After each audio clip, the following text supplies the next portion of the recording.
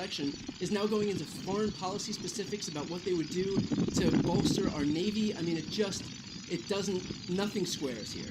And this idea that any of these people who are watching this debate within the Republican primary base are going to make their decisions based on any of these issues. Again, this is all just like, a lot of these issues are just completely predicated wholly on vibes, on fealty to Donald Trump and on his ability to just run his rallies, and that's it. And we're going into specifics on like foreign policy ideals. Although it was good, I will admit, at least the majority of this Republican primary candidate section is actually more supportive of Ukraine than I would have otherwise anticipated, except, of course, for Ramaswamy, who's basically running in the Trump lane, who wouldn't be. But just to see that there is some faction of the Republican primary electorate who is supportive of Ukraine. I'm assuming that these candidates do, to some degree, reflect some small faction, even if it is small, some small faction of the electorate that they're running to represent. And that's why, I mean, that's an important issue because, look, Democrats are largely united behind Ukraine aid. If this is an issue that divides the Republican Party, that means even if there's half of support behind Ukraine aid within the Republican electorate, that means that we're looking at, I don't know, we could be looking at 3/4 of the country who support it. So that is good news in that sense. At the end of the day, I don't really think it's going to make a huge difference in terms of these voters actually coming out and throwing their support behind a candidate because of their position on one of these issues.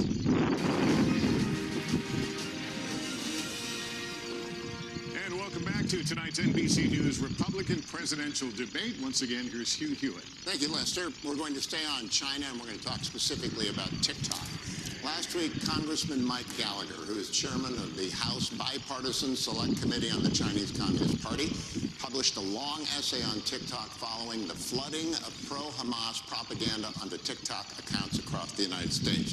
Chairman Gallagher called it shocking. He called the app predatory, controlled by America's preeminent adversary, one used to push propaganda and divide America. It's spyware, he said, a means of surveillance. Governor Christie agreed with Chairman Gallagher, and if so, would you ban or force the sale of TikTok? I agree 100% with Chairman Gallagher, and let me say this. TikTok is not only spyware, it is polluting the minds of American young people all throughout this country, and they're doing it intentionally. And when you saw what happened in the last few weeks with all of this anti-Semitic, horrible stuff that their algorithms were pushing out at a gargantuan rate, this is China trying to further divide the United States of America.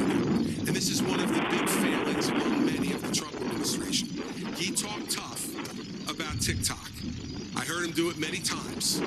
But when it came down to it, he did not ban them when he could have and should have.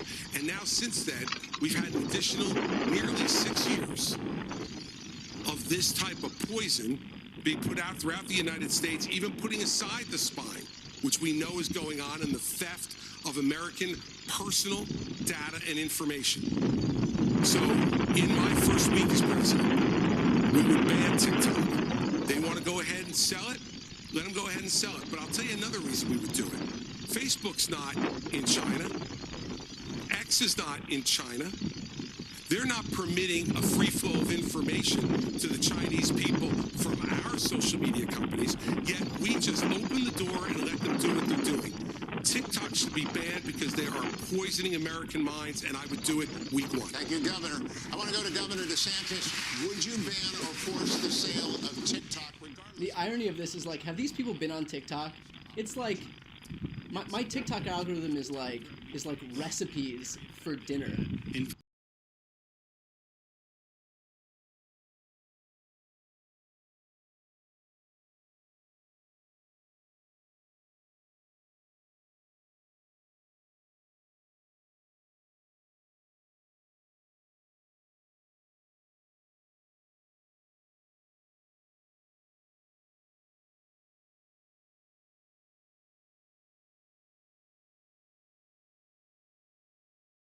Infiltrating different parts of our society.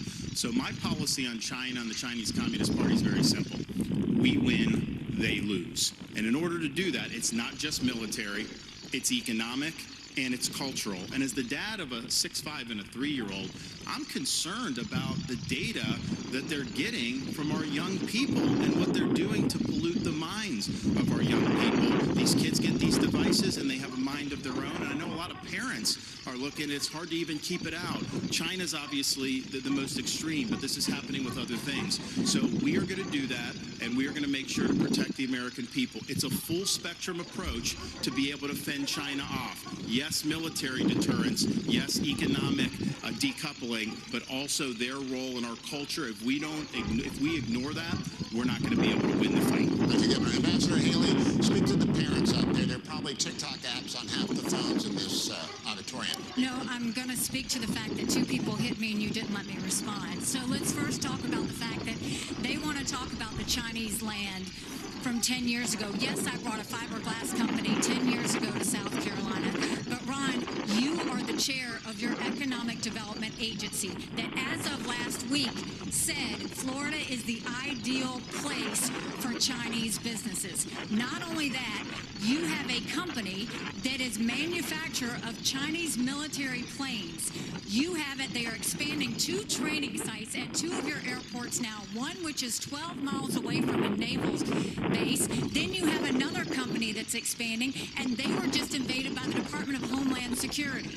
So mine was 10 years ago. You gave Yours them was stuff. 6 I months didn't ago. give them anything. What's your story? And I abolished that agency that she's talking about. No, Enterprise Florida, we abolished it, and of course we banned He China from scrubbed buying the land. website Not last exactly week. a Go great check. recruiting pitch if you're banning them from You purchasing land. scrubbed the So website we stood last up week. and Thank you, we've done the Ambassador right thing in Florida. Mr. Ramaswamy, we've talked about this. You campaign on TikTok. How do you get TikTok banned if you use it? Well, I want to laugh at why Nikki Haley didn't answer your question, which is about looking at families in the eye. In the last debate, she made fun of me for actually joining TikTok while her own daughter was actually using the app for a long time. So you might want to take care of your family first. Leave my before daughter appreciating out of your voice. Adult daughter. The next generation of Americans are using it. And that's actually... Doesn't look like people want that. Ironic that the party of family values always seems to attack other people's families. Is actually to say that we're just going to ban one app. We got to go further.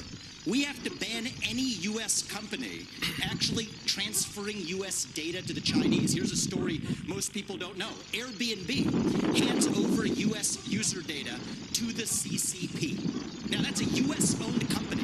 So this is the problem when you have Republicans that temporarily go the way the winds blow, and now it's popular to talk tough on China. When she was UN ambassador, called them literally, her words, not mine, our great friend. You can't be fair weather fans of the right policy. Get to the root cause. Even U.S. companies in Silicon Valley are regularly doing it. Cut the virtue signaling. The fact of the matter is Democrats are on TikTok today. The only person, one of the few people who is putting up content the way the actual algorithms work, speaking for pro-Israel views or others, is Ambassador me. And Haley, more Republicans will join it. But stop U.S. companies from turning over data to Chinese companies. That's the real moderators answer, like not the virtue Kristen signal. don't get to respond to personal attacks, but you do. Thank you very much. You know, when he talks about me praising China, he doesn't know the fact that the reason China was praised was because I negotiated with China and Russia the largest set of sanctions against North Korea in a generation. That is literally the reason North Korea stopped testing ballistic missiles. So I said China did good on their part. That was a You said negotiation our you great could friend never is do. what you said, Nikki. Those are your words, not mine. So just own up to You it. would never You can been change able your to mind. get That's that allowed. negotiation Don't lie to the people about I what have you've said or fought what you've done in against South China Carolina. my You entire brought them to South career Carolina. at the Ron's United right about Nations. that. Every day I fought China, and I did it Look at the by actual making sure hard no facts. one You could brought them hit to this any country. agency heads in the UN. I did it by making sure that we called them out on human rights. I did it by making sure that we held them accountable on everything that they did. That's the reason we got out of the Human Rights Council. That's the reason we called them out. And there's not Thank been you. a day I haven't Nikki, stopped Senator doing Scott, it is your turn. Policy Mr. experience with the millions you Ramaswamy. made afterwards. Everybody else is hanging on to the rules here, Mr. Ramaswamy. Senator Scott. Thank you. We should. I appreciate y'all clapping for me already. This is wonderful. Love this. Not any question. Vivek What we is should an do is annoying ban human being. TikTok, period. Now, we saw under former President Trump, he tried to ban TikTok twice, but was struck down by our federal courts. If you cannot ban TikTok, you should eliminate the Chinese presence on the app. period. We also should provide, in my parents' Bill of Rights, we give parents the opportunity to give their kids permission under 14 to be on those apps. I think it's incredibly important for us as Americans to take back control of the information, especially of our kids. Where does it go? We should know that. One of the ways that we get to know that is by having a parental consent. But if we can eliminate TikTok, that is a first step. But it's not just TikTok. China continues to spy on our kids, but they're also buying our farmlands. We talked about that several times there. We have to make sure that we use the tools that are in our toolkit to stop China from buying farmland near our bases. The third thing we have to do is make sure that they stop stealing our intellectual property. They're literally stealing our IP to compete against us. In my administration, we stopped that day one, and we start making sure that we create six-figure income for jobs made in America through my strategy. Kristen. Hugh, thank you so much. We're now going to talk about Venezuela, where millions have fled political and economic turmoil. Many Venezuelan immigrants are settling right here in Florida. Former President Trump and President Biden have taken different approaches to Nicolas Maduro's regime. So, former President Trump put economic pressure on Venezuela and backed one of Maduro's rivals. President Biden temporarily eased sanctions to encourage electoral reforms. Governor DeSantis, do you see the political situation in Venezuela as a threat to the United States, and what would your approach be? We should never rely on Venezuela for oil like Biden has had to go beg.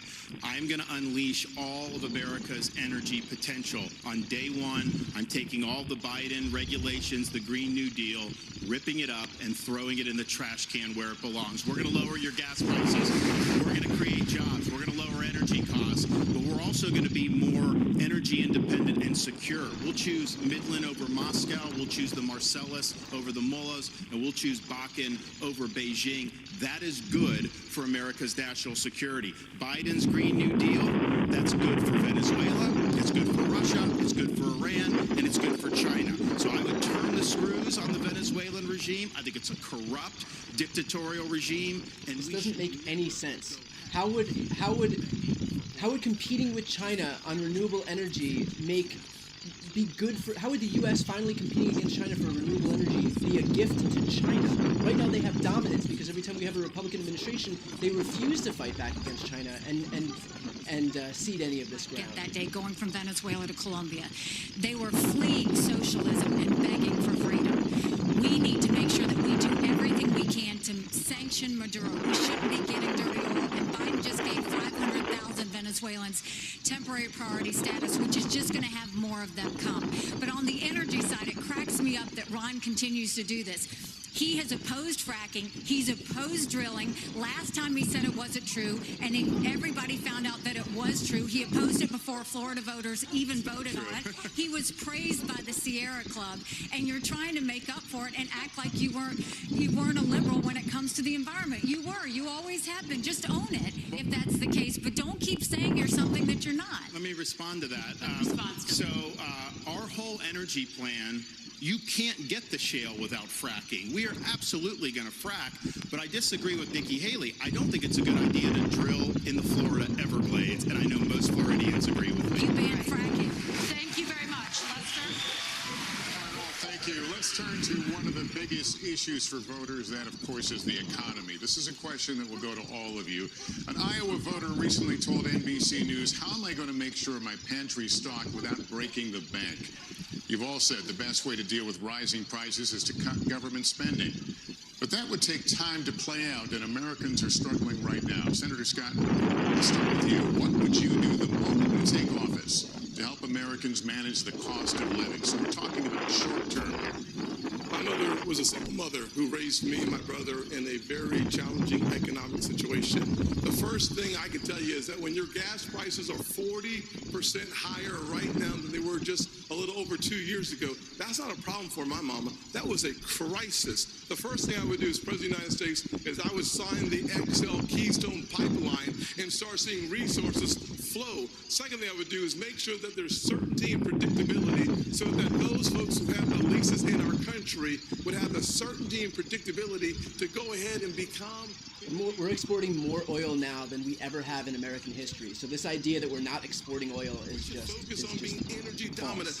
America is the home to more energy resources than any other country on the planet. We can reduce the price of energy, we can reduce the price of food and the price of electricity if we focus on my build here, don't borrow from China plan that is embedded the Made in America strategy, creates 10 million new jobs in 3 different areas. One is innovation. Second is the high-tech manufacturing. And the third is the energy economy.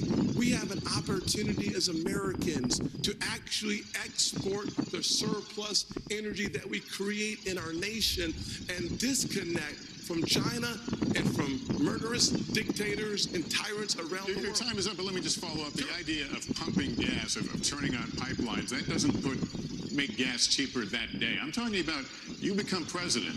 What can you do specifically to help people feel better about their situation or be better with their situation? Well, actually, it does, to be honest with you. The way that the economy works is it works on the ability to anticipate excess supply versus the demand. When that happens, confidence drives our prices down because we know there's going to be a greater surplus. When you allow for those who have leases to actually start drilling, to start using those leases for more energy excavation, you put our economy in the strongest position, and as a result of that, prices start going down.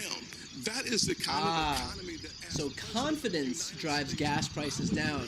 You learn something every day. To making sure that we first use the resources in our own country and not going outside of our country in order to achieve our objective. You know, Proverbs 22:7 reminds us that the borrower is slave. When in doubt, pivot to the Bible. We have become an indentured servant too often to countries like China.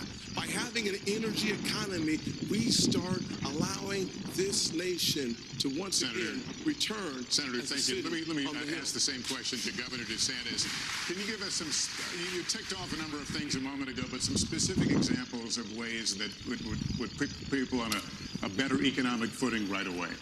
So I started off working minimum wage jobs. I did $6 an hour as an electrician's assistant. I worked all kinds of things to be able to get through school. And I did that because I believed in America, if you work hard and get the most out of your God-given ability, you can get ahead. And what's happening now, many of you are working hard and you're falling further and further behind. I've met people in Iowa, New Hampshire, and all across the country who've talked about all the burdens that they're facing with the rising prices. And I've heard from multiple people the same story. When they go grocery shopping, what they now do is they figure out what they have to take out of the cart once it's ringing up, because it rings up so much faster and so much higher at the cash register that they can't afford the full cart of groceries anymore. We have to restore the American dream in this country. What can you do on day one? Here's what I'm going to do. I'm going to take all the executive orders, the regulations, everything involving Bidenomics. I'm going to rip it up.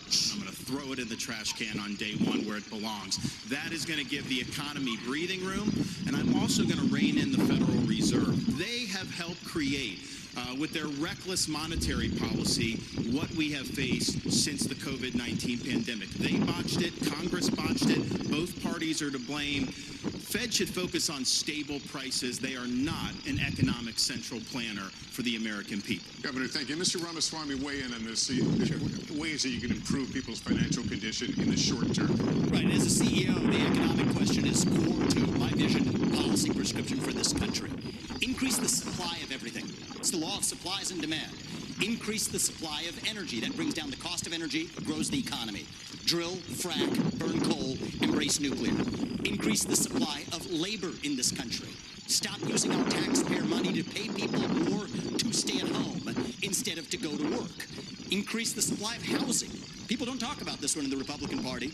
The land use restrictions are constricting the supply of housing. That's making housing more expensive for ordinary Americans across this country. So that's the true answer. And I think it takes a CEO in the White House who actually understands this to get this done. Because Americans at home, they know that Bidenomics is a lie. Prices are going up. Interest rates and mortgages to buy your home are going up. But wages have remained flat. That's the hard diagnosis for our economy. And this is about more than just our economy. I say this as a member of my generation. I'm 38 years old. I'm the youngest person ever to run for U.S. president as a Republican. The reason my generation has lost our sense of national pride, in part, is because people in my generation feel like the American dream isn't available to them. And part of the reason why is we burdened them with four-year college degrees that did not serve their head start on the American dream. People will be more proud of a country if we're all making more money in that country. This is how we revive national pride in our identity, and it will take a CEO in the White House with zero-based budgeting, by the way, to take on federal debt to get this job done. Let me turn to Governor Christie on that. No, look, Lester, part of the entire premise of the question, and I agree with Tim on this, is absolutely energy is the key to this because it drives every one of those other prices. You know, now food gets to your grocery store, it gets trucked. And those truckers have to pay for fuel, for the higher fuel prices. And when you go ahead and you tell people, we are going to unleash every bit of American energy, every bit of its potential, what happens in the futures markets? The prices go down. Because those people who are believing that the Biden program will continue are the ones who are bidding this up. And let me tell you the other place that's bidding it up, in the Middle East. And so if you don't believe that making sure that Israel and that Israel situation that's going on right now isn't resolved and resolved quickly as President of the United States and bring stability back, that will also not permit countries like Saudi Arabia and others to be able to jack their prices as well in what they say is a response to a crisis, when it's really what it's in response to is putting more money in their pockets. When they have an American president who knows that Israel must be defended not with humanitarian pauses and not with suggestions for ceasefire, but with letting them know we will supply them with everything they need, that will also bring stability to the market. Energy is the key to bringing this down. It's what every American family needs when they turn on their lights, fill up their car, and go to the grocery store. And we need to do that first and foremost. That's the short-term answer. Governor Christie, thank you. Ambassador Haley, let me come at this from a slightly different direction. Americans in rural communities are being especially squeezed by inflation right now. An Iowa State University study found that last year inflation cost rural households about an extra $5,000. How would you specifically help rural Americans who are suffering right now, Ambassador? Well, I'm a product of rural America. I grew up in rural South Carolina. And I can tell you what we're seeing now in America is the rich are getting richer and the poor are getting poorer. We have to go and start beefing up the middle class. And the first thing I would do is I will eliminate the federal gas and diesel tax in this country. We'll cut taxes on the middle class. But we have to stop this spending binge that's happening by Republicans and Democrats in Congress. I will make sure, one, we claw back the $500 billion of unspent COVID dollars that are out there. Instead of 87,000 IRS agents going after middle America, we'll go after the hundreds of billions of dollars of COVID fraud that exist, one out of every $7. We'll stop the spending, we'll stop the borrowing, we'll eliminate the earmarks, and I'll veto any spending bill that doesn't go back to pre-COVID levels. That will cut trillions and allow us to be safe. We also need to be not energy independent, energy dominant. We are blessed with resources, let's do it. But the reason no one should give you a number, Hugh, on the amount of ships in the Navy is because in a few years, our interest expense is going to be more than our defense budget. So no one can give you that number realistically without first tackling what's happening with the financial situation. It would be a false number to give you that. We have got to understand this is a crisis. It is a national security concern. If we don't deal with what's going to happen with that interest expense in a few years, we're going to look like Japan, and we can't let that happen. So her response to helping the lower class is to cut the gas tax to help them with like 2 pennies per gallon. Republicans have added $7.8 trillion to the debt when they were in office. They passed a $1.9 trillion tax cut for millionaires and billionaires. Give me a break on this. Cut entitlements. Governor Christie, first to you. You have proposed raising the retirement age for younger Americans. Of course they're going to go after entitlements. That's what they always go after. They go after Social Security, Medicare, and Medicaid because it's for poor we people. have to deal with this problem. Now, look, if we raise the retirement age a few years for folks that are in their 30s and 40s, I have a son who's in the audience tonight who's 30 years old. If he can't adjust to a few-year increase in Social Security retirement age over the next 40 years... Of course the first thing they look to attack is Social Security, Medicare, and Medicaid because it's not for the rich. Meanwhile, they all vote for tax cuts for millionaires and billionaires. There are only three things. that go into determining whether Social Security can be solvent or not. Retirement age, eligibility for the program in general, and taxes. That's it. We are already overtaxed in this country, and we should not raise those taxes. But on eligibility also, I don't know if out there tonight, and if you're watching Warren, I don't know if Warren Buffett is collecting Social Security, but if he is, shame on you. You shouldn't be taking the money. There are a lot of programs in this country that we all pay for that we don't get a direct benefit from. His worry is that Food Warren stamps Buffett is is one of taking them. Social Security. I've away. never, fortunately in my life, ever had me or my family on food stamps. But I'm glad it's there so that no The one in this Republicans country are all goes to bed cutting hungry food at night stamps. if they have availability to that happening? program. But I don't get a direct benefit. The fact is, on Social Security, remember why it was established. It was established as a safety net program to make sure that no one would grow old in this country in poverty. That's what we got to get back to. Rich people should not be collecting Social Security. Governor, can you give me a specific That's age? his 69, 70, solution? What would the age be? No, look, that's going to be a part of a negotiation with Congress, Kirsten, and hell, I'm not going to start negotiating until I get there. All right, Ambassador Haley, let me have you weigh in on this because you said in June that you would be open to raising the retirement age. Have you They determined all what that voted to age cut would be taxes for specifically? millionaires and What other billionaires reforms are you that making? completely So first of dried all, up any federal candidate that revenues. tells you that And they're their not gonna take solution on is the entitlements gas is tax not and then being Social serious. Security. Social Security will go bankrupt in 10 years. Medicare will go bankrupt in 8. Right now, you have Ron and Trump joining Biden and Pelosi saying they're not going to change or do any sort of entitlement reform. What we need to do is keep our promises. Those that have been promised should keep it. But for like my kids in their 20s, you go and you say we're going to change the rules. You change the retirement age for them. Instead of cost of living increases, we should go to increases based on inflation. We should limit benefits on the wealthy. Bernie Marcus can tell you he hates getting that check. Limit the benefits on the wealthy, and then expand Medicare Advantage plans. Seniors love that, and let's make sure we do that so that they can have more competition. That's how we'll deal with entitlement reform, and that's how we'll start to pay down this debt. And can you give me a specific age? Have you determined the age? Again, you have to work with Chris. What I can tell you is it's going to be those in their 20s just coming into the system, and it should reflect more of life expectancy. It doesn't do that now. All right, Mr. Ramaswamy, have you determined if you would touch entitlements and Social Security? What, if any, reforms are you looking at? So this is really important right now. We're working within the last window I believe we will have to actually fix this problem while still leaving Social Security and Medicare benefits for current seniors intact. I'll tell you how. The other candidates assume, like Nikki, that it can't be done. And on her math, she's right about it.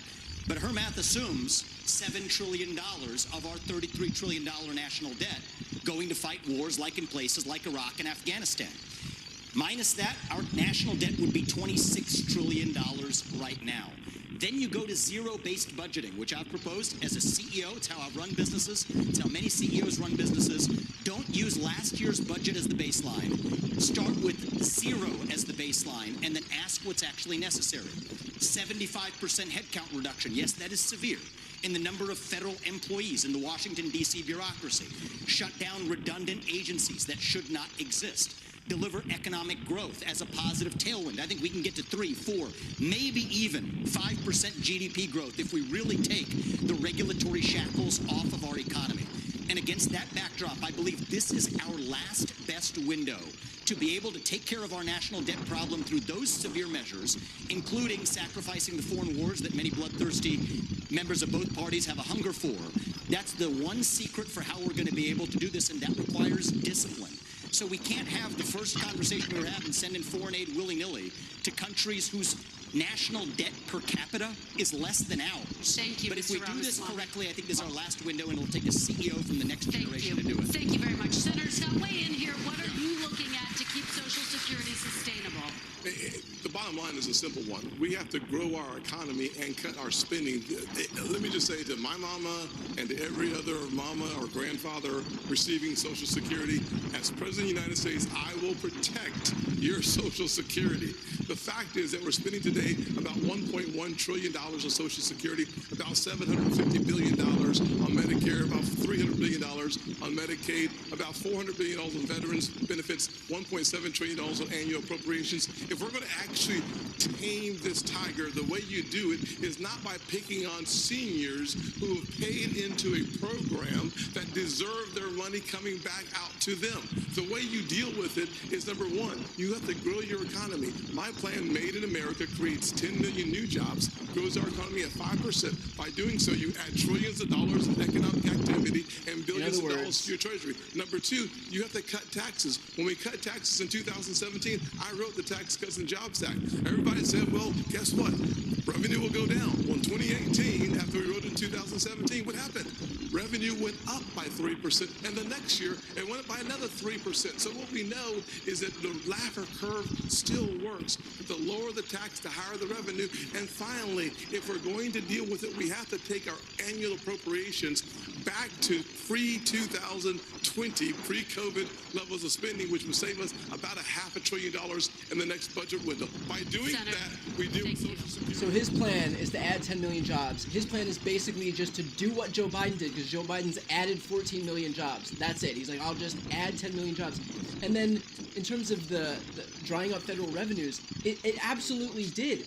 Most of the $1.9 trillion tax cut in 2017 went to stock buybacks for millionaires and billionaires, corporate CEOs and executives. The fact of the matter is that the more physical your labor, a year or two or three more is actually challenging to the physical body. You and I might have a different perspective, but for those farmers, they're working night and day. Thank you, Senator. I appreciate it. Governor DeSantis, finally to you, would you be open to raising the retirement age, and how would you keep Social Security sustainable? Well, look, as governor of Florida, I know a few people on Social Security, and I know it's important. My grandmother lived till 91, and Social Security was her sole source of income, and that's true for a lot of seniors throughout this country. So I'd say to seniors in America, promise made, promise kept. I understand what you're going through with the rising prices, and you need that Social Security check. So we'll make sure to get that done. What can you do to help shore up Social Security? One of the things that's causing problems is the inflation. We have to reduce inflation. When you have higher inflation, the seniors get a cost of living adjustment, which means the program's spending more, but it doesn't cover the increase in the actual inflation rate. We also do need to get to at least 3% growth. You're never going to be able to have issues, be able to solve the budget without that. But I would note this. Congress for decades took money from Social Security. Social Security would have more tax revenue than it put out. They would take it and then they'd write an IOU to Social Security. Congress has a lot of dirty hands on this. I'm going to force Congress to stop spending so much money. And you know, one thing we have to talk about the retirement age is just something that's changed in the last 4 or 5 years. Life expectancy in the United States is declining. So, Governor, in this yes country. or no? Would you raise it? Would you raise the retirement age? When life expectancy is declining, I don't see how you could raise it the other direction. So it's one thing to peg it on life expectancy, but we have had a significant decline in life expectancy in this country, So and that's just a fact. All right, Governor DeSantis, thank you. Thank you, candidates. And we will be right back after a quick break from Miami, Florida.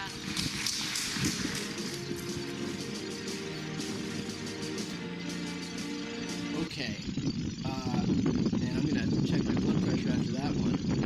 The notion that what these candidates can do to help the middle class, I think it was Nikki Haley who said we have to cut the gas tax. That's like 2 cents per gallon that would come out to. That's her big plan to help the middle class who's dealing with high prices right now. I mean, what a circus this is. All of these people, the entire Republican Party, when Donald Trump was president, voted for the 2017 tax cut that added $1.9 trillion to the debt, the benefits of which were overwhelmingly felt by millionaires and billionaires. That's it. That's what that tax cut was for. It wasn't for the middle class. The way you know it wasn't for the middle class is because afterwards, Donald Trump said, if you re-elect me, I'll pass a middle class tax cut. So if the first tax cut was supposed to help the middle or lower classes, then why would you expressly need to promise a tax cut for the middle class if you'd already done it? It clearly was there to benefit the ultra-wealthy in the United States. Beyond that, in total, when Republicans had full control of government, so no Democrats to pin any of the blame on, when Republicans had full control of government, they added $7.8 trillion to the debt. 25% of all the debt was accrued during the Trump administration. So, like, this idea that, like, these people are responsible stewards of the economy is so completely upside down. All these people will do is vote on bill after bill after bill to help the rich. That's it. And then they'll turn around and say, oh, well, we should really take a look at reforming entitlement programs. We should take a look at Social Security. We should take a look at Medicare. We should take a look at Medicaid. We should take a look at the gas tax. I mean, what a joke. First of all, Medicare, Medicaid, and Social Security, they're happy to look at those things because those things don't impact their wealthy donors. These people serve the donor class, nobody else. Not the working class. They're for the donor class, not the working class. That's why the first thing they'll do is claim that we have to tackle entitlement programs, focus on Social Security, Medicare, and Medicaid. I mean, my goodness, half of all Medicaid recipients are children. Like the idea that we have to pull money out of those programs, while no one, not a single person on that stage said a single thing about raising taxes on the ultra wealthy, which, by the way, is an issue that's supported by like 3/4 of all Americans, goes to show just A, how out of touch these people are with regular Americans, and B, it shows who they serve. If they didn't serve the ultra wealthy, they wouldn't be afraid to go up on there and say the obvious, which is that we have to raise taxes on the ultra wealthy. That's how we bring in higher revenue. Nobody wants to say that. Look at this IRS bill. The Republican Mike Johnson, brand new Republican speaker, had his first moment here to prove to the entire country that Republicans are really going to take this issue of tackling the debt seriously, tackling the deficit seriously. And what do? They conditioned $14 billion in Israel aid on stripping away $14 billion from the IRS, which would have lowered the deficit by $27 billion. So even though the IRS helps bring in revenues that pay down the deficit, pay down the debt, they want to cut that funding away and pretend that it's an offset. These people are not serious about fiscal responsibility. It is all just branding. It's a ploy to make themselves seem like they're fiscally responsible when in reality it's very clear who they serve.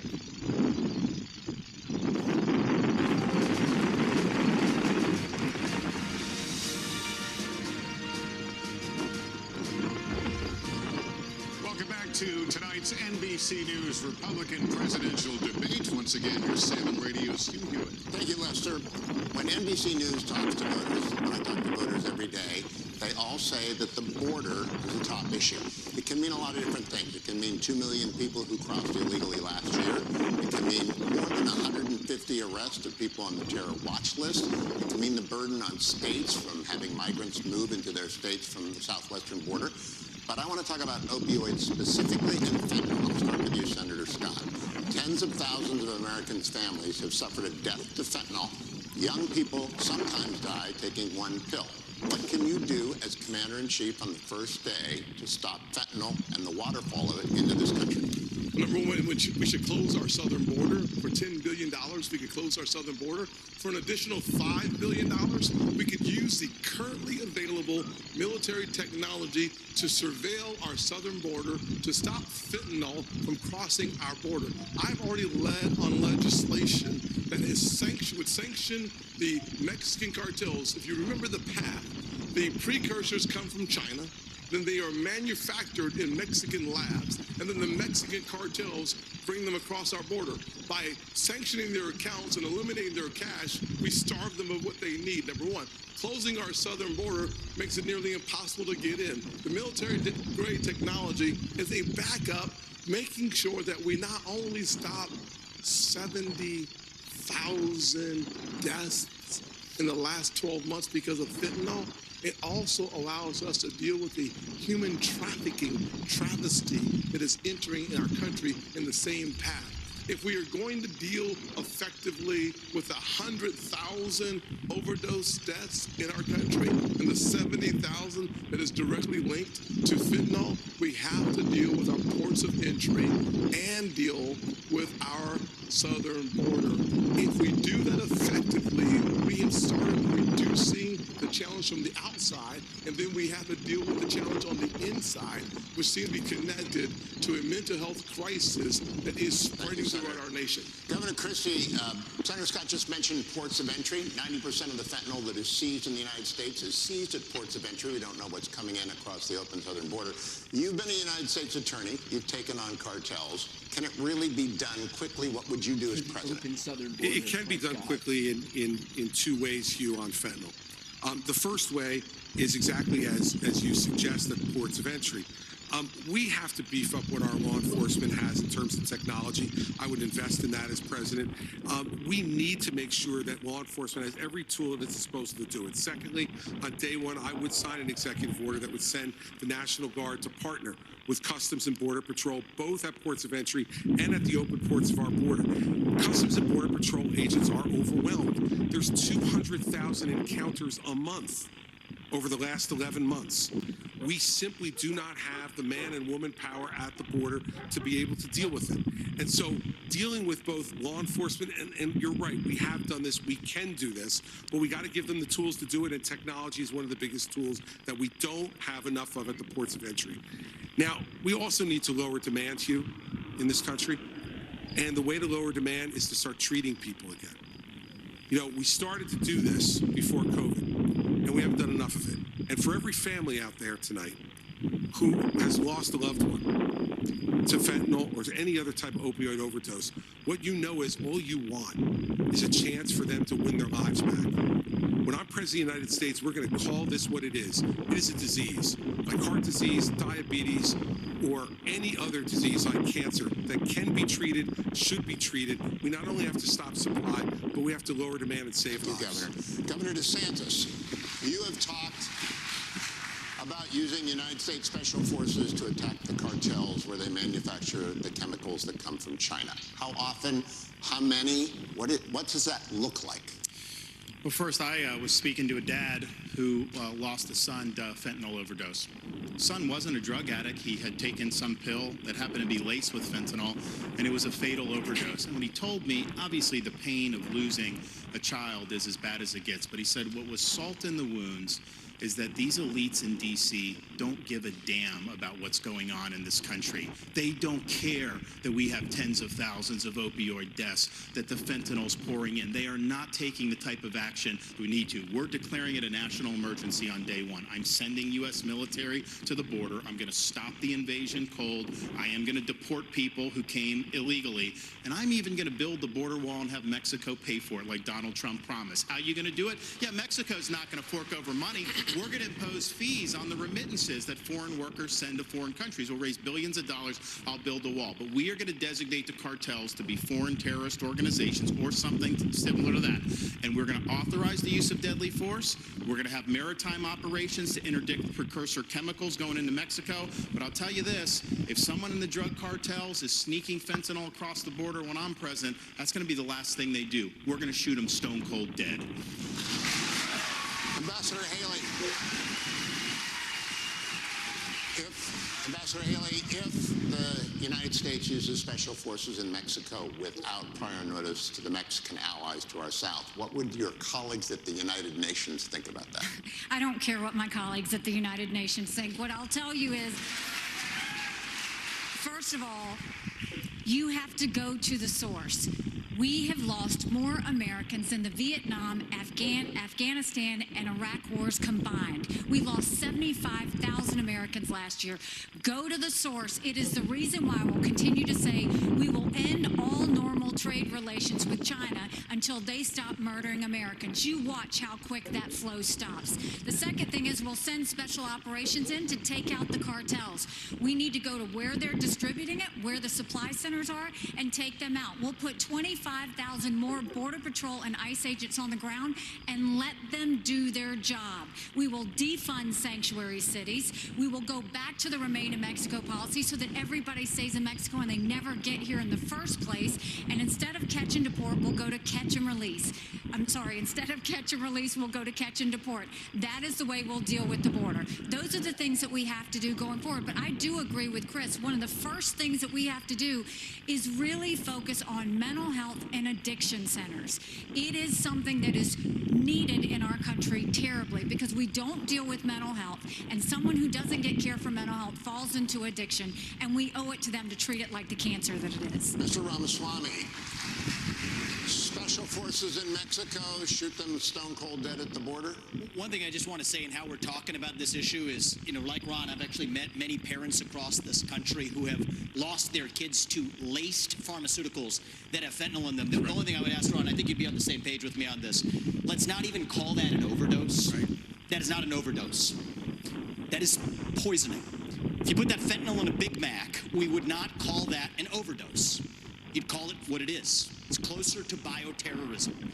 And I say that because as it uniquely relates to this crisis, that does warrant more aggressive means to deal with it. So there's a new presidential election in Mexico in 2024. People may not be aware of that. It's going to be someone other than Obrador, who has been a disaster in Mexico. I think he's even mentioned me obliquely in speeches to say that somebody who would do this shouldn't get anywhere near the White House. Well, AMLO, get out of the way. There's going to be someone else in charge. I hope to build a good relationship with that next president of Mexico. We'll use our own military to seal our own southern border. What we need to do is stop using our military to protect somebody else's border halfway around the world when we're short right here at home. Get serious about protecting this border. And then the other thing that hasn't been discussed is the northern border.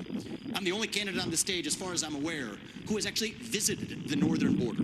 There was enough fentanyl that was captured just on the northern border last year to kill 3 million Americans. So we got to just skate to where the puck is going, not just where the puck is. Don't just build the wall, build both walls. Can't just complete the wall, use the military to seal the Swiss cheese for the tunnels that they're actually building underneath that wall. Thank you, Mr. Ramaswamy. Be practical and actually get this job done. Thank you. Kristen. Thank you, Hugh. Let's talk now about last night's election results. Abortion rights supporters saw victories in Ohio and Virginia following earlier wins in states like Kansas and Kentucky. Governor DeSantis, first to you, how do you see the path forward for Republicans on this issue? Well, I stand for a culture of life, and I understand that it's important that everyone gets a shot. I'm reminded of a story about a young mother who was struggling in Jamaica about 45 years ago. She was counseled to not have a baby because she was poor, baby wouldn't have opportunity, and she came close to have an abortion, but she decided to have the baby, born poor in Jamaica. And the reason I know that story is because that baby girl ended up immigrating to the state of Florida, becoming a lawyer and a judge, and I appointed her to the Florida Supreme Court in August of 2022. We're better off when everybody counts. We're better off when we can promote a culture of life. At the same time, I understand that some of these states are doing it a little bit different. Texas is not going to do it the same as New Hampshire. Iowa's not necessarily going to do it the same as Virginia. So you got to work from the bottom up. You got to do a better job on these referenda. I think of all the stuff that's happened to the pro-life cause, they have been caught flat-footed on these referenda, and they have been losing the referenda. A lot of the people who are voting for the referenda are Republicans who would vote for a Republican candidate. So you got to understand how to do that. But let's just be clear. The Democrats have taken a position they will not identify the point at which there should be any protection all the way up until birth. That is wrong, and we cannot stand for that.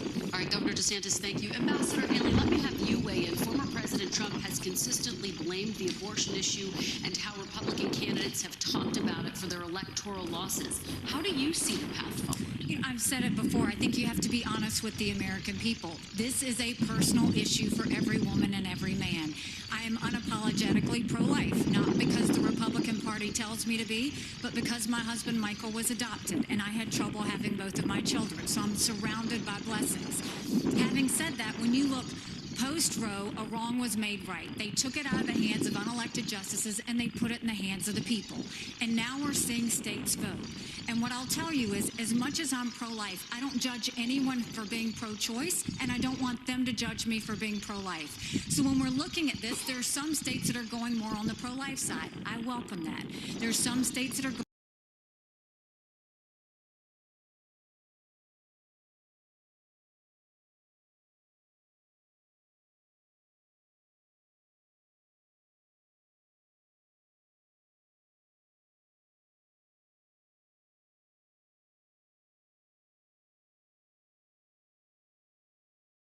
going more on the pro-choice side. I wish that wasn't the case, but the people decided.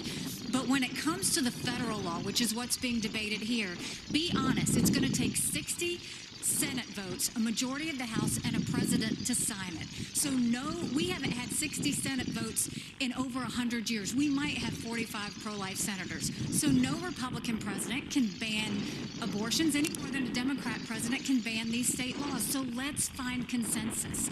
Let's agree on how we can ban late-term abortions. Let's make sure we encourage adoptions and good quality adoptions. Let's make sure we make contraception accessible. Let's make sure that none of these state laws put a woman in jail or give her the death penalty for getting an abortion. Let's focus on how to save as many babies as we can and support as many moms as we can. And stop the judgment. We don't need to divide America over this issue anymore. Thank you, Ambassador. Senator Scott. Senator Scott, I'd like you to weigh in. How do you see the path forward, and what do you make of what Ambassador Haley just said? Do you see this as a consensus issue? Well, I'm 100% pro-life. I have had 100% pro-life voting record. I would certainly, as President of the United States, have a 15-week national limit. I would not allow states like California, Illinois, or New York to have abortion up until the day of birth. I certainly wouldn't not allow for governors, former governor, Democratic governor of Virginia, who talked about infanticide. We need a 15-week federal limit. 3 out of 4 Americans agree with a 15-week limit. 47 out of 50 countries in Europe agree with a 15-week limit. I would challenge both Nikki and Ron to join me at a 15-week limit. It is in our nation's best interest, and frankly, I think it's unethical and immoral to allow for abortions up until the day of birth. We have an opportunity in this nation to stop that reckless behavior from states like California, New York, and Illinois. I'd go a step further. In my parents' plan, we start by talking about funding, block granting resources to crisis pregnancy centers. We should support adoption. There are a number of ways that we can say to the expectant mother that we stand with you. We should not only be pro-life before the child is born, we should be pro-life after the child is born just as much. Senator Scott, thank you. Ambassador Haley, your name is invoked. Would you support a 15-week federal limit? I would support anything that would pass because that's what would save more babies and support more moms. But you have to be honest with the American people, and I appreciate that Tim keeps calling me out for this. But Tim, there was a bill last year. Lindsey Graham sponsored it. You didn't even co-sponsor the bill. And then when you first were interviewed on this, when you ran, you wouldn't even say you were for 15 weeks. What I am saying to the American people is, let's see what we can agree on. Let's bring people together and decide what we can agree on. I will sign anything where we can get 60 Senate votes, but don't make the American people think that you're going to push something on them when we don't even have the votes in the Senate. It's important that we're honest about that. Let me go to Mr. Ramaswamy. Would you support a 15-week federal ban, and what is the path forward on this issue? I just wanted to say, I think Nikki Haley did invoke being honest, and I just want to give credit to Tim Scott. He's honest about where he stood, and I think you should be honest, not making a political calculus, but to say, if a bill is served up, would you sign it? Here's my view on this. Speaking as a man, they say men have trouble speaking on this issue. I don't think we need to be that way. It was my home state of Ohio, I'm upset about this, yesterday, that passed a constitutional amendment that now effectively codifies a right to abortion all the way up to the time of birth without parental consent. Why? It's back to that Republican culture of losing. The Republicans did not have an alternative amendment or vision on the table. I know Ohio. I was born, raised, and I lived there. It's representative of the country. If in the state of Ohio we talked about access to contraception, adoption, and also here's the missing ingredient in this movement, sexual responsibility for men. We live in an era of reliable genetic paternity tests that are 100% reliable. So we can say men deserve more responsibility. So we can tell women we're all in this together. It's not men's rights versus women's rights. It's about human rights. And I come back to that case that Clarence Thomas spoke of. A pregnant woman walking down the street. She's assaulted. The unborn child dies in that assault.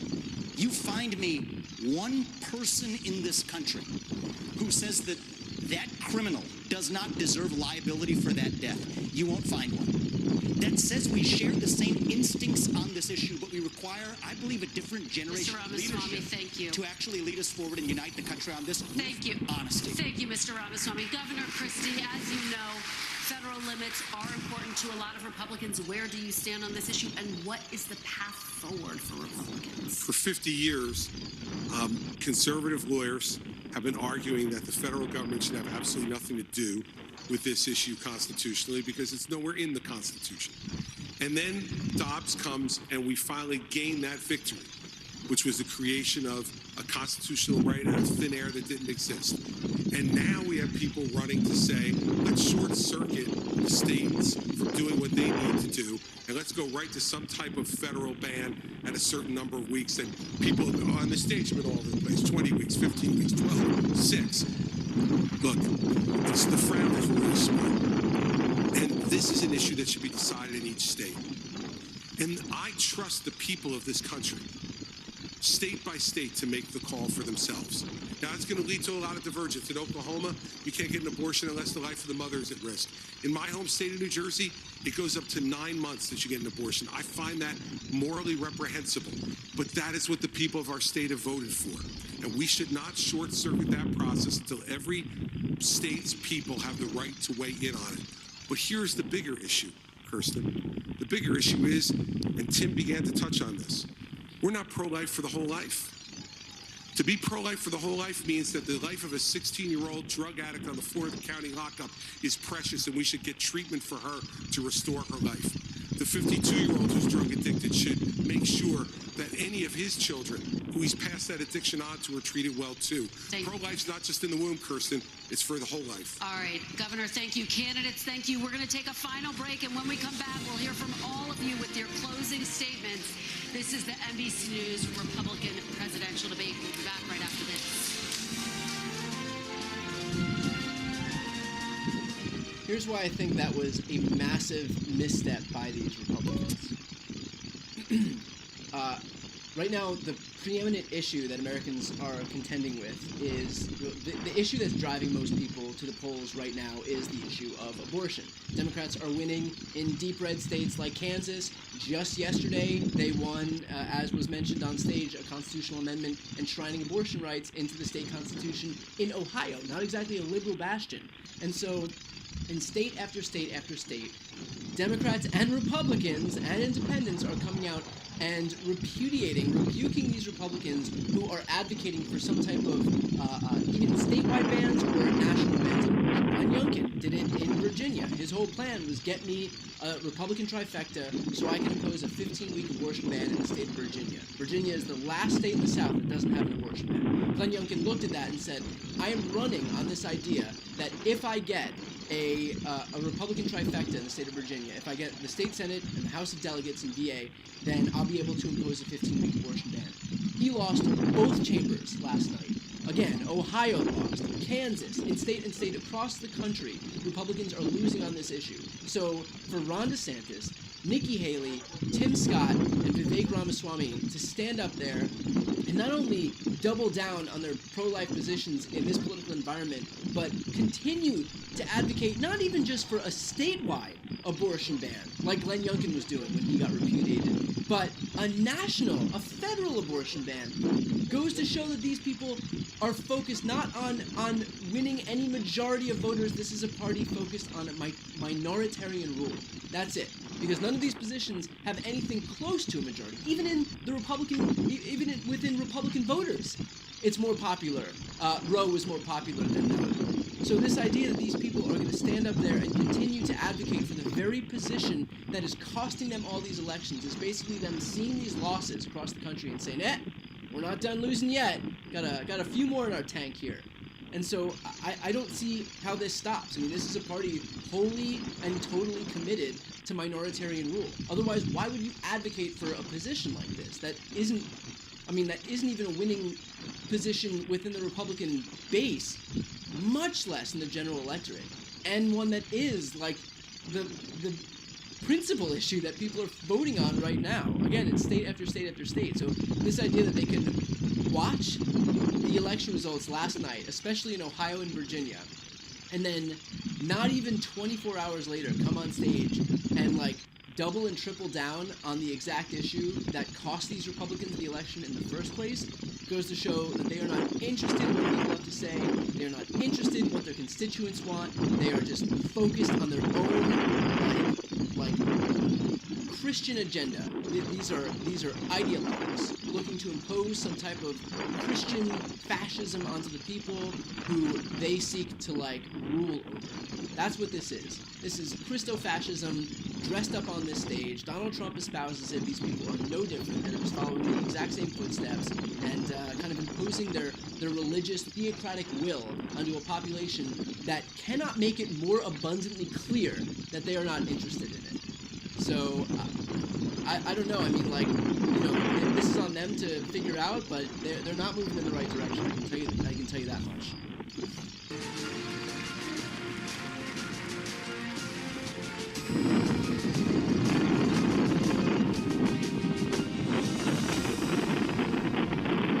Welcome back, everyone. With only 2 hours for a debate, we know there are other major issues that are important to Republican primary voters.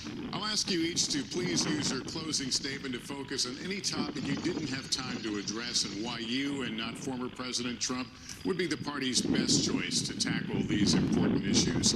You each have a minute. Senator Scott, we'll start with you. 1 minute. There's a crisis that is growing in our nation, and that crisis is cultural and spiritual. We need a renewal, a great awakening. We should reject the left's valueless, faithless, fatherless society. We should turn back to faith, patriotism, and individual responsibility. We should stop choosing victimhood and start choosing victory. We should stop kneeling in protest and start kneeling in prayer. There are basic truths that built this country. If you're able-bodied in America, you work. If you take out a loan, you pay it back. If you commit a violent crime, you go to jail. And if God made you a man, you play sports against men. I do not just want to... Audience, please. I do not just want to win the battle against Joe Biden. I want us together to win the war for our Christian conservative values that changed my life. Senator Scott, thank you. Governor Christie, you have this 1 minute for your vote.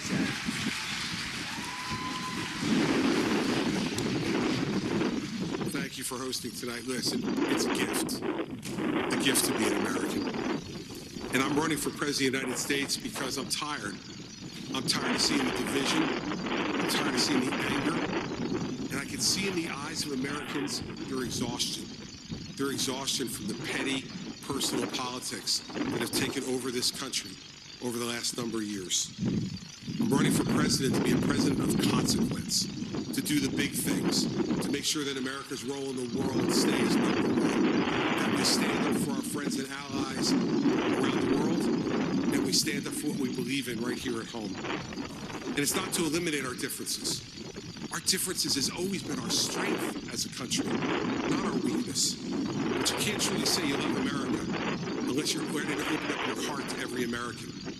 I'm going to open up my heart to every American as president, and I will make sure that I return honesty, integrity to the Oval Office. We deserve and should accept nothing less. Governor, thank you very much. Let's go to Mr. Ramaswamy. 1 minute. We've talked a lot about foreign wars tonight, but we're in the middle of a war right here at home. It's a war not between black and white or Democrat and Republican. It's between those of us who believe in our founding ideals and love this country and a fringe minority who hates the United States of America. And I think it's going to take a commander-in-chief to lead us to victory in that war, who first of all knows that we're in a war. Second of all, can't be captured by the special interests along the way. But third is from the next generation, somebody with fresh legs to lead us to victory. I'll shut down the deep state. I'll declare economic independence from China. I'll keep us out of World War III. And then revive national pride in this country. I also want to close with one message to the Democrat Party. End this farce that Joe Biden is going to be your nominee. We know he's not even the President of the United States. He's a puppet for the managerial class. So have the guts to step up and be honest about who you're actually going to put up so we can have an honest debate. Biden should step aside, end his candidacy now, so we can see whether it's Newsom or Michelle Obama or whoever else. All right, just tell us the truth so we can have an honest debate. This guy lives in a Fox News rabbit hole. He is deep. He is neck deep in the Fox News rabbit hole. Ambassador Haley, you have 1 minute for your closing. Thank you. The world is on fire. We have a war in Europe.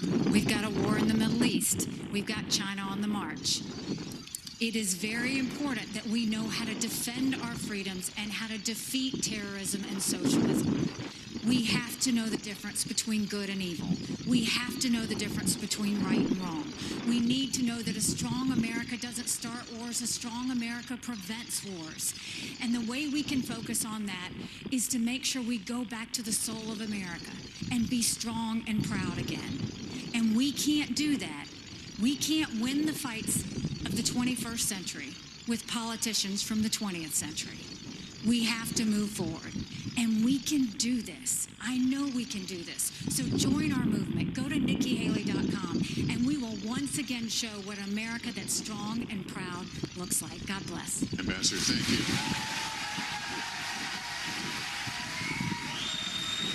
Governor DeSantis, you're closing. You have 1 minute. We must reverse our country's decline, and that is going to require leadership. I will take the hits, I will take the arrows, I will take the barbs, because it's not about me, it's about you. It's not about the past, it's about your future. We are going to fight for you. I am going to win for you and your family, and I'm going to lead this country's revival. As a veteran of the Iraq War and in the Navy, I will always put service above self as president. As the father of 3 young kids, I'm going to ensure that this country is left to the next generation in better shape than we found it. And as the governor of Florida, I delivered on all my promises. You can trust me to deliver for you as the president of the United States. I am asking for your vote. I'll be a nominee that will be able to win the election. I will be a leader you can be proud of. And as your president, I will not let you down. God bless you. Governor DeSantis, thank you.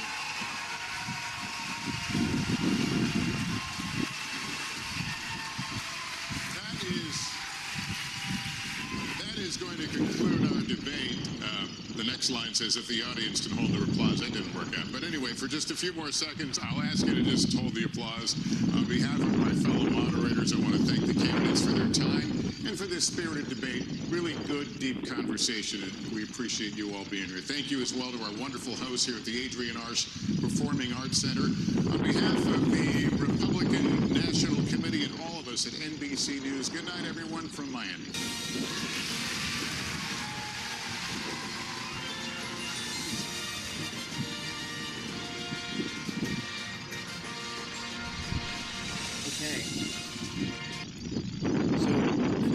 Obviously, a lot to cover with this debate. First of all, thank you for watching. If you enjoyed this live stream and my pre-debate coverage and the commercial break coverage, please subscribe to this channel. It's the best way to support what I do. I'll continue to host live streams, debates, election returns as often as they happen. So again, if you're not yet subscribed to this channel and you appreciate the work I've done tonight, please help me out and subscribe. Doesn't cost you anything to do so, but it's a great way to support what I do. With that said, I do want to focus on just one overarching issue here, and that is this idea that any of them are actually vying to win this Republican nomination. Right now, they have one job, and that is to present themselves as a viable nominee for the Republican nomination. And yet again, if all they've been willing to offer against the runaway favorite in the Republican field is like mealy-mouthed and thinly veiled swipes against Donald Trump, that's not going to get them any closer to actually becoming the Republican nominee. So either these people are running for the vice presidency, either they're running for 2028, either they're running to bolster their own brands, or either they're running to present themselves as some viable alternative in the wings in the event that Donald Trump is convicted and sent to prison and can't serve as president. Then I don't know what these people are actually doing on that stage. It may very well be just to bolster their brands. I mean, that is there's a major incentive structure within the Republican Party to actually do that. What do you think Lauren Boebert's entire persona is? What do you think Marjorie Taylor Greene's entire persona is? These people exist solely in service of their brands. Ted Cruz, you can't get him, you can't like get him to say 4 words without telling you that he has a podcast. These people view their positions of power as like vehicles to serve themselves, not to serve the people who actually elected them to office and who pay their salaries. They view those people, all their constituents, as serving them. Hang on one sec. I have to change the battery in my camera.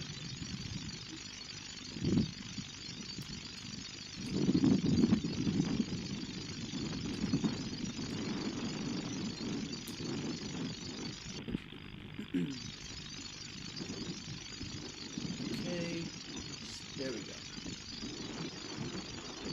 There, stand by, stand by.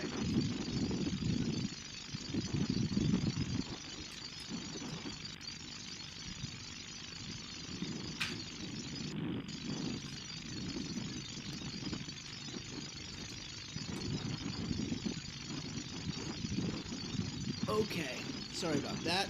I know it's a little blurry right now. It's okay. We're only going to be a couple of minutes. So anyway, I don't know what their whole point is here. And look, by the way, if that is their goal to just wait in the wings in the event that Donald Trump can't serve, then that's completely valid. But on its face, if their goal is to actually win this nomination and not just like run this giant waste of time, it doesn't look like they're actually being able to achieve anything. So with that said, I will leave it there, just to, if for nothing else than to have some battery power saved for an interview I'm doing tomorrow. So thank you again for those who are watching right now. And if you're not subscribed to this channel and you want to help support my work, then please consider hitting the subscribe button. I would very much appreciate it. With that said, thank you again for watching, and on to the next one.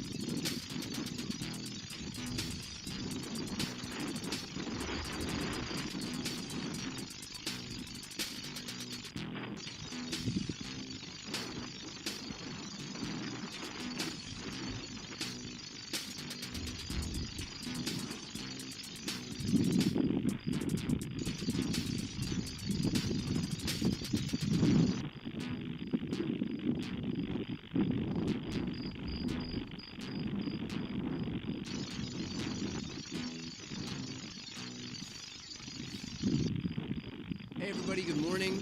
Welcome to day, I don't know what it is, of the speaker vote. We are stuck in this perpetual doom loop where we try to figure out whether the Republicans can elect a speaker from their own conference or not. Give me a thumbs up, let me know that you can hear everything, see everything okay, and we will get started on this.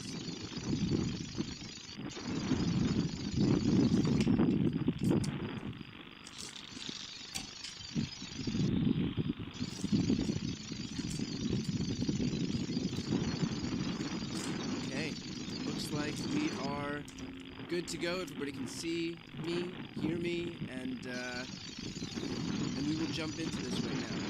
So, again, I believe this is the fourth attempt at a speaker, maybe the first one. I legitimately can't remember that well at this point, but I believe, after Bucky was ousted, we had a few days of Jim Jordan and Steve Scalise. Yesterday, at some point, we had Tom Emmer, who was voted in. 4 hours later, he was voted out, and as the speaker designate of the Republican conference. And now we are stuck with someone named Mike Johnson. Not entirely sure that this is his name. It's the most generic Republican white guy name you could possibly figure out, but here we are. But more importantly, let's talk a little bit about who Mike Johnson is. He is the new speaker designate for the Republican Party. He does seem to have consolidated a good deal of support within the conference, most likely, in my opinion, enough to have that 217 threshold. Let me tell you a little bit about who he is. He voted to steal the 2020 election and disenfranchise millions of voters in the process. He wants to ban abortion nationwide. He's been a co-sponsor of at least 3 different bills to ban abortion nationwide. He opposes the legalization of same-sex marriage, which is apparently a litmus test issue in the Republican Party, because that's the issue that got Tom Emmer kicked out of the speaker-designate role as far as Republicans are concerned. He does support Trump's Muslim ban. He opposes marijuana legalization. He represented Donald Trump during impeachment. He's a Freedom Caucus member. He does have ties to anti-LGBT organizations. He wrote an anti-LGBT bill against Ron DeSantis's, and the New York Times said he was the most important architect of the Electoral College objections. So just a small sampling of who Mike Johnson is, and what this represents is a win for the House Freedom Caucus, and if he's elected speaker today, it will be a complete and total capitulation of these moderates who held strong to some degree when Jim Jordan was the speaker designate during all of those months. This guy is not different than Jim Jordan. He doesn't have different positions. He is Trump through and through. He represents the whole MAGA wing of the Republican Party. Again, has introduced legislation banning abortion nationwide. I believe it was 3 bills. At least 3 bills that would ban abortion nationwide. That's H.R. 8814, protecting pain-capable unborn children from the Late-Term Abortions Act, the Heartbeat Protection Act of 2021, and the Pain-Capable Unborn Child Protection Act. So this guy is as far-right as it gets when it comes to anti-abortion legislation. So this is just a small sampling of who Mike Johnson is and what kind of legislation we can expect him to bring to the floor if he is elected speaker. But again, those moderate Republicans, if they do, cross that threshold and ultimately vote for Mike Johnson, it'll show that yet again these people have capitulated to the right wing, to the far right faction of the Republican Party. So all of these Ken Bucks and Don Bacons who, claimed to have wanted to stand for something when they were voting against Jim Jordan, presumably because they know how much of a burden he would be on them, how much of an albatross around their necks he would be, by virtue of nominating someone like Mike Johnson, they would be doing the exact same thing. The only difference is that Mike Johnson, nobody knows who he is. And so he's basically Jim Jordan without the baggage of Jim Jordan, of which there is a lot, without the name recognition of Jim Jordan. And so, yet again, if these people, if these moderates do vote for someone like Mike Johnson, it'll show that it was never about Jim Jordan's policies. it was always about just the fact that they don't want to be saddled with Jim Jordan's baggage because people know who he is and he has a bad reputation and he's unpopular, especially in these moderate districts, these swing districts. So they didn't care that Jim Jordan stood for X, Y, and Z because this guy Mike Johnson is the same thing. They just cared that Jim Jordan would reflect poorly on them because of who he is. And so that's what they didn't like. Again, nothing about his extremism. That's all totally fine. They just didn't want to be saddled with Jim Jordan's name in the districts. So we'll see what happens. This vote is coming up in only 30 minutes now for those watching currently. Stick around because we will get into what I believe is the fifth day of voting, if I'm not mistaken, by Republicans. And so what we can expect in the next 30 minutes is as soon as the House comes in session, we'll do a quick quorum call where they see how many members are present that day. This will determine what the threshold is for actually voting in a speaker. Most likely it'll be 217. And then we'll have somebody stand up, nominate Mike Johnson for speaker. We'll have a Democrat nominate Rodney Jeffries, and then we'll have a roll call where we find out how many Republicans are willing to go to bat for this guy. All of his extreme positions included. And again, for those just joining, 50,000 people just popped on here. Just to give a quick rundown of who Mike Johnson is, the New York Times calls him the most important architect of the Electoral College objections. He wrote anti-LGBT bills in the mold of Ron DeSantis' bills down in Florida. He has ties to anti-LGBT organizations. He wants to end equating representation the impeachment. He voted to steal the 2020 election. He wants to ban abortion nationwide. He opposes the legalization of same-sex marriage, supported Donald Trump's Muslim ban, and opposes marijuana legalization. So as extreme right, as far right as you can get on issue after issue after issue, that is who the Republicans have nominated. If the moderate Republicans capitulate and ultimately vote for this guy, it'll just show that they are doing what they've always done, which is just cave to the far-right wing of the Republican Party. So, by the way, with that said, if you have any questions that you want me to answer, you can go ahead and throw them in the chat. If you're not yet subscribed to this channel, you can just subscribe and that'll allow you to participate in the chat. It does not cost you anything to subscribe to this channel, but it does support me and my work, and if there are live streams, if this does manage to go yet another day, I'll continue to stream it because I'm in this doom here. So if we're all going to suffer, at least I'll live stream.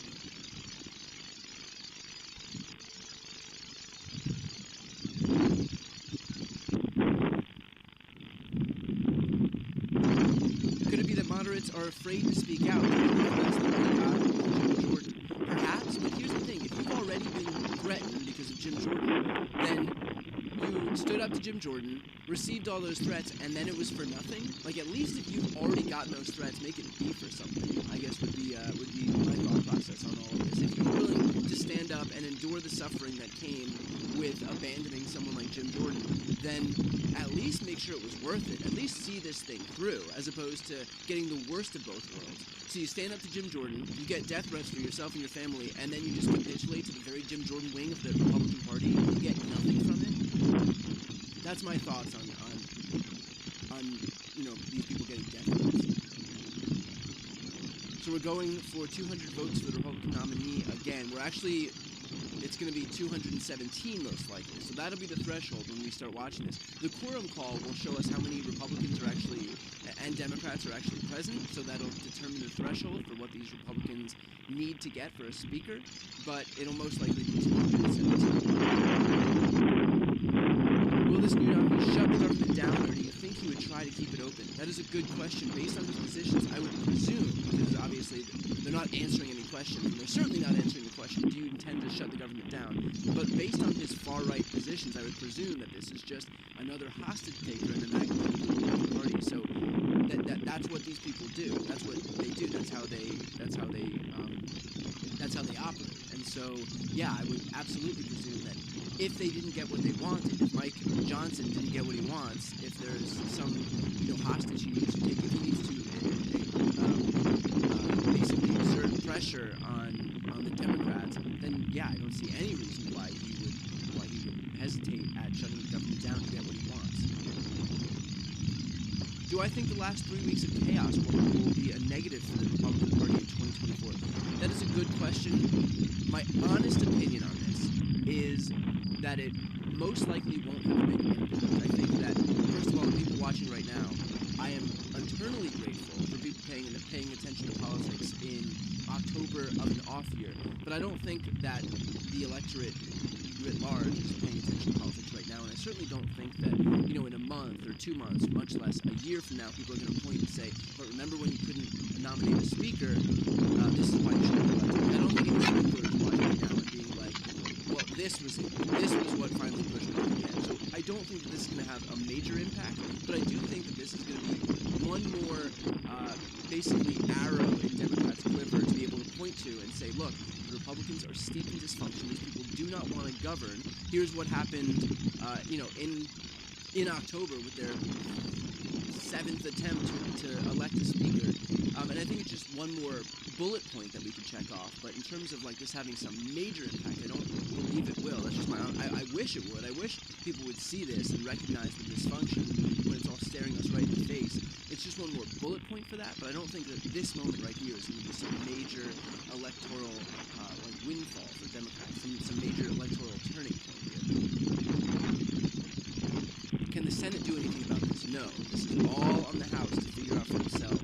This is them in the deep end, and they got to figure out how to swim, and there's no senators that will be able to help them. How many do I predict will vote no? It looks like they've had quite a good showing in their preliminary votes, so this may be it, but it all depends on what the moderate Republicans do here. So it depends on what the Ken Bucks and the Don Bacons do. If they vote for this guy, Mike Johnson, then if we get a couple of those, we'll know pretty soon, because Don Bacon is the B in the alphabet. So we'll know pretty soon whether they're willing to cave to yet another extremist Republican in their conference.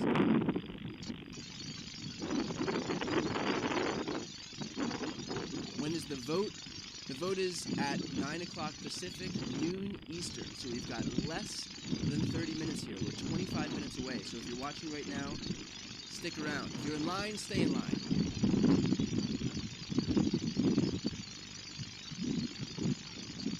If it only takes one person to vote the speaker out, isn't this all for naught?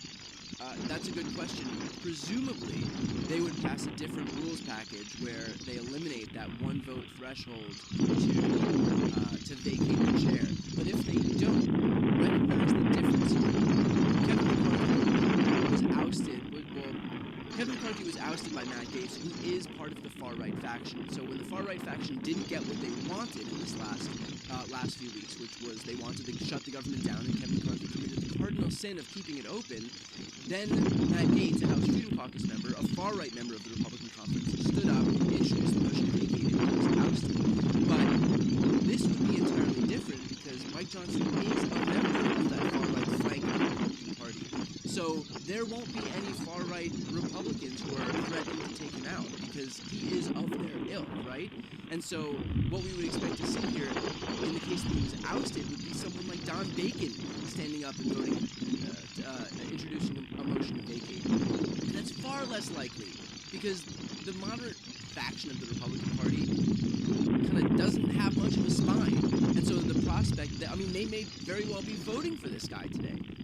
That's a testament to how little of a spine they have. And so the notion that these people are also going to stand up and introduce a motion to vacate and not just capitulate to the MAGA wing of the Republican Party is crazy. This is what they do. They capitulate, they vote for these far-right extremists, and then they don't do anything. They fall in line. And so you won't have the Matt Gaetz standing up to vacate this guy because he is of the Matt Gaetz faction of the party.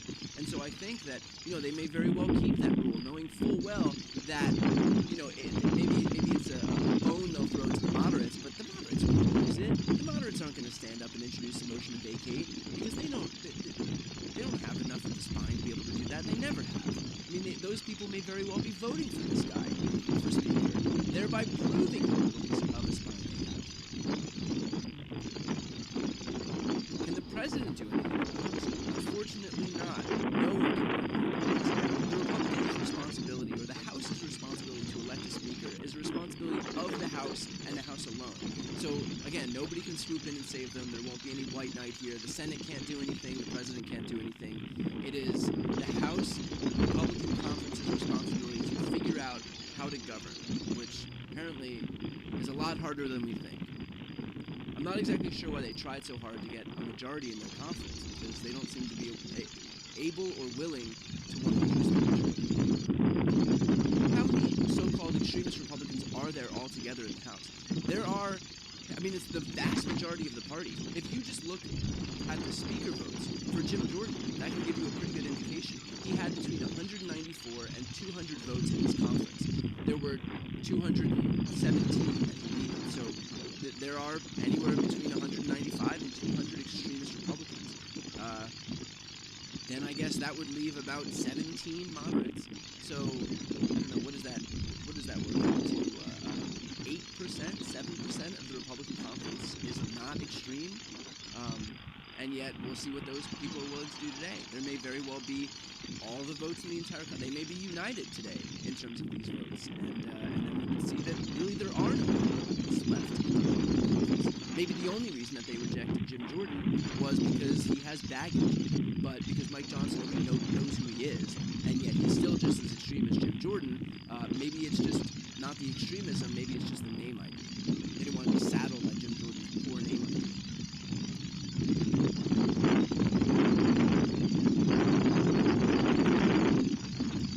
We're still looking at 20 president votes from Republicans to give Jeffries a chance to be speaker. It does depend on how many are present in the quorum call, but for every 2 votes present below the threshold by 1. So if Jeffries has, again, it depends how many Democrats are there, but let's say there's 213 Democrats, then you would need, then I guess you would need 8 Republicans to be present to bring the threshold down from 217 to 213. Unlikely that any possibility that enough Republicans will vote present to give Jeffries the votes that he would need to become speaker. I think more likely they'll just keep voting for other Republicans to vote present and lowering the threshold.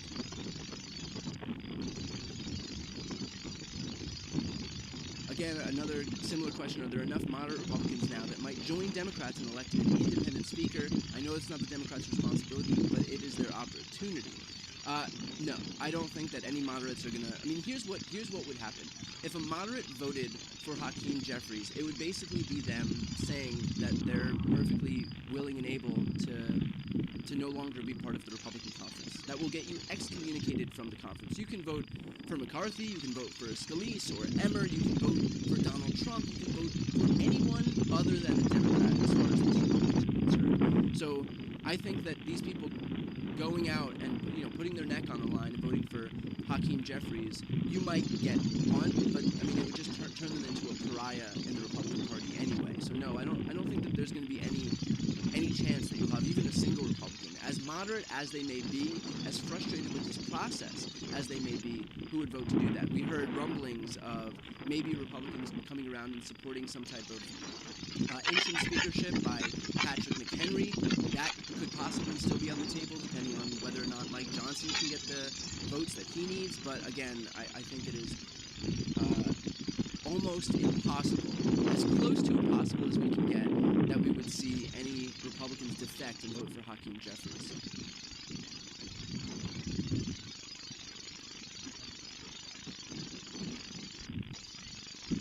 Regarding excommunication from the Republican conference, that's a bad thing. Why? I mean, these people are presumably there just to keep their jobs. I mean, that does seem to be the guiding principle of these Republicans. Look, there are people who recognize that what the vast majority of their conference is doing is anti-democratic, is generally bad, but they continue to stay in this conference. They continue to spout the party lines because they want to keep their jobs. That's it. At the end of the day, that's what they're looking to do. They'll glom on to Donald Trump because they recognize that without doing so, they're going to be a primary by someone who will. Why do you think all of these people eventually just toe the party line and grovel at Donald Trump's feet and spout all the Donald Trump platitudes and say everything about Donald Trump that all the other Republicans do? Because they know that if they don't, they will lose their jobs. That's how strongly they want to hold on to their seats. They're willing to like kowtow to the rantings and ravings of a deranged narcissistic lunatic. That's how strongly they want to keep their seats. And so no, there's nothing that these people won't do to eventually avoid a primary. That is their first, second, and third priority.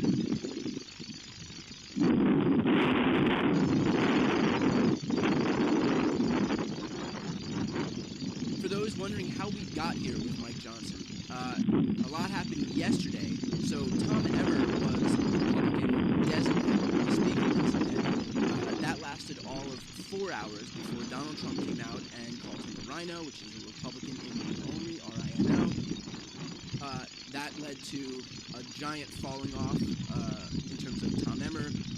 Tom Emmer's whole fall from grace. The MAGA wing of the Republican Party said that there's no way they're going to vote for him, so recognizing that there was no hope for Tom Emmer actually getting elected Speaker, they dropped him, they did another vote, a bunch of MAGA Republicans ran this time. I don't even think for the second vote yesterday there were any moderate Republicans.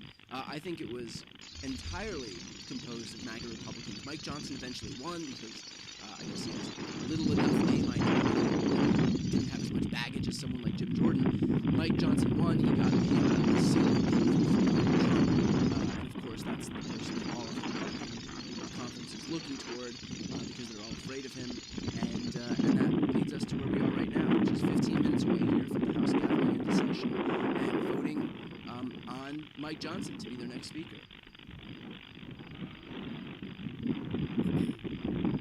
There's a suggestion by McCarthy to put him back as the Speaker with Jim Jordan as his assistant. What would that mean in terms of Jordan's influence? I keep thinking, I laugh whenever I see this because I keep thinking about The Office, where Dwight Schrute claims to be the assistant regional manager, and they're like, no, he's the assistant to the regional manager. That's what Jim Jordan would be, the assistant to the regional speaker. In terms of Jordan's influence, look, I think Kevin McCarthy is so desperate to have his name on the door to the Speaker's office that he will do damn near anything to make that possible. So if it means having Jordan be the assistant to the Speaker, then he'll gladly do that. What would Jordan's influence be? Probably a lot. I mean, the MAGA wing of the Republican Party has a ton of influence because Kevin McCarthy agreed to give it to them, to hand that influence over. I mean, look, he's able to be vacated with a single vote from one of these people. If that doesn't show you the influence that these MAGA Republicans at the far-right flank of the Republican Party has, nothing. So there's nothing that Kevin McCarthy wouldn't be willing to give up to get back into his position as Speaker, even if it meant that Jordan is basically, you know, the shadow speaker, in effect, because there's no way that the Kevin McCarthy flank could really control the MAGA flank, and so if that meant that Jim Jordan was his assistant or second in command, really what that would show is that he ran the show, because Kevin McCarthy can't do anything. He's paralyzed without the MAGA flank of his conference, because these people have capitulated so much that they know the MAGA flank can do anything, can get anything it wants, because the moderates are spineless. And by the way, if you need proof that the moderates are spineless, go watch what happens in about 15 minutes when it comes time for these moderates to actually vote for Mike Johnson. Again, I'll be pleasantly surprised that that's not what happens if they are able to stand up against Mike Johnson, who, by the way, for those just joining, is someone who was the co-sponsor of at least 3 bills that would ban abortion nationally, someone who the New York Times called the most important architect of the Electoral College objection, someone who has ties to anti-LGBT organizations, someone who wants to end Ukraine aid, someone who represented Donald Trump during his impeachment, someone who opposes the legalization of same-sex marriage, who supported Donald Trump's Muslim ban, who opposes marijuana legalization. So again, someone who voted to steal the 2020 election, most importantly. So again, if we're looking for someone who is as far right as it gets, it is Mike Johnson. So we'll see what that flank of the party is willing to do to stand up for him, but my hopes aren't very high. I don't really have high expectations.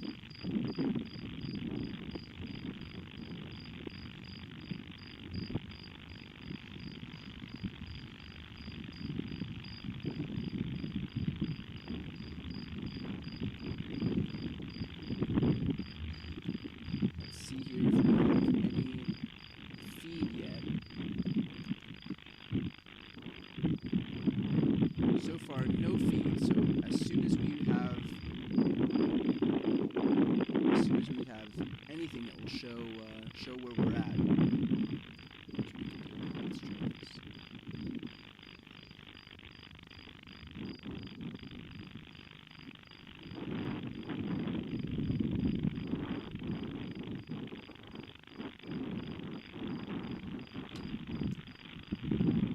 Just pulling up our feed here.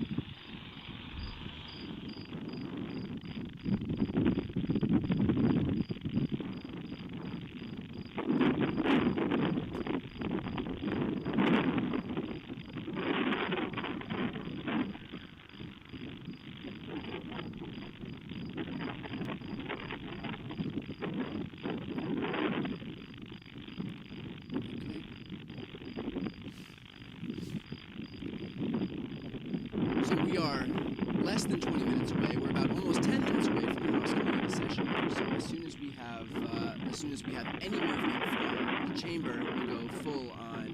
we'll go full on that screen here. By the way, if you do have any questions, you can just throw them in the chat. If you are not yet subscribed to this channel, make sure to subscribe and you can participate in the chat. You can throw questions, and you can also stay on top of these live streams. And if you don't think it's important to stay on top of these live streams, I believe we're day 5 into the speaker vote. So I've been live streaming the entire thing. I'll continue to live stream anyway, everything that happens until we are out of this doom loop that is Republicans trying to do the bare minimum and elect a speaker from their own majority, from their own conference.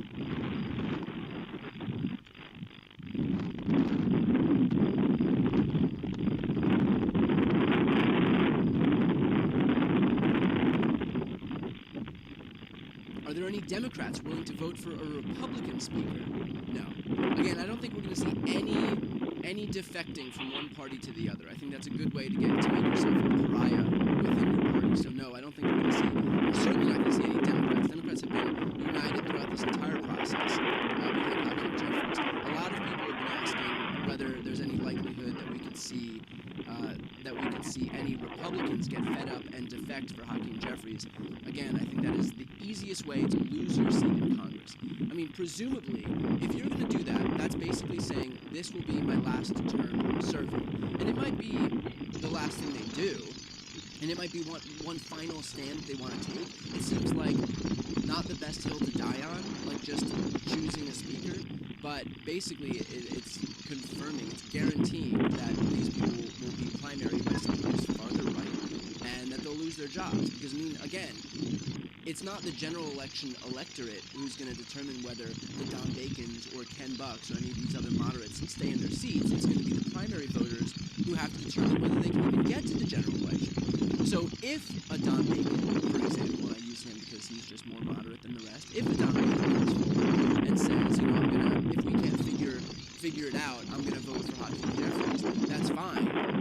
And he could very well do it. He likely wouldn't even have enough other Republican colleagues to defect to even make it worth it, but he can do that, and then they'll just say, great, hope it was worth it, we're going to primary you with somebody right now, and the primary voters are way farther to the right than the general election voters, and so he would just be primaried, he would lose his seat, and that's it, that's the end of his congressional career. So for these people, it is not worth it for them to do anything that's going to endanger their seat, and so instead, they'll just toe the line because they're afraid of losing their jobs. None of this is about principle or values or democracy or any of the other platitudes they crow about. It is about keeping their jobs. Period. That's it. That's the whole ballgame.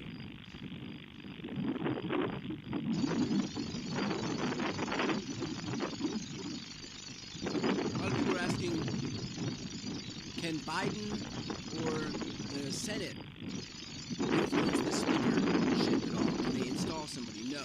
This is just up to the Republican majority of the House unto itself to figure out a speaker. So we won't see anything in the realm of Joe Biden coming in, trying to install a speaker. We won't see the Senate coming to swoop in. This is on Republicans themselves in the House, and the House, it's up to the House itself, and the House majority more specifically, to figure out how to They've nominated quite a few. Steve Scalise, Jim Jordan, Tom Emmer, now Mike Johnson, whose name I will probably never remember. I mean, it is the most generic. I don't know that this guy ever. I had never seen Mike Johnson before. But again, for those joining, just to give a quick overview of who Mike Johnson is, if you're wondering where he stands on the issues, he voted to steal the 2020 election, wants to ban abortion nationwide, he's co-sponsored at least 3 bills thus far to do that, opposes the legalization of same-sex marriage, he's not wanting legalization, he supported Donald Trump's Muslim ban, so this should give you an idea of just how extreme Mike Johnson is.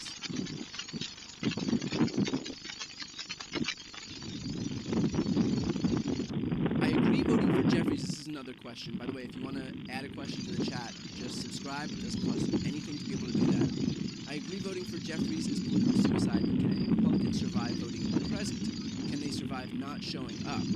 I mean, here's the thing. If enough Republicans do that, it is the same as basically handing Jeffries the speakership. So they're acutely aware of the fact that if they do vote present to any degree that could actually have an impact, then it's basically the same thing.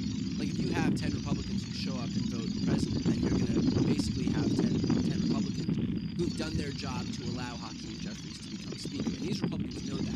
And the attacks will begin instantly.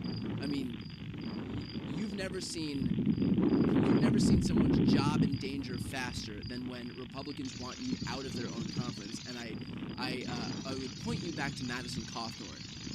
Once Madison Cawthorn started talking about being invited to orgies within the Republican Party, his half-life in the GOP was down to like 5 minutes. I mean, there was more opposition research that came out on a daily basis against him than any Democrat who these Republicans have ever contended with. So if Republicans want you out of their conference, if they see that you threaten them from within, you are a dead man walking. And that's what would happen to any of these Republicans who did kind of collude to vote present to such a degree that it would actually have the impact of making Hakeem Jeffries speaker. So, if they don't show up, if they vote present, if they do anything that's going to help Hakeem Jeffries become speaker to any degree that matters, which means they have enough of them, then it's going to be just as bad. And the Republicans will attack like they've never done before.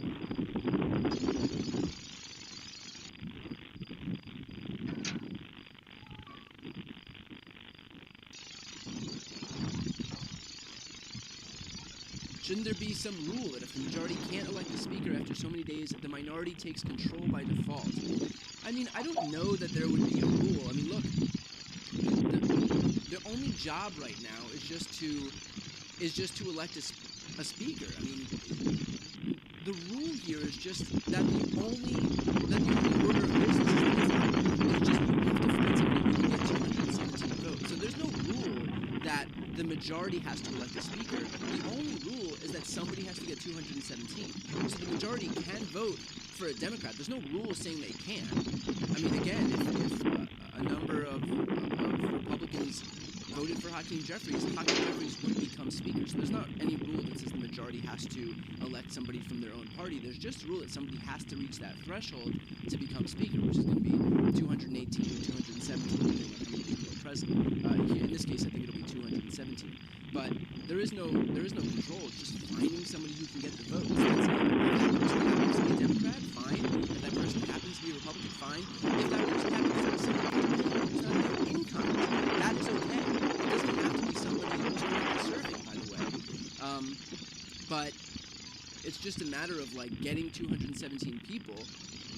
And the only party that has that many people are the Republicans, of getting 217 people to agree on one person, which apparently seems impossible. And again, a number of people have pointed this out on the chat as well, but like this is the bare minimum.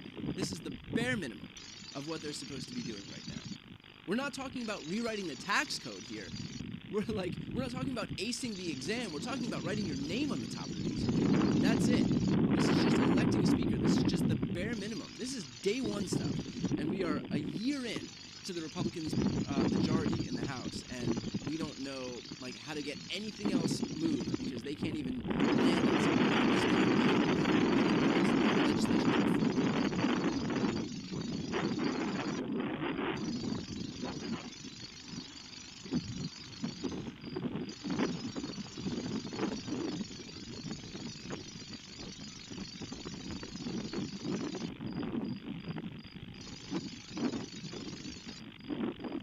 those just joining, we are just a few minutes away from the House coming into session here.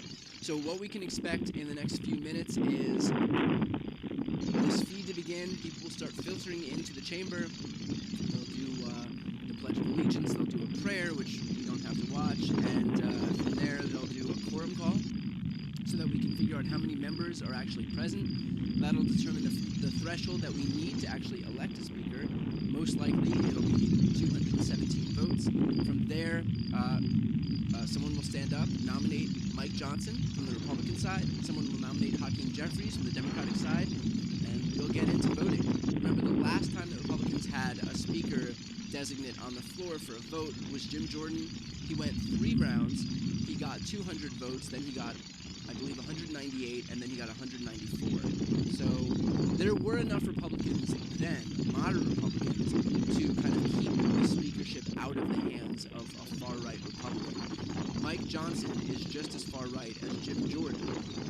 It remains to be seen whether those same moderate Republicans can kind of stay united in their opposition to having somebody from the far-right flank of their party lead them, or if they do what I think we would expect them to do, which is ultimately just to capitulate to the far-right flank of that party and allow someone as extreme as Mike Johnson to become speaker. So we'll see what happens on that front, and we'll see in just a few minutes here.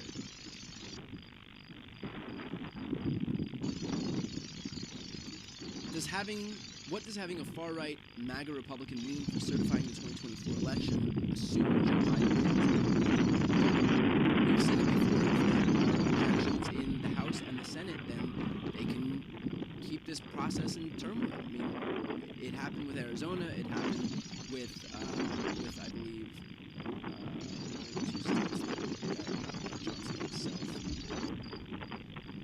Pennsylvania. So, they can do a lot of damage in terms of refusing to certify the election, in terms of standing people up to object to the results, in terms of sowing a lot of distrust. So that is one of the major obstacles. That's one of the major concerns about having one of these far-right Republicans who are just completely and totally loyal to Donald Trump be in this position of power.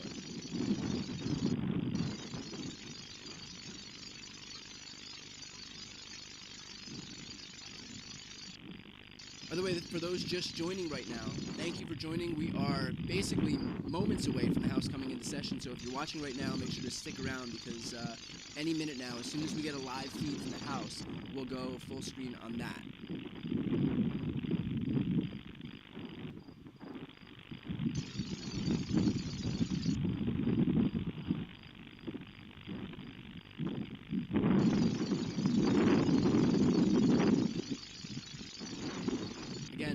Away for those just joining. We are moments away from the House coming into session here, and then we'll see. The first thing that we'll see is a quorum call to determine what the threshold is to actually elect a speaker, and then we'll get into the nominations.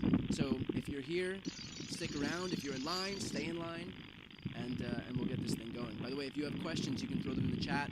All you have to do to be able to participate in the chat at all is to subscribe to this channel. Again, it does not cost you anything. Best way to support what I do, even if you don't want to participate in the chat, if you're not yet subscribed to this channel, please subscribe. It's the best way to support my work. It's the best way to support these continued live streams. We've held these live streams every day of the speaker election here, and we'll continue to do so as long as we're stuck in this doom loop. So thank you for being here. I appreciate it.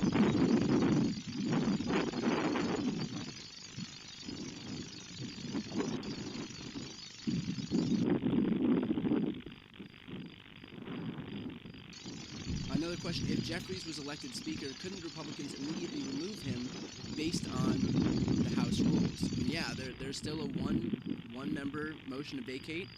Anybody can be removed until they change those rules. Anybody can be removed just based on one member of the House coming up and introducing that motion to vacate.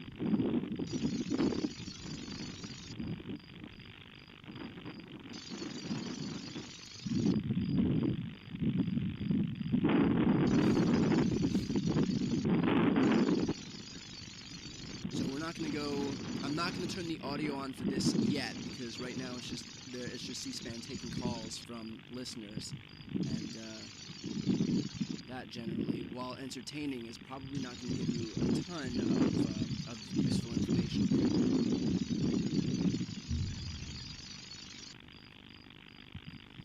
Can you address why the Democrats wouldn't nominate an independent consensus speaker instead? Vote as 212 as a block, and then you only need a handful of moderate Republicans. So the reason that this won't happen is because the Democrats have one job. Every party in the House has one job, and that is to elect a speaker from their own party. That's it. Coming out and voting for someone else who's not a Democrat would basically be doing the Republicans' job for them. Democrats don't need to swoop in and save Republicans from themselves. Republicans campaigned for a House majority. They ostensibly wanted a House majority. They've got a House majority. It is up to them and them alone, unto themselves, to elect a speaker from their own party. If they can't do that, it is not the Democrats' responsibility to swoop in and save them from themselves. They wanted to be able to govern. It is their responsibility now to be able to figure out how to do that. I get that it's annoying for the Democrats, and by the way, we have this feed now, so we'll bring some audio up. The House will come to order. The prayer will be offered by guest chaplain Reverend. All right, so they're just doing the prayer right now, and then they're going to do the Pledge of Allegiance.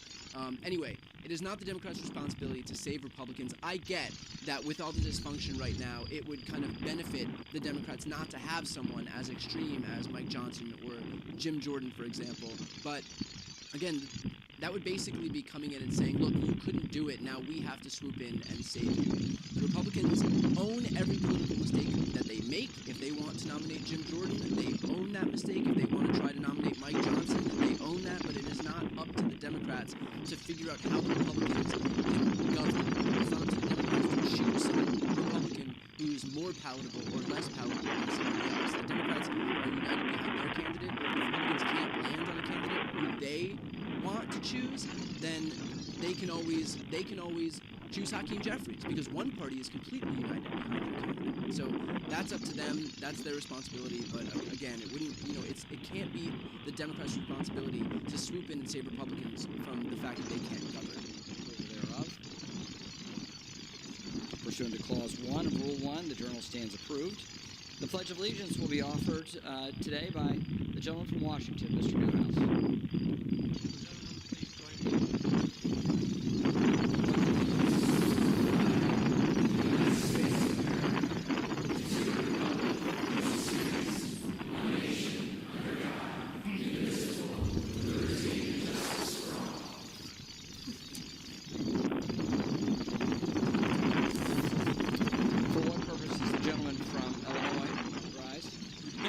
Pursuant to Clause 7 of Rule 20, I move a call of the House.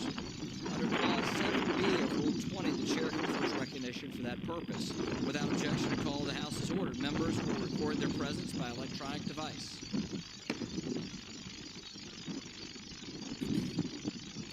So, right now, we are in a quorum call. So they should put 15 minutes on the clock, I believe. And so it begins.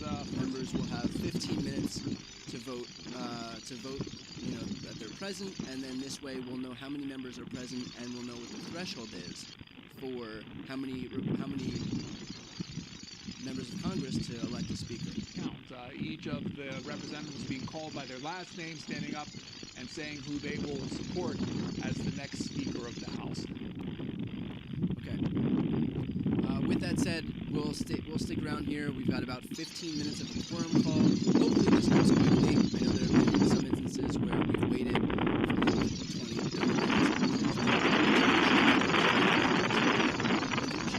We'll start this quorum call. We'll figure out how many members are present, figure out what the threshold is to elect a speaker, and then the next thing that happens here is the roll call begins, and we'll figure out how many Republicans are going to vote for this guy, Mike Johnson, who's going to be a little bit of background on who Mike Johnson is besides us. He voted to steal the 2020 election. The New York Times called the most important architect of the Electoral College objections. He introduced 3 bills why he supports them. He opposes, I'm sorry, the legalization of same-sex marriage. He supported Donald Trump's Muslim ban. He opposes marijuana legalization. He is a member of the House Freedom Caucus. He wants to end Ukraine aid, and he represented Donald Trump during his campaign. So just a small sampling of who Mike Johnson is, and that will be a choice for their speaker selection as we move forward here.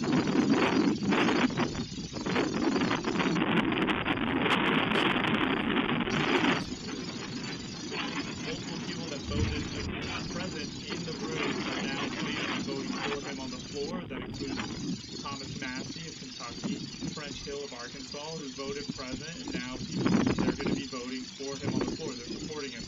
And so that really shows that he might there's not really much of a competition. I mean, Mike Waller of New York, a moderate Republican, voted for him in the room, so he would support Mike Johnson. And I think he was one of the moderate members that really kind of Johnson. And now there might be some people who are just not making their position known, but that By the way, just on this issue of why a Republican would oppose Jim Jordan and yet opt to vote in favor of Johnson, it's clear because if you're willing to oppose Jim Jordan and stances on issues, but then vote for someone like Mike Johnson who has the same stances on those issues, it clearly wasn't about the issues themselves. It was about the candidate who's looking down stood firm and held together against Jim Jordan. It wasn't about the fact that he was too far right or that he was extreme. It was about the fact that he has baggage, and these people didn't want to go back to their districts and say, so we can empower Speaker Jim Jordan. That's it. They don't care about the issues. They just care about the fact that they want to be associated with somebody who's as unpopular, who's as extreme as Jim Jordan was. But Mike Johnson is just as extreme on the issues. He just has a poor name ID. And so it's not the issues that they care about. It's not his positions that they care about. It's not the fact that he's an extremist that they care about. It's just the fact that they don't want to be associated with someone like Jim Jordan. And eventually, if Mike Johnson becomes speaker and he has just as bad reputation as Jim Jordan does, then we'll be in the same boat. But for right now, it's about hoodwinking their base, because they know that they can't be associated with Speaker Jim Jordan, but Speaker Mike Johnson, who nobody knows who the hell he is, sure, that's no problem. Yeah, he's just as extreme as Jim Jordan, but nobody knows that he had like some sex scandal at OSU. Nobody knows that he's like a lackey for Donald Trump. Nobody knows that he's a flame-throwing chair of the Judiciary Committee. So again, it is not about the fact that these people are extremists. It's just about the fact that they're trying to protect themselves in their own district. So if we see these moderate Republicans, like Mike Lawler, like Ken Buck, like Don Bacon, come forward and support Mike Johnson, I forget his name before I say it every single time. If we see them come forward and support someone like him, then it goes to show that it's not about the issues. It's not about the fact that they're extremists. It's not about the fact that they that he voted to overturn the election results. It's not about the fact that he refused to certify the election. It's not about the fact that he's supporting a nationwide ban on abortion. All that's fine.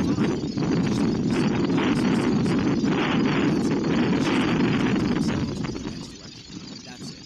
It's not about protecting you from extremism. It's about protecting themselves from climate. The best way to be able to do that is to avoid being, to avoid being a pariah in the Republican Party by refusing to vote for abortion.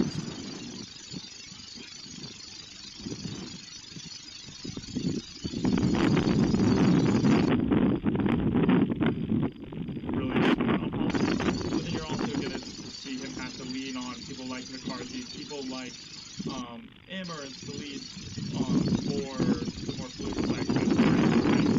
I think that is going to be a learning curve, but it's going to be hard, especially in this narrow majority that you see. People are okay with blocking whatever comes to the floor, whatever bill comes to the floor that they don't like. They want everything they want or nothing at all. So I think it is definitely going to be hard to go straight into this position.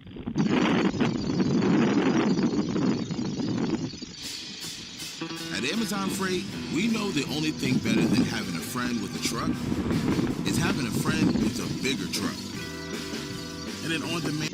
Jim Jordan lost to Scalise. The second thing is the context there matters. That video clip is coming right outside the courtroom where Donald Trump and the Trump organization really is on trial for fraud in a fraud trial. But he is clearly the leader of the Republican Party. He is the front runner, and he absolutely had the ability to sink Tom Emmer. And the fact that he wasn't outspoken for he wasn't making calls before the vote on the motion to vacate, I think was ultimately devastating. If Trump tried to save McCarthy, I think he might have been able to.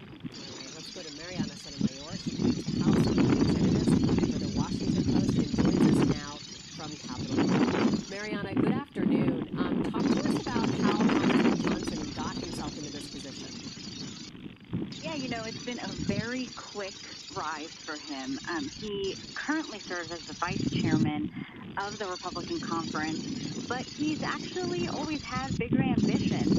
He has stayed as vice chair, but he actually did want to run for conference chair several years ago when that position opened up, when Republicans notably removed Liz Cheney from that position. But Republicans, at that time knew it was important to have a woman in some part of leadership, so that's where you saw O'Connor that conference chair position, and he stepped back. He decided not to run for that position. He knew that where his Republican colleagues are, but because he's been in leadership, even though it's in a much smaller role, he does have relationships around the conference across the ideological spectrum of thought that exists, and as we have seen, has become very fractured throughout the year. It'll be interesting to see, though, how he continues to bring those different groups of thought together, because he necessarily has not been tested. He's not been in the spotlight in any way that, would even nationally, I should say, he hasn't even been in the spotlight. So it'll be completely interesting to see this new person, this fresh face that even some senators are remarking, they don't know who it is, how he will lead this new kind of generation of Republican leadership. So, Mariana, describe what the atmosphere. Okay, by the way, for anybody just joining, just to give a quick overview of who Mike Johnson is, because a lot of people don't know who he is here. I should say, for those just joining right now, there's a quorum call, so this will determine about 15 minutes from when this call was first started, which was quite a few minutes ago. We'll see how many members are present, and then what the threshold is for electing the speaker. And by the way, in the meantime, if you want to ask questions, just throw them in the chat. All you have to do is subscribe to this channel to be able to participate in the chat. But just to give a quick overview on who Mike Johnson is, his position is to cut Medicare, Social Security. He wants to cut earned benefits. He's looking to introduce at least 3 bills to ban abortion nationwide. He refused to vote to certify the election results. He opposes the legalization of same-sex marriage, which was the litmus test for Tom Emmer. It's why Tom Emmer is no longer the candidate for Republicans. Opposes marijuana legalization, supported Donald Trump's Muslim ban. The New York Times called him the most important architect of the Electoral College objections. He's written anti-LGBT bills in the mold of what Ron DeSantis has down in Florida, and wants to end Ukraine aid. So on issue after issue after issue, this guy Mike Johnson is as extreme as it gets for these Republicans. So what will be interesting here to see is whether these self-proclaimed moderates, the Ken Bucks and the Don Bacons and the Mike Lawlers, actually defect and vote for Mike Johnson when he's up for the speaker election in just a few minutes now, on the same grounds that they refused to vote for Jim Jordan because of his policies. Ostensibly, Mike Johnson has the same exact policies, and so it will become apparent that it wasn't the stances on his positions that really mattered. It was just the fact that they didn't want to support someone like Jim Jordan because he has high name ID and he has baggage with an albatross around their necks. But Mike Johnson is just as extreme as Jim Jordan. By the way, is why he'll garner the support of all of these Republican holdouts who were refusing to but then what remains to be seen is whether the moderates will actually participate. And if they do, I guess it wouldn't be much of a surprise because it would show that, per usual, those moderates are going to respond. It's the moderates who will eventually and ultimately capitulate to the extremist flank of their party. And then they turn around and say, why does everybody think that we're all like marching to the green? Even though every action they take is just to empower people like marching to the green. So what you're looking at right now is the quorum on the House. This is basically roll call to see how many members are present. Right now, 228, 229 members are present. That NV is not voting. It's for people who haven't voted yet.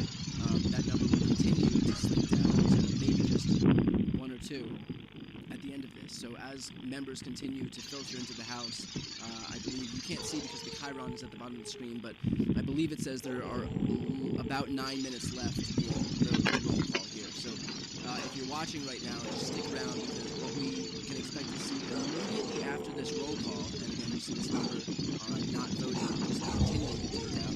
What we can expect to see immediately after this roll call is speaker nomination. So a Republican will stand up and basically nominate Mike Johnson, who is the speaker designate for the GOP. A Democrat will stand up and nominate Hakeem Jeffries, who, as always, is the speaker choice for Democrats, and then the voting will begin. And there is a lot of optimism on the Republican side that Mike Johnson will have the votes he needs to become speaker in the first round. It, again, will be interesting to see what these moderates do. Because the same moderates who prevented Jordan from becoming speaker by making sure that he didn't ever pass that 200 threshold, if they're going to defect and ultimately vote for Mike Johnson, and show that it was never about his stances, his extreme position on these issues, it was just about that they didn't want to be associated with this. They're going to go back to the districts and say, hey, vote for me as your member of Congress so that I can be led by Jim Jordan.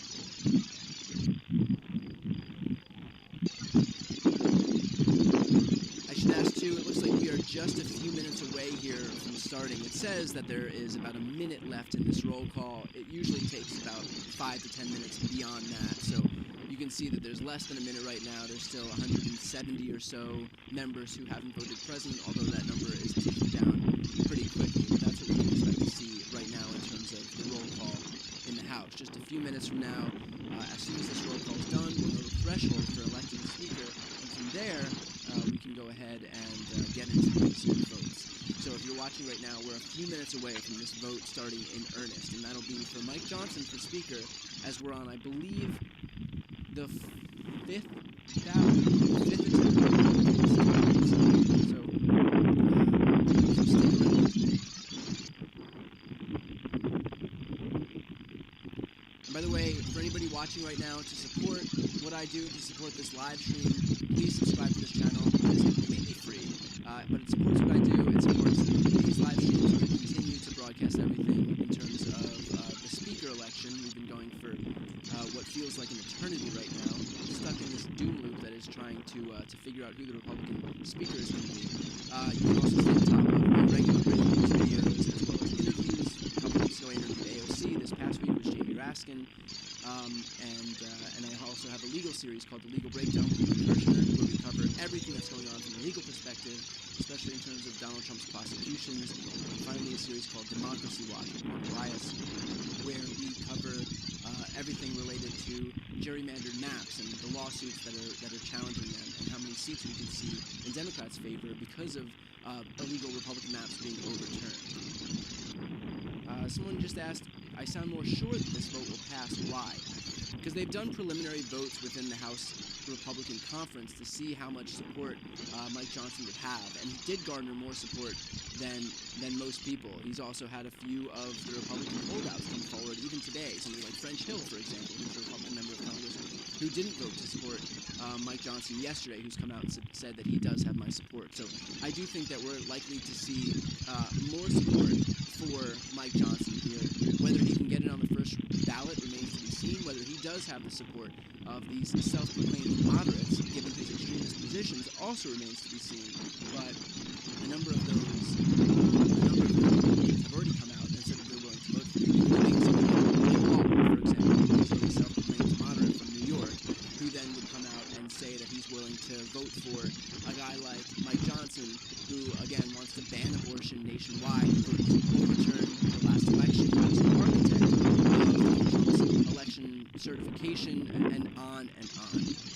So if you're looking right now, officially, the quorum call is over. We still have just over 120 members of Congress who haven't yet voted. That number continues to tick down as these members filter their way into the House. So we are just a few minutes away from this speaker vote beginning in earnest. So if you're watching right now, stick around. If you're in line, stay in line, and we'll get this thing going in just a few minutes.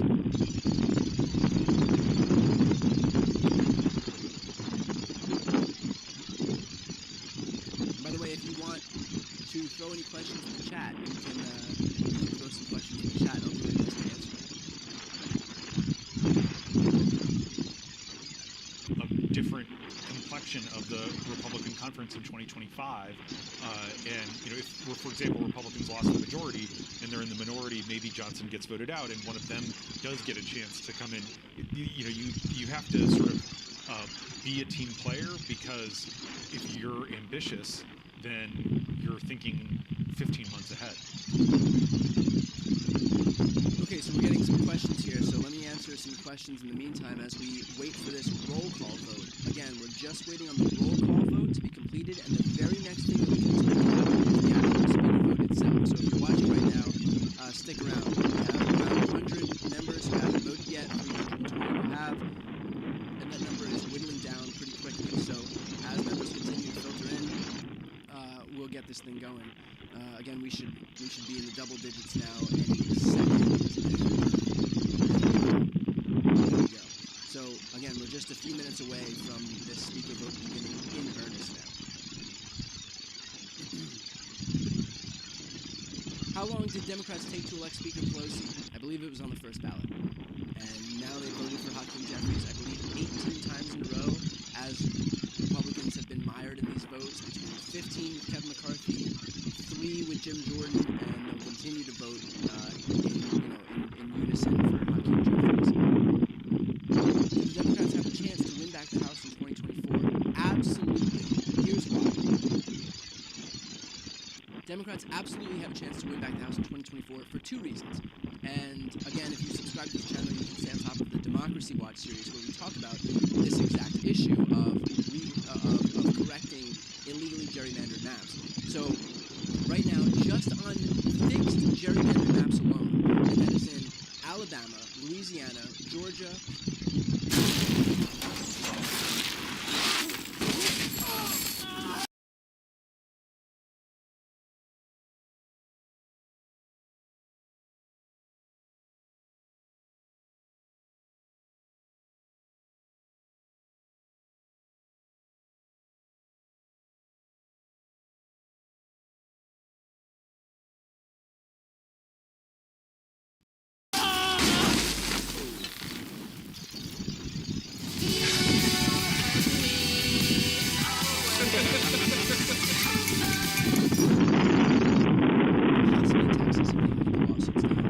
South Carolina, Utah, North Carolina,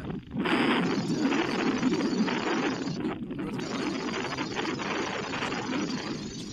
Between all of those change maps that we can expect to see ahead of 2024, we can expect anywhere from 11 to 15 seats for Democrats. That's because we're going to see a new black opportunity district in Alabama, because of the Supreme Court case Allen v. Milligan, a new black opportunity district in Louisiana, we're going to see a new one in Georgia, we're going to see, as a result of illegally gerrymandered cases because of the 14th Amendment, we're going to see new maps in possibly South Carolina, Utah. Florida's 5th Congressional District is another one that'll be a flip for the Democrats, and 4 to 6 seats for the Democrats in New York because of that gerrymander, and possibly 3 to 5 seats in Texas, although again, we're not certain that that lawsuit will be done in time for 2024. But 11 to 15 seats just based on the maps. So that is good news for the Democrats in terms of fixing a lot of those gerrymanders. But then beyond that, there are currently 18 Republicans sitting in Biden-won districts. So if we see today, for example, that a bunch of moderate Republicans are coming forward, or self-proclaimed moderates are coming forward and voting for someone like Mike Johnson here, who refused to certify the election results, who was the architect of Donald Trump's whole electoral count scheme, who introduced at least 3 bills to ban abortion nationwide, who opposed same-sex marriage, somebody as extreme as that can be a pretty big albatross around Republicans' necks as they go back to their districts. won in 2020. So between the 11 to 15 seats that are being elected as a result of illegal gerrymanders and the fact that Republicans are on defense in a vast majority of these states, we could see flips of up to 30 seats in the House. So I'm super bullish on Democrats retaking the House. The Senate map is a lot tougher. I mean, Democrats are defending seats in Montana, in West Virginia, in Ohio, in Pennsylvania, in Arizona. So it is a tough battle. The Democrats' best offensive chances are flipping seats in Texas and Florida. And if you think that's an uphill climb, you're right. These are not easy seats for Democrats to flip. I don't remember the last time. Well, I guess Bill Nelson was the last time a Democrat was a senator in the state of Florida. I don't remember the last time we had a senator of the Democratic Party in Texas. But either way, it's going to be an uphill climb for the Democrats. But hopefully, because of the Republicans' extreme position on issues like abortion, on issues like democracy and certifying elections, that will allow some of these more popular senators who are running for in their own states to win their elections, despite the fact that those states are red, like Montana, West Virginia, and Ohio. The Democrats, so many questions now in the chat. The Democrats are higher. If they have more votes, will the vote still go on? Yes, the vote goes on until someone can get 217 votes. So even though the Democrats might have 212 or 213 for Hakeem Jeffries, and for example, if Mike votes, this whole process will continue.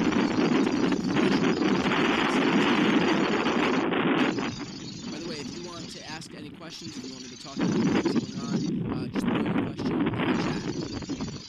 To be able to participate in the chat, you do have to subscribe. It's completely free. It doesn't cost you anything. By the way, even if you're not participating, please subscribe to the channel. It's the best way to support me, to support my work, to support these live streams, and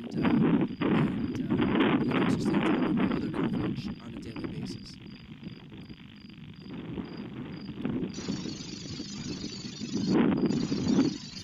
Why won't reporters ask Republicans when the last time they voted for a Democrat for Speaker was when they tried to blame Democrats for Republicans' own mess? That is a great question, and they won't do it because Republicans are graded on a curve. That's what the difference is. Republicans can be enmeshed in their chaos of their own making. Republican reporters will never question them on it. It'll always be this talking point that it's up to the Democrats to swoop in and save Republicans from themselves. So that we're clear, it is now the Democrats' responsibility to figure out how to help Republicans govern using their own majority. That is not the Democrats' responsibility. Republicans campaigned for a majority, they ostensibly wanted a majority, they got a majority, now it is up to them to figure out how to do the bare minimum and govern with it. And again, we're not talking about rewriting the tax code here.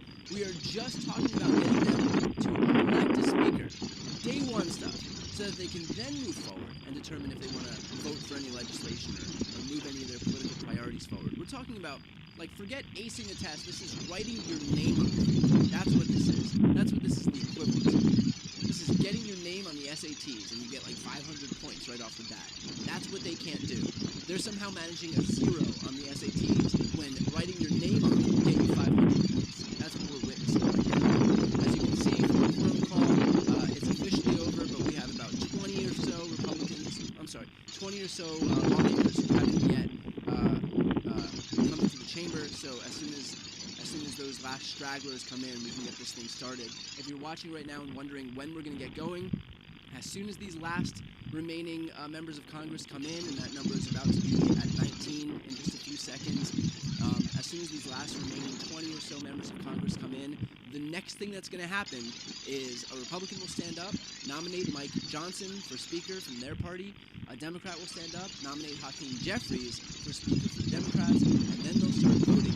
And we'll know pretty damn soon whether Mike Johnson has a good chance of becoming Speaker, because right off the bat, there are a number of Republicans who refuse to vote for Jim Jordan, starting with Don Bacon right there in the B's, and then Vern Buchanan, and then Ken Buck.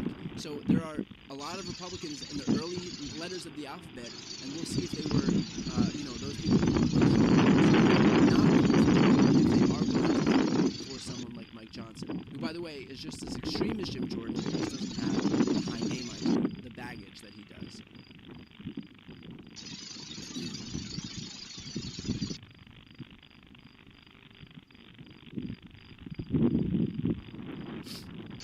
So again, as you can see, we're at 19 members of Congress who haven't yet voted, members from both parties, but these people are slowly filtering their way in. So if you're watching right now, make sure to stay here, because as soon as we have these last holdouts make their way onto the floor and vote just in this quorum call, then we can get started in earnest on the speaker election.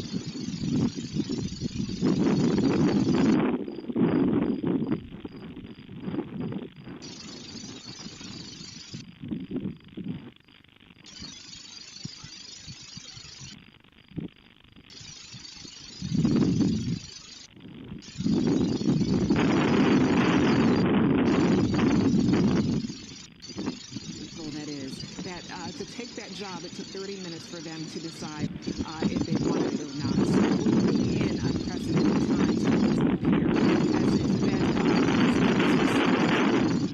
James, help us talk about what we're actually watching on the floor here. The tagging of Mike Johnson and a lot of photos will be happening soon, so at least his Twitter or Instagram profile will be going up significantly. And here. Byron Donalds, who was one of the candidates for Speaker votes yesterday, the morning and the afternoon, he ran against Johnson twice. He's taking pictures of 3 of his colleagues with him. He's standing there just sort of trying to be close to the action. And you really are seeing people post photos from every wing of the conference. Rhonda pointed out Veronica Escobar, who represents El Paso, Beto O'Rourke's old district, went up to congratulate him. But you really have the whole range of people who are kind of getting on board. There's a strong incentive. The way these things work, once that you have that sense of momentum, it really matters, because we are seeing reporting right now that it does look like Mike Johnson will have the support necessary to become the next speaker, as far as like some people kind of counting behind the scenes. So again, it remains to be seen. We're just a few votes away here. So what I'm going to do is I'm going to get us into the C-SPAN feed. So for just a moment while I pull up this C-SPAN feed. But again, for those who are just tuning in, it does look like, according to some of the reporting that we're seeing right now, that Mike Johnson will have the votes necessary to become the next speaker. But again, that remains to be seen.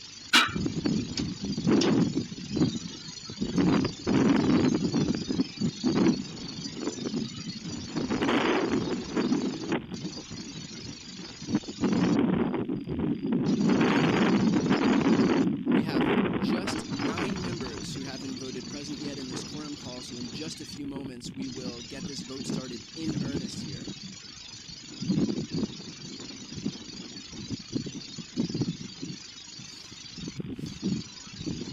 All right, so we have our C-SPAN feed here, and in just a few moments again, we'll get these last members on the floor. Somebody will stand up, nominate Mike Johnson to become the next Republican speaker. We'll have a Democrat stand up, nominate Hakeem Jeffries to become the next speaker, and from there, the vote will happen. So if you're watching right now, stay here, and we're just minutes away from this thing starting.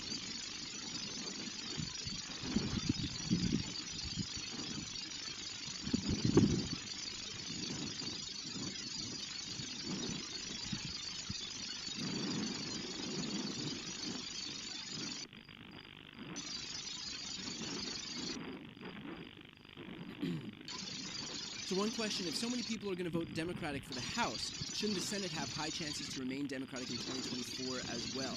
So there's a difference between the districts that Democrats are looking to flip and the full states that Democrats are looking to protect in terms of protecting their majority. So if the Democrats are looking to flip anywhere from 20 to 30 seats in the House that could be competitive, these seats are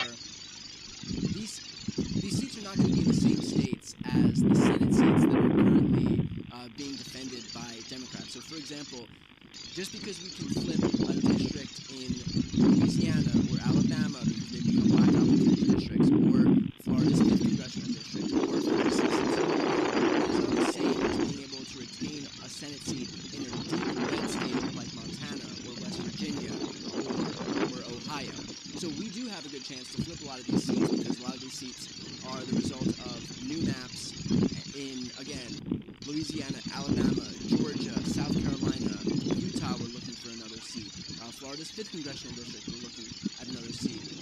We're looking at 4 to 6 seats in New York. But just because we can flip these seats in these swing states because of new maps doesn't mean, again, that we'll be able to properly defend deep red states like a Senate seat in Montana, a Senate seat in West Virginia, a Senate seat in Ohio, a Senate seat in Arizona, a Senate seat in Pennsylvania. So these are tough states. These are swing states.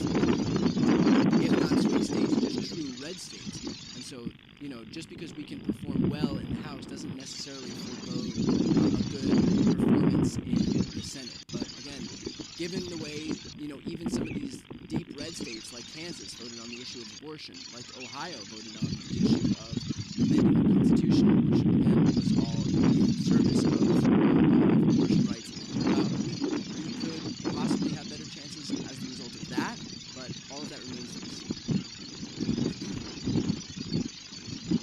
By the way, if you're watching right now, I think if you hit the like button, it helps with search results and the algorithm or something like that. So if you're watching right now, hit the like button. If you're watching also, please make sure to subscribe to this channel. It costs you nothing. It's the best way to support what I do. It's the best way to support my work and these live streams for as long as they go. And they've gone a long time. We are several days into this process right now. For those just joining, just to give a very brief overview of what we can expect if Mike Johnson does become the next speaker. Here's who Mike Johnson is. Mike Johnson is another far-right MAGA Republican who voted to steal the 2020 election. He voted to disenfranchise millions of voters. In doing so, he wants to ban abortion nationwide. He's co-sponsored 3 bills to do that. He opposes the legalization of same-sex marriage. He opposes marijuana legalization. He represented Donald Trump in the architect of the Electoral College of Republicans. He's the vice chair of the House Freedom Caucus. He has ties to anti-LGBT organizations and wrote anti-LGBT bills and enrolled Ron DeSantis. So any way you cut it, this guy Mike Johnson is about as extreme as it gets. So it remains to be seen what these self-proclaimed moderates do when it comes time to vote today. But we did have 25 Republicans come out against Jim Jordan in the last vote, ballot meter. So a number of those were people who fashioned themselves moderate to vote against Jim Jordan, and yet for Mike Johnson, it goes to show that it was never his position that was a no-go for them. It was just the fact that they didn't want to be associated by Jim Jordan because he has low approval ratings in a lot of these districts where these Republicans are currently sitting in moderate seats. So we'll know that in just a few moments. Only 6 members of the House here who haven't yet come in. We may not see all of the members out right now. Right now, there's still just one Republican who hasn't yet found their way into the chamber, and there are 5 Democrats.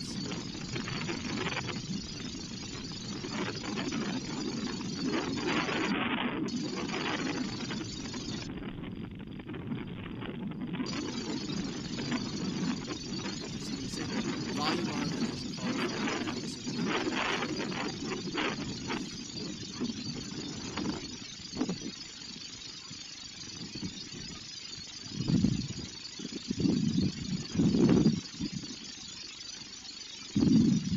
Again, we're just a few moments away from this thing starting. There are always just a handful of stragglers who haven't made their way onto the House floor.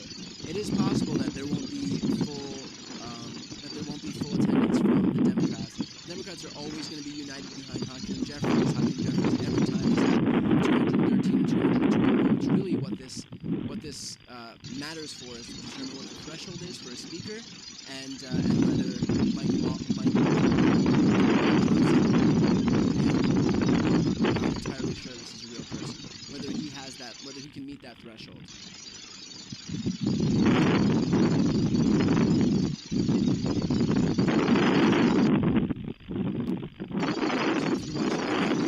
Just moments away.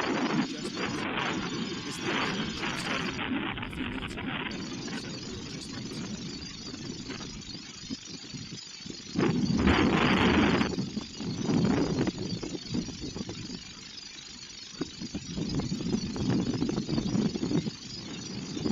It is ironic that the reason that Tom Emmer, who was the speaker designate for all of 4 hours yesterday, is ultimately going to be the choice for a speaker is because the hill that Republicans decided to die on was that he voted to support same-sex marriage equality. That was the issue that was like a litmus test issue for Republicans in the year 2023.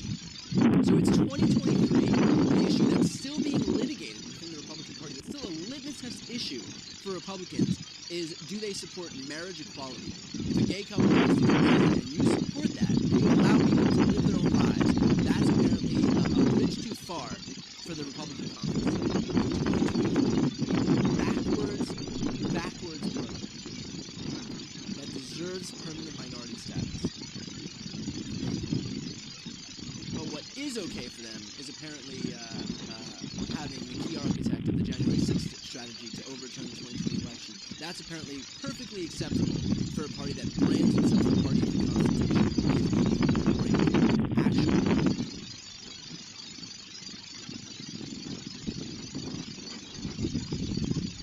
But hey, I guess the most important thing here is just that you get the green light from Donald Trump. The co-leader gives you the thumbs up, and then once you have that, it's all good, because these people are so afraid of him supporting a primary challenger for any of them, because they know the grip that Donald Trump has on the base, on the primary voters, that these people who are current members of Congress are willing to walk off the platform just to avoid any type of primary challenge by Donald Trump, because they know the strength that he has on primary voters. So we are moments away here. Looks like only 4 members aren't present. This thing should get started any second now, literally any second. I know I've been saying that for a long time, but any second now. They're not going to just wait until all these members are present. Some of them aren't coming, so they'll just get this thing going. From there, the very next thing that is going to happen here is that the Republican is going to stand up, most likely Elise Stefanik, introduce Mike Johnson as a nominee for Republican Speaker. The Democrat is going to stand up and introduce Hakeem Jeffries as the nominee for Democratic Speaker, and we'll start voting.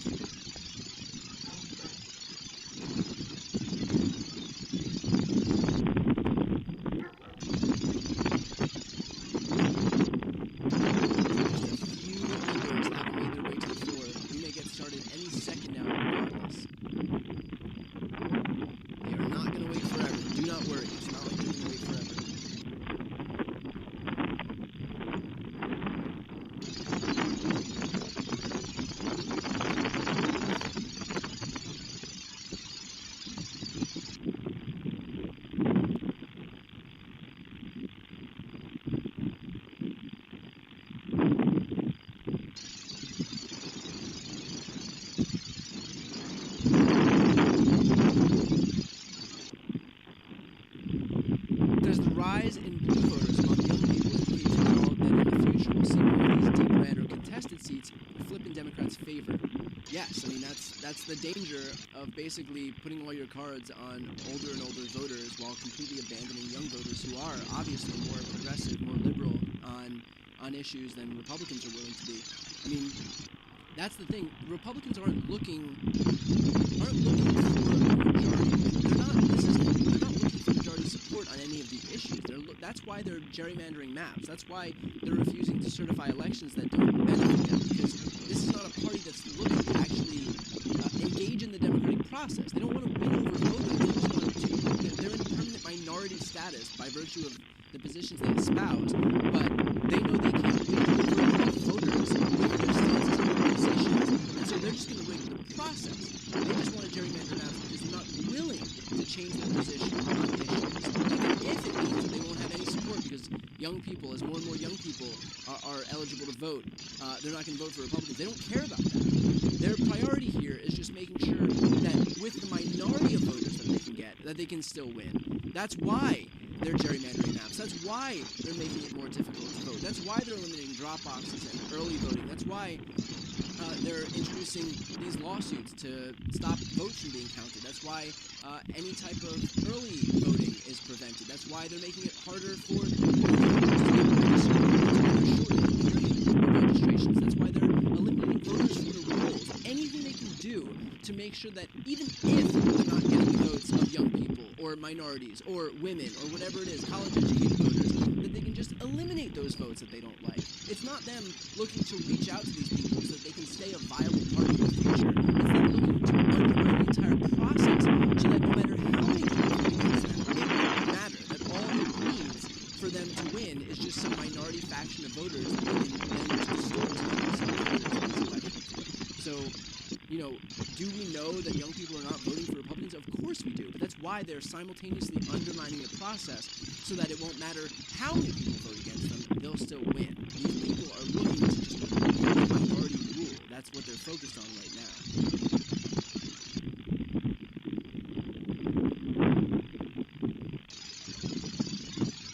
Okay, I expect any second now that they will get this thing going. So let me see if we can get some audio here. It's their way and their way only. All right. Well, that audio is still a phone call into C-SPAN, but again, we are just any second away. I know I've been saying that for a while, but any second away from voting beginning. So we're at the end of this vote. There's just a handful of Democrats, 3 Democrats who aren't there, 1 Republican who's not there.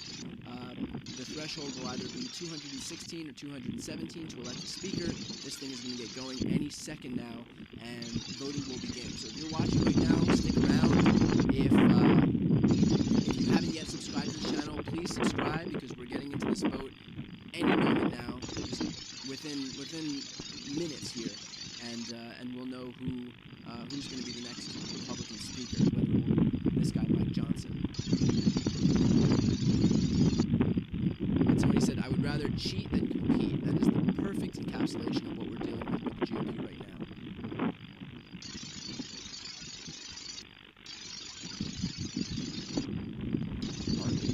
So that's some of the state of play as we wait for these final 4 people to finish the call of the House. Rudy in Texas, Democrats line. Next. Good morning.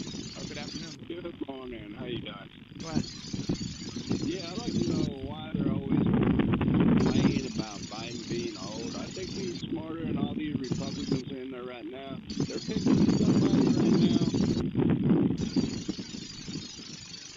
Can you hear me? Caller, you're going to have to stop listening to your television and just finish your thought, please. Yes, okay. Yeah, and I'm just wondering why they... All right, so it looks like we're close to getting started. We just have 4 members who aren't there. They'll probably just start this session without those 4, and we'll get going on the vote here. If anybody does have questions, you can throw them in the chat. To be able to participate in the chat, you just have to subscribe. And again, even if you're not going to participate in the chat, you can subscribe anyway. So it looks like we're getting going Looks here. like the gavel is cut down. We'll go back to the House of Representatives. Are all members recorded?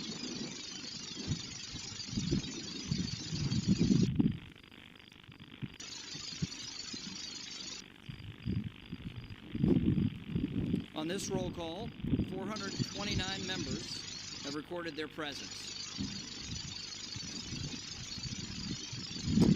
The question now recurs on the election of Speaker. The tellers will please come forward to take their seats once again. So I believe the threshold now is 215 because 4 members are absent. 215 should be the number. I didn't even know.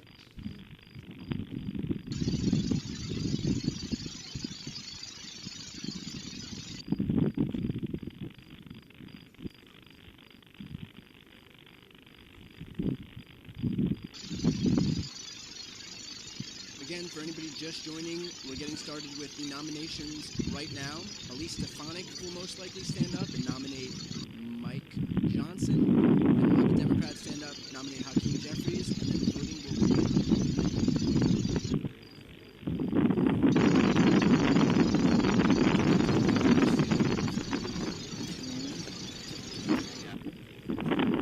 And again, before we get started, subscribe to this channel and you want to support this live stream or support my channel, please subscribe. It doesn't cost anything to be able to do so, but it's definitely the best way to support my work, and I would definitely appreciate it. I'll continue to host these live streams for as long as it takes to choose a speaker. So, again, if you haven't yet subscribed, please hit the subscribe button. It's completely free. Thanks, everybody.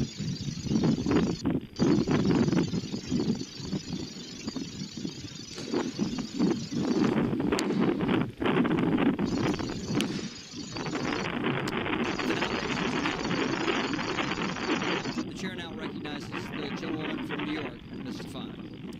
Mr. Speaker Pro Temp, Madam Clerk, colleagues, on behalf of the House Republican Conference, I rise today to nominate the gentleman from Louisiana, Mike Johnson, as Speaker of the People's House.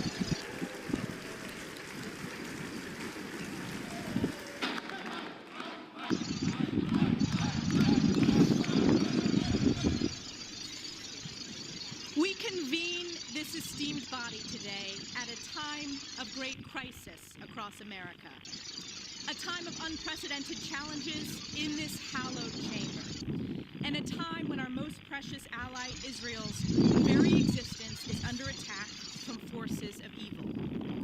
Yesterday, our dear colleague, our former conference chair, our chair of Energy and Commerce, Kathy McMorris Rogers, nominated Mike Johnson in our conference. And she put it best, and I want to quote her today. She said, quote, "Trust has been broken and we have come to a standstill. How do we restore trust between members and leadership and ultimately between Congress and we the people?" Kathy went on to say, "There's a sense that it cannot be business as usual." She went on to note, above the Speaker's chair, in God we trust.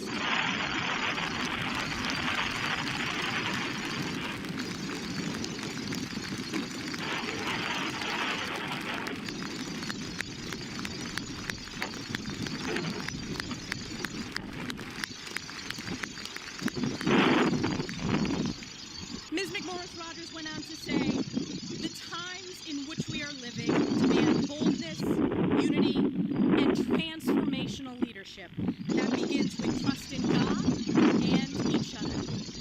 Trust is when the magic happens." In the story of King David, we are reminded that man looks at the outward appearance, but the Lord looks at the heart. End quote. Today is the day that House Republicans will humbly look in our hearts and elect Mike Johnson as Speaker of the People's House.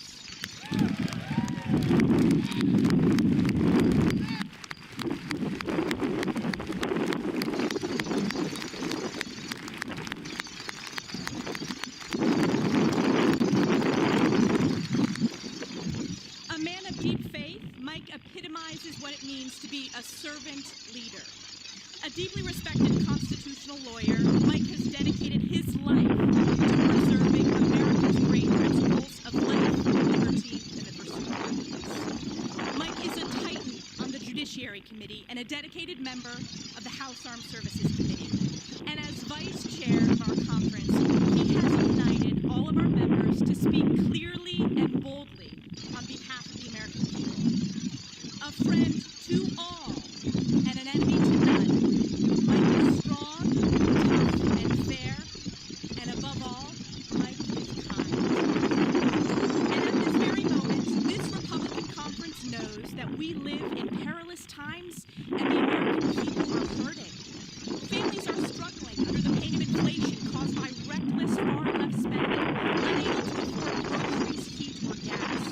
We have an inhumane open border with millions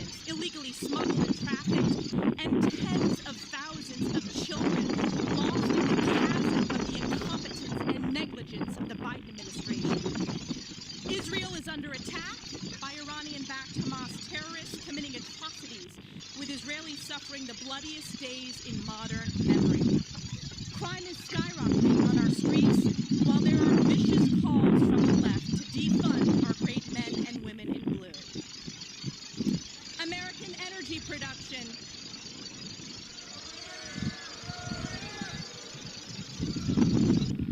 American energy production has been crushed by Joe Biden's radical, failed, far-left Democrat policies, causing seniors, farmers, and families to pay more at the pump. And Americans fundamentally understand that the federal government has been illegally weaponized against we, the people, shredding the Constitution, targeting conservatives, parents.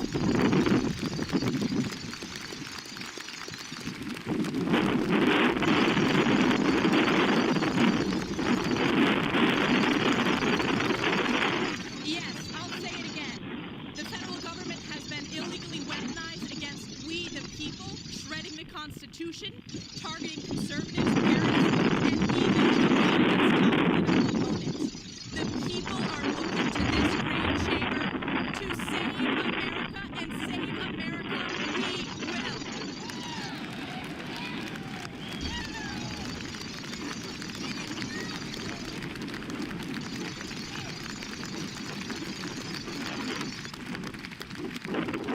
And as we embark on the path ahead, I am reminded of Galatians 6:9.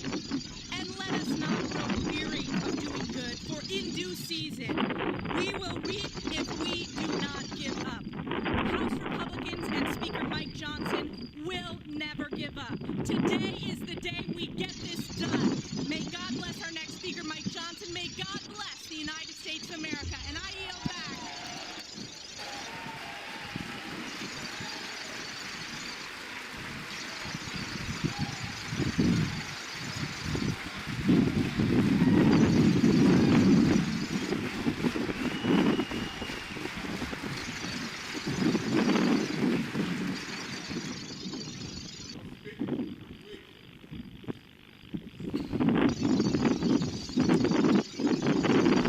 The chair recognizes the gentleman from California, Mr. Aguilar. Thank you, Mr. Speaker Pro Tempore. I notice a little bit more of a smile on your face today than we have in the past.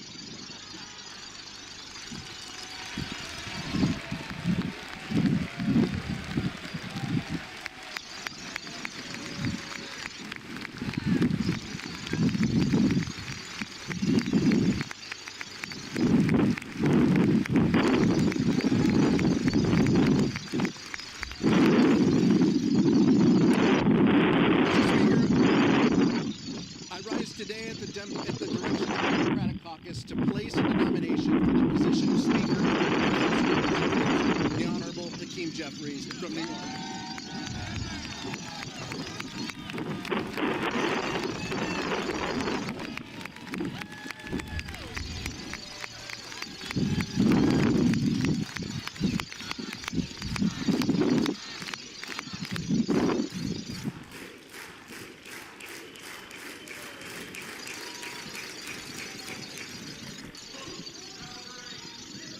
Mr. Speaker, you may agree with this, but we are back here 22 days into this Republican-manufactured chaos, and House Republicans have brought us to the exact same position that we were back then. All of the infighting, all of the disarray, just to end up where we were 3 weeks ago. These past few weeks, we have been left wondering if Republicans were truly intent on solving our issues, reopening the House of Representatives, and rallying around someone to lead this chamber. Or has this been about something else? Has this been about a focus of House Republicans to find the person who can pass their extreme litmus test to oppose marriage equality, enact a nationwide abortion ban without exceptions, gut Social Security and Medicare, and support overturning a free and fair election? It's a fair question. It's a fair question.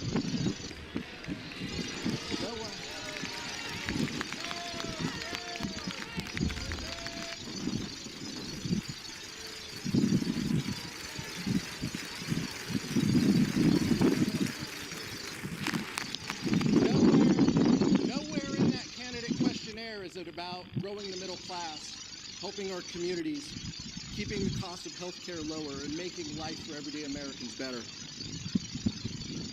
The gentlewoman from New York said it right. This has been about one thing. This has been about who can appease Donald Trump.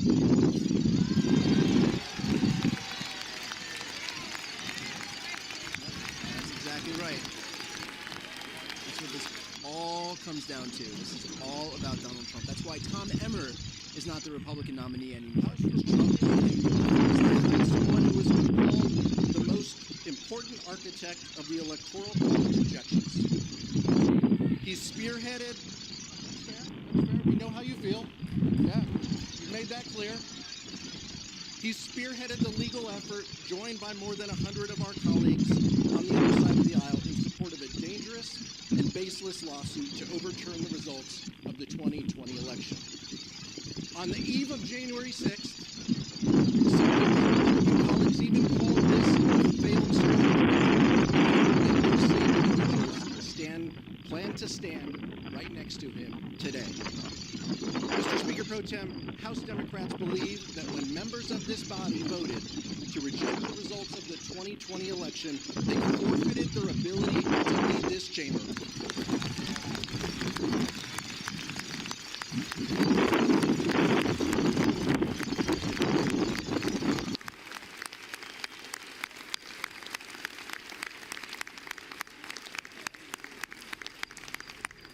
On this side of the aisle, we know what leadership looks like. Hakeem Jeffries has never turned his back on the will of the American people. The son of two social workers, he has always stood by the side of working families. The most pressing needs of everyday Americans are his North Star. He believes that everyone in America should have the opportunity to get ahead and achieve their version of the American dream. He believes that access to affordable health care is a right, not a privilege. He believes that reproductive freedom must be guaranteed, not stripped away.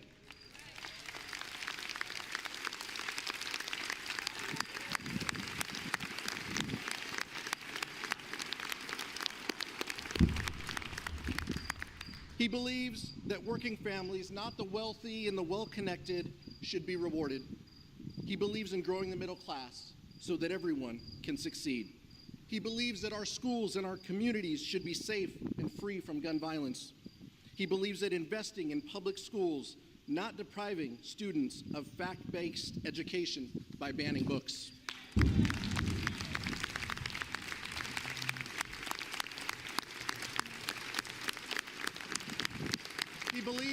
He believes in taking care of our seniors and our veterans, not slashing their benefits. He believes in living up to the promise that America is a beacon of hope and a land of opportunity. He believes in defending democracy against all enemies and adversaries, foreign and domestic.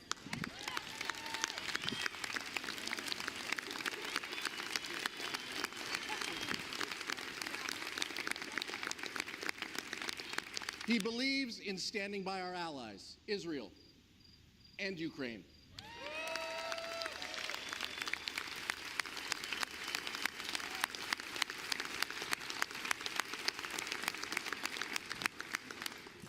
And he believes in keeping our government running and open. Let me be clear. This is not just a belief system. Leader Jeffries has the track record to back it up. He is certainly a far contrast from who Republicans have nominated, with or without their votes, to nominate today. But if House Republicans choose, they can still join us on a bipartisan path forward.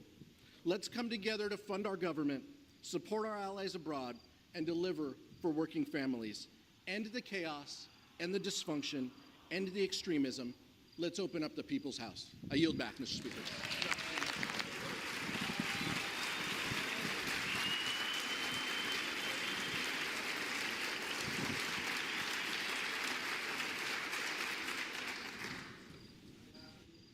All right, so what we can expect now is the voting to begin. The reading clerk will now call the roll.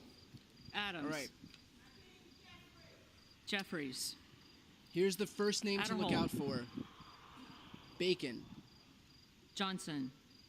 If Don Bacon Aguilar. If Don Bacon votes for Johnson, then it's likely that he'll win, and it also shows that these moderates are yet again Johnson. caving. So Don Bacon. Allen. Johnson. Allred. Jeffries. Amadei. Johnson. Armstrong. Johnson. Arrington. Johnson. Auchincloss. Jeffries. Babin. Johnson. Bacon. Johnson. There's one. Baird. Next one is Buchanan. Johnson. Balderson. Johnson. Ballant. Jeffries. Banks. Johnson. Barr. Johnson. Berrigan. Jeffries. Bean of Florida. Johnson. Beatty. Jeffries. Bentz. Johnson. Barra. Jeffries. Bergman. Johnson. Beyer. Beyer. Bice. Johnson. Biggs. Johnson. Bilirakis. Johnson. Bishop of Georgia. Jeffries. Bishop of North Carolina. Johnson. Blumenauer. Jeffries. Blunt Rochester. Jeffries. Boebert. Again, the next name to look out for Johnson is Buchanan. Bonamici. Jeffries. Bost. Johnson. Bowman. Jeffries. Boyle of Pennsylvania. Boyle of Pennsylvania. Burkeen. Johnson. Brown. Jeffries. Brownlee. Jeffries. Buchanan. Here's one. Johnson. All right, that's another defection. Buck. Clawed back. Here's another one. Buck. Johnson. Johnson. So that's 3 Bouchon. so far. Johnson. Bazinski. The next name to look out for Jeffries. is Chavez de Remer. Chavez Burchett. de Remer. Johnson. Burgess. Johnson. Burleson. Johnson. Bush. Jeffries. Calvert. Johnson. Kamek. Johnson. Caravello. Jeffries. Carbajal. Jeffries. Cardenas. Jeffries. Carey. Johnson. Carl. Johnson. Carson. Jeffries. Carter of Georgia. Johnson. Carter of Louisiana. Jeffries. Carter of Texas. Johnson. Cartwright. Jeffries. Next name to look out for Kassar. Chavez de Remer. Jeffries. Case, Jeffries. Caston, Jeffries. Castor of Florida, Jeffries. Castro of Texas, Jeffries. Chavez de Reamer, Johnson. There's another one clawed back. Sherfilis McCormick, Jeffries. So it looks like Chu. Mike Johnson is consolidating all of the support from these holdouts. The next name to look out for is D'Esposito. Johnson. Clark of Massachusetts, Jeffries.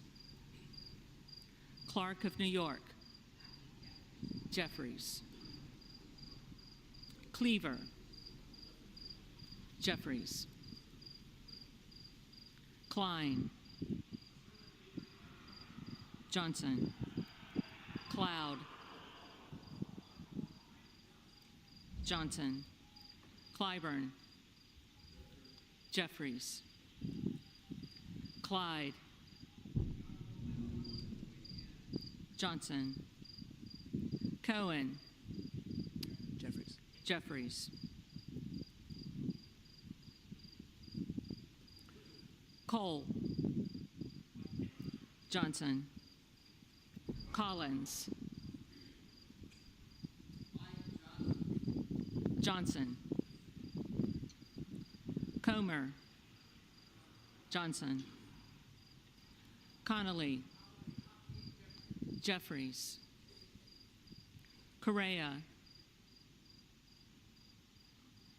Correa. Costa,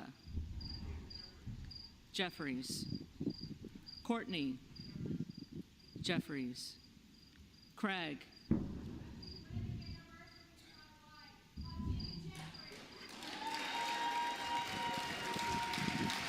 She said, "Happy wedding anniversary to my wife." That's what she said.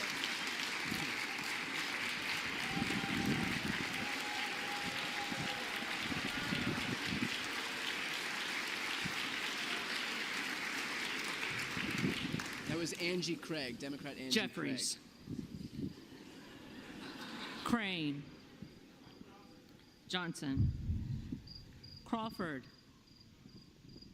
Johnson. Crenshaw, Again, for those just joining, the name to look out for Johnson. next is D'Esposito, Crockett, a self-proclaimed moderate. Jeffries. Crow, Jeffries. Cuellar, Jeffries. Curtis, Johnson. Davis of Kansas, Jeffries. Davidson, Johnson. Davis of Illinois, Jeffries.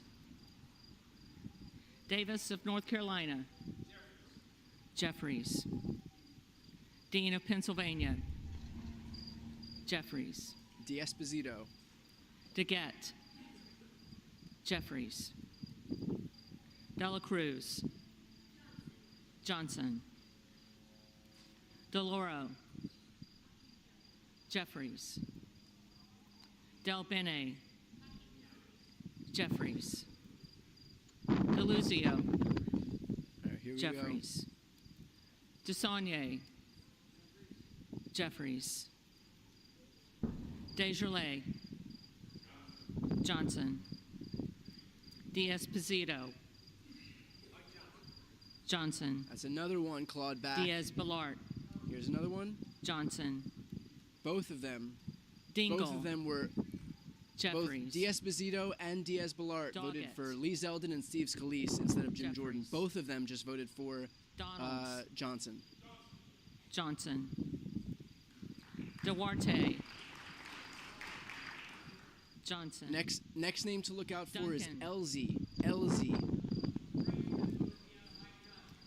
Johnson. Dunn of Florida, Johnson. Edwards, Johnson. Elzy, There's another one. Johnson. Emmer, So that was Tom Emmer, who just voted for Johnson. He was the speaker designate for all of 4 hours yesterday before getting replaced by Johnson. So far, all 7 holdouts against Jim Jordan have voted for Johnson. Jeffries. Eshoo. Next name to look out for Jeffries. is Ferguson. Espaillat. Jeffries. Estes. Johnson. Evans. Jeffries. Ezell. Johnson. Fallon.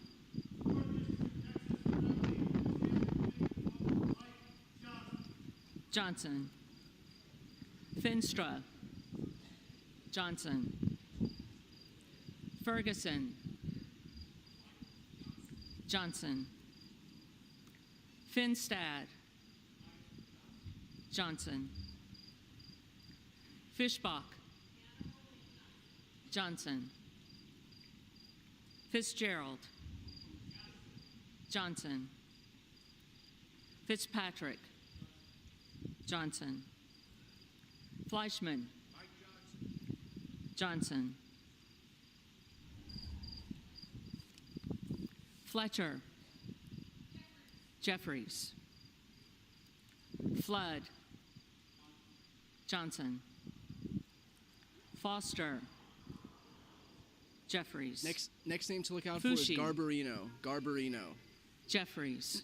But it does look like all of these self-proclaimed moderates have fallen in line and caved to the extremist faction to vote for Lois Johnson. Frankel. Jeffries. Scott Franklin. Johnson. Frost. Jeffries. Fry. Johnson. Fulcher. Johnson. Gates. Johnson. Gallagher. Johnson. Gallego. Gallego. Garamendi. Jeffries. Garbarino. Johnson. There's another one. He voted for Lee Zeldin. Mike Garcia. Next name is Jimenez. Johnson. Robert Garcia. Jeffries. Garcia of Illinois. Jeffries. Garcia of Texas. Jeffries. Jimenez. Johnson. There's Golden another of one. Maine. Next name is Gonzalez.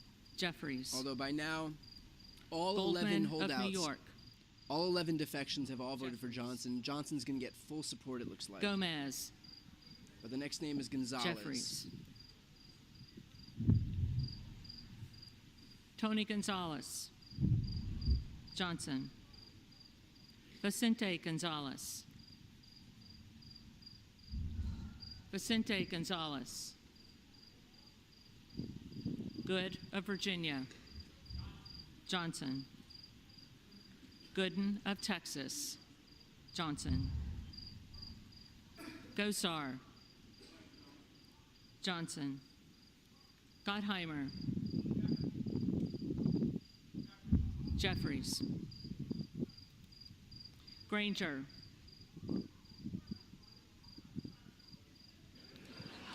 Johnson. Graves of Louisiana. Johnson. Graves of Missouri. Johnson. Green of Tennessee. Johnson. Green of Texas.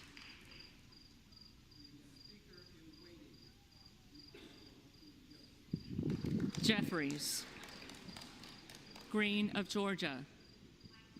Johnson. Griffith. Johnson. Grijalva. Jeffries. Grothman. Johnson. Guest. Johnson. Guthrie. Johnson. Hageman. Johnson. Harder of California. Jeffries. Harris. Johnson. Harshbarger. Johnson.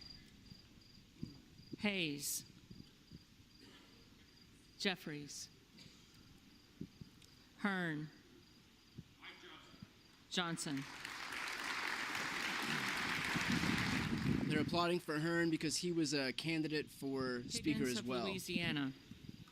And obviously everybody's falling in line. Not surprisingly, the extremists, but more importantly, the moderates, who claim that they didn't want to vote for Jim Jordan because he was too extreme.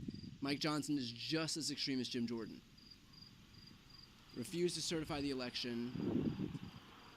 Against same-sex marriage. Himes. Against abortion. Has authored Jeffries. 3 bills to Hinson. To impose Johnson. nationwide abortion restrictions. Horsford. Jeffries. Halchin. Johnson. Houlihan. Jeffries. Hoyer. Jeffries. Hoyle of Oregon. Jeffries. Hudson. Johnson. Huffman. Jeffries. Huizinga. Johnson. Hunt. Johnson. Issa. Johnson. Ivey. Jeffries. Jackson of Illinois. Jeffries. Jackson of North Carolina. Jeffries. Jackson of Texas. Johnson. Jackson Lee. Jeffries. Jacobs. Jeffries. James. Johnson. Jayapal. Jeffries. Jeffries. Jeffries.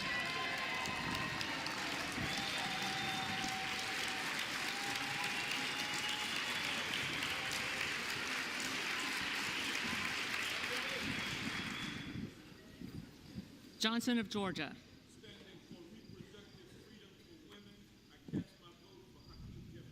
Jeffries. Johnson of Louisiana. Johnson.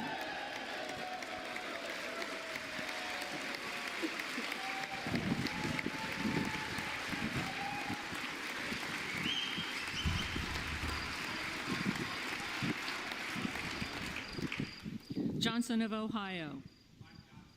Johnson. Johnson of South Dakota. Johnson. Jordan. Johnson.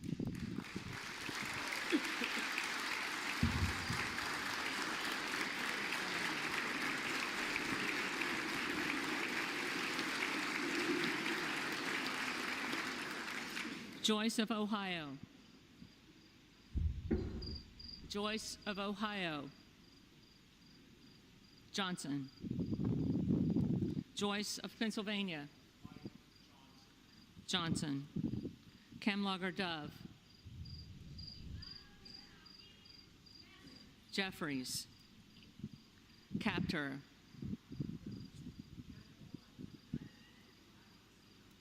Jeffries. Kane of New Jersey. Johnson. Keating. Jeffries. Kelly of Illinois. Jeffries. Kelly of Mississippi. Johnson. Kelly of Pennsylvania. Johnson. Kana. Jeffries. Kiggins of Virginia. Johnson.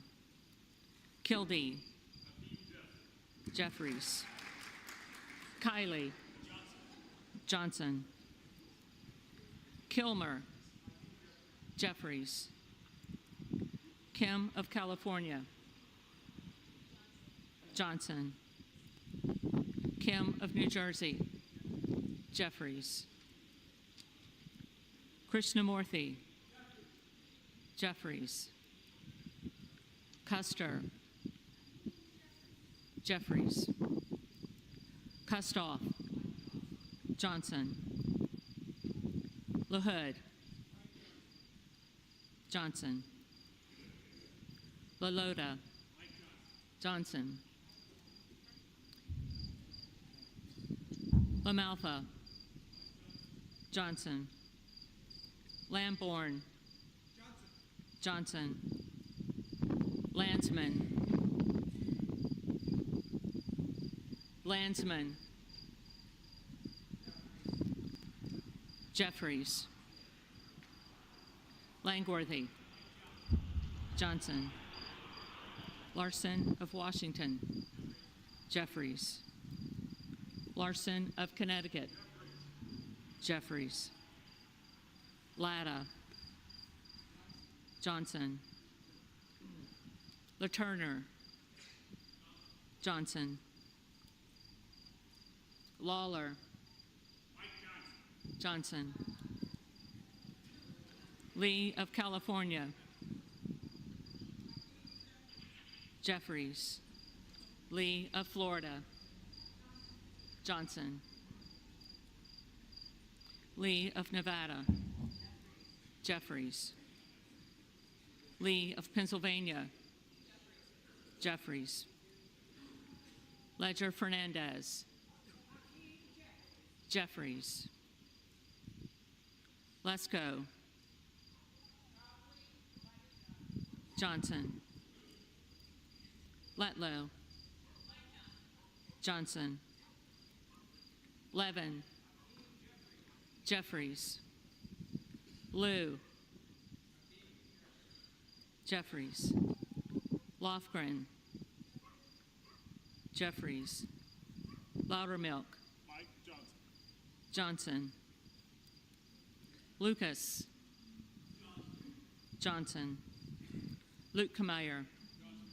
Johnson. Luna. Johnson. Luttrell. Johnson. Lynch. Jeffries. Mace. Johnson. Magaziner. Jeffries. Maliotakis. Johnson.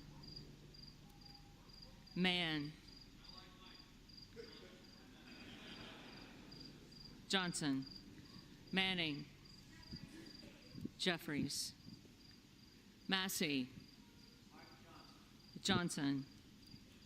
Mast. Johnson. Matsui.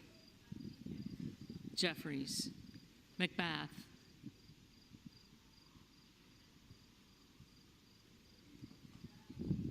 Jeffries.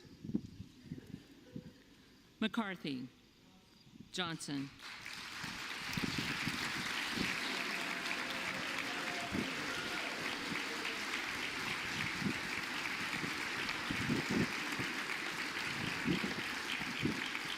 McCall.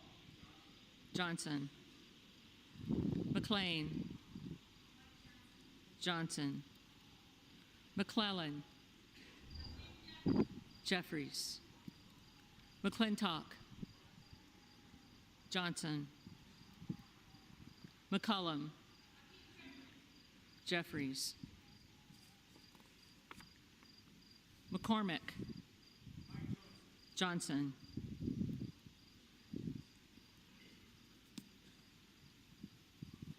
McGarvey.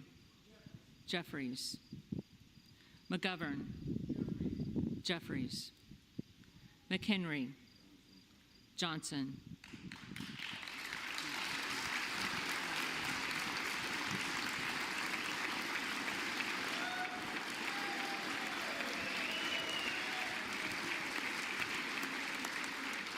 Meeks. Jeffries. Menendez. Jeffries. Ming. Jeffries. Muser. Johnson. Mfume.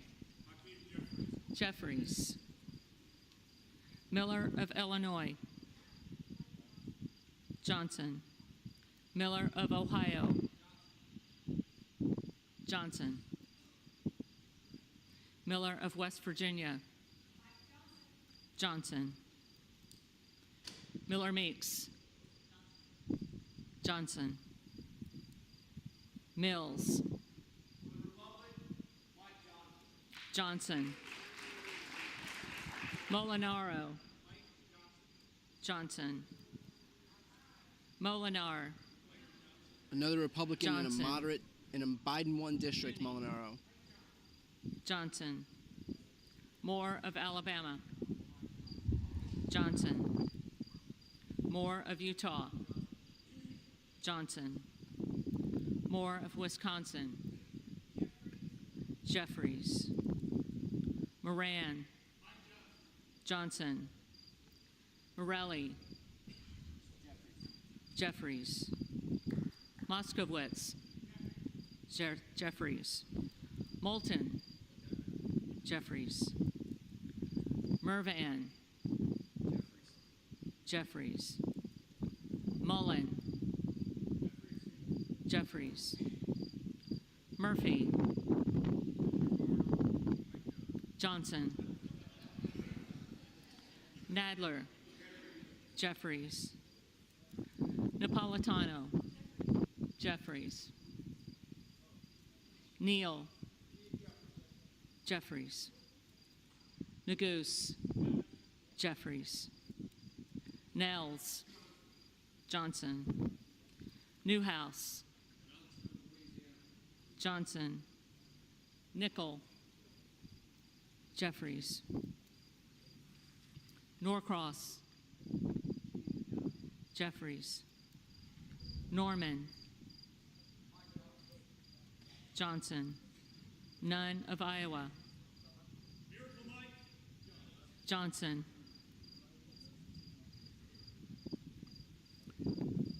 Obernolte. Johnson. Ocasio-Cortez. Jeffries. Ogles.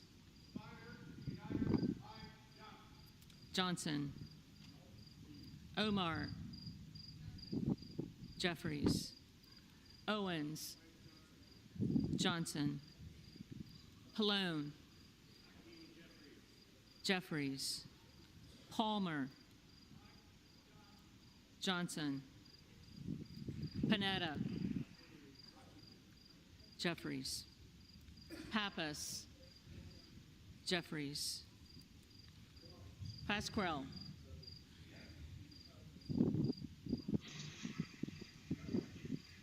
Jeffries.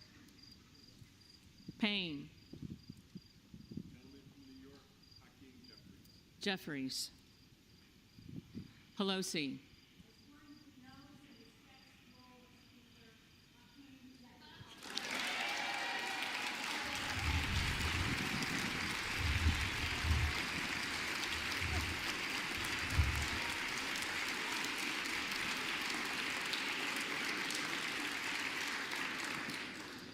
Jeffries. Peltola. Jeffries. Pence. Johnson. Perez. Jeffries. Perry. Johnson. Peters. Jeffries. Pedersen. Jeffries. Pfluger. Johnson.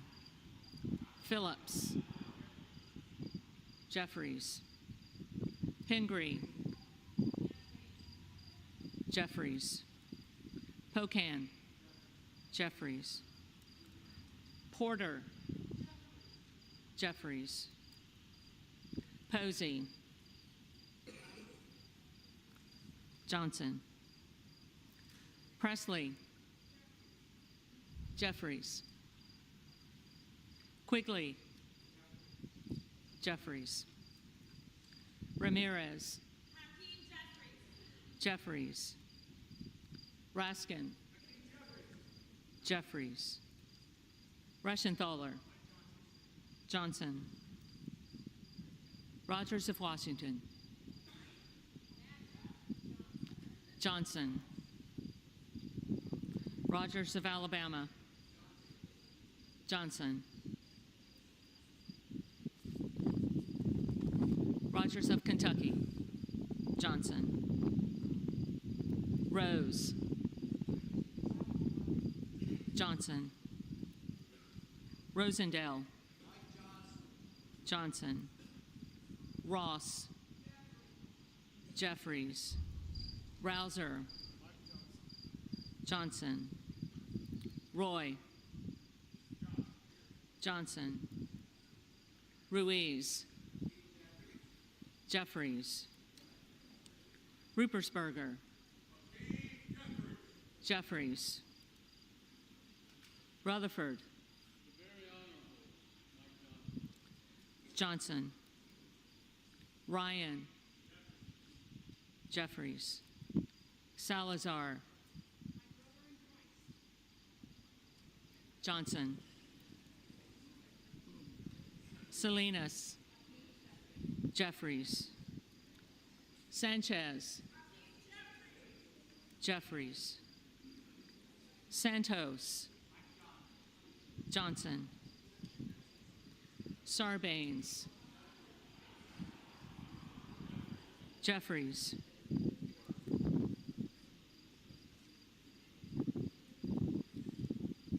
Scalise, Johnson.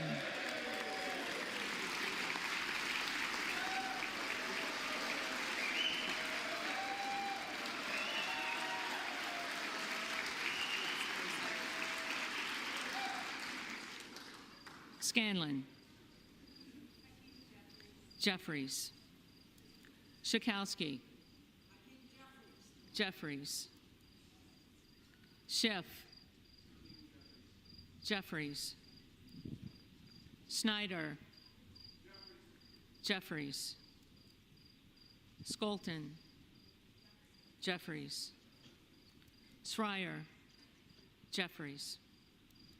Swikert, Johnson. Austin Scott, Johnson. David Scott, Jeffries. Scott of Virginia, Jeffries. Self, Johnson.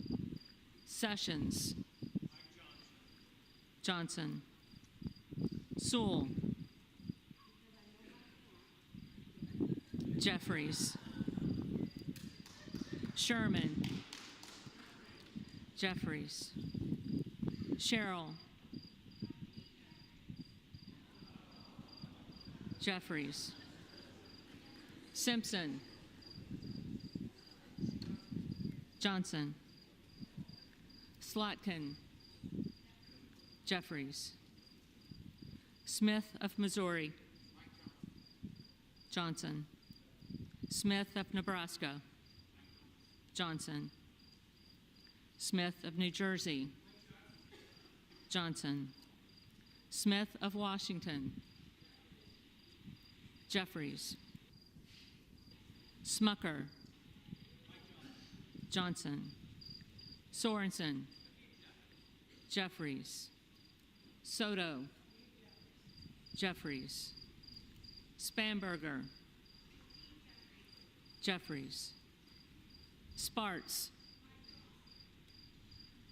Johnson. Stensbury, Jeffries. Stanton, Jeffries. Stauber. Johnson. Steele. Johnson. Stefanik. Johnson. Stile. Johnson. Stube. Johnson. Stevens. Jeffries. Strickland. Jeffries. Strong. Johnson. Swalwell. Jeffries. Sykes. Jeffries. Takano. Jeffries. Tenney. Johnson. Tanadar. Jeffries. Thompson of California. Jeffries. Thompson of Mississippi. Jeffries. Thompson of Pennsylvania. Johnson. So that's that 200 Tiffany. threshold. Johnson. Timmons. Johnson. Titus. Jeffries. Tlaib. Jeffries. Takuda. Jeffries. Tonko. Jeffries. Torres of California. Jeffries. Torres of New York. Jeffries.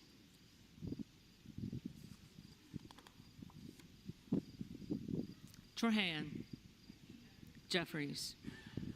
Trone. Jeffries. Turner. Johnson. Underwood. Jeffries. Valadeo. Johnson. Van Drew. Johnson. Van Dyne. Johnson. Van Orden. Van Orden. Vargas. Jeffries. Vasquez. Jeffries. Vesey. Jeffries. Velasquez. Jeffries. Wagner. Johnson. Wahlberg. Johnson. Waltz. Johnson. Wasserman Schultz. Jeffries. Waters.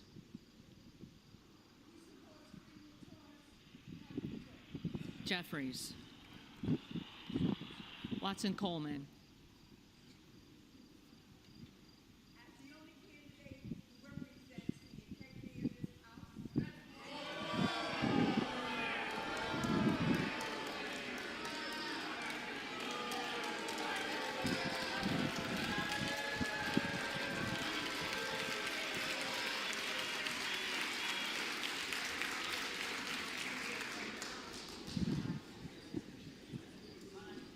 Watson Coleman.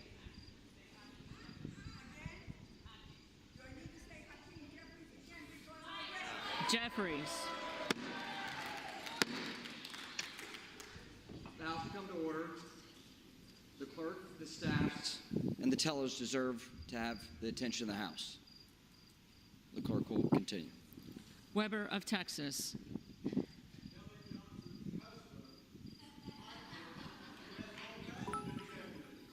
Johnson. Webster of Florida. Johnson. Winstrup. Johnson. Westerman. Johnson. Wexton,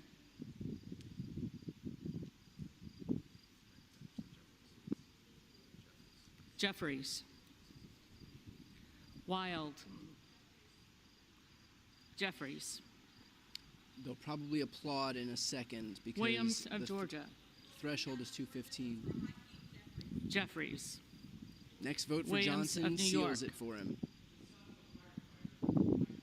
Johnson, So Williams they're of applauding Texas, now because it's official. Mike Johnson does have the Johnson. votes. He will be the next Speaker of Wilson the House. of Florida,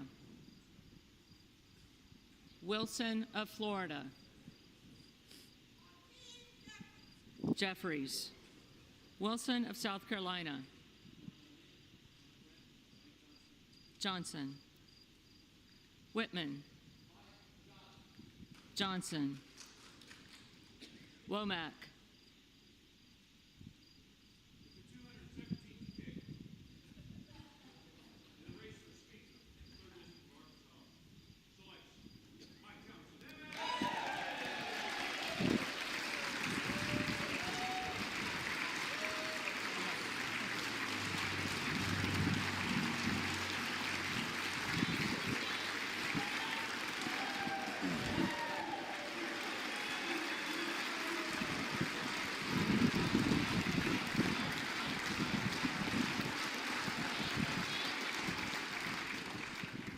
Johnson, Yacom, Johnson, Zinke, Next Speaker of the People's House.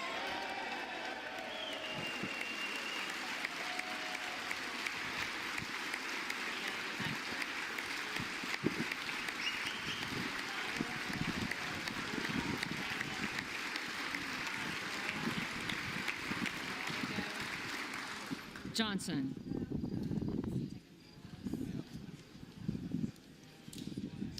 Okay, so it is official right now. What they're going to do at this point is go back and call the names of people. The clerk will now call the names of the members who did not answer the first call of the roll.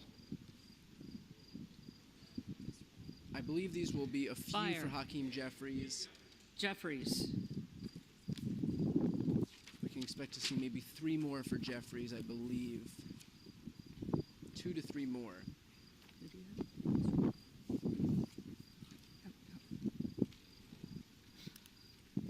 Boyle of Pennsylvania,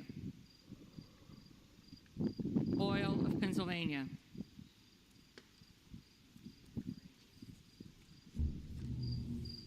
Correa, Correa,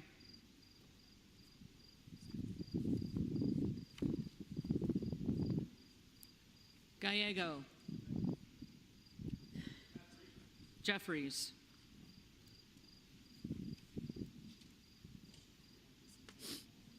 Vicente Gonzalez,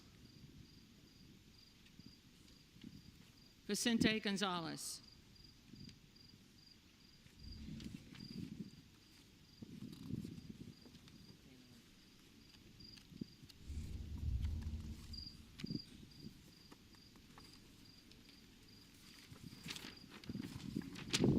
Van Orden, Van Orden,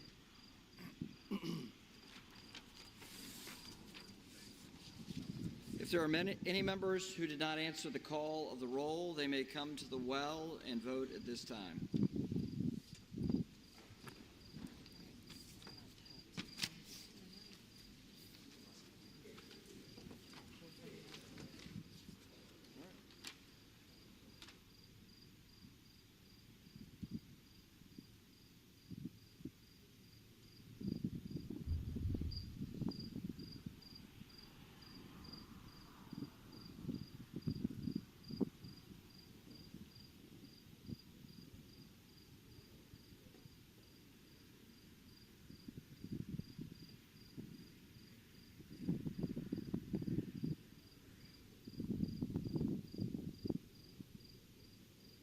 So at this point, I believe that they will be counting the votes for an official tally. This should take a few minutes, but what's clear right now is that Mike Johnson has become elected Speaker, just to give you an idea for those watching of who Mike Johnson is, he is as extreme a Republican as you could possibly find. He was the architect of Republicans' efforts to overturn the 2020 election in the House, so he worked closely with Trump on that. He also is in favor of gutting earned benefits like Social Security and Medicare.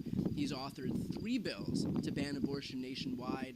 So for any of these moderate Republicans who come out and say, oh, we couldn't possibly stomach Jim Jordan, he's too extreme, and then those same people to turn around and vote for someone like Mike Johnson goes to show that it was never about the extreme positions, and it was always about the fact that Jim Jordan has high name ID and they didn't want to be saddled by the association with him. That's it. They were just looking out for themselves. They knew it was going to be much harder to go back to their district, their moderate district, and say, hey, vote for me so that we can empower Jim Jordan as Speaker.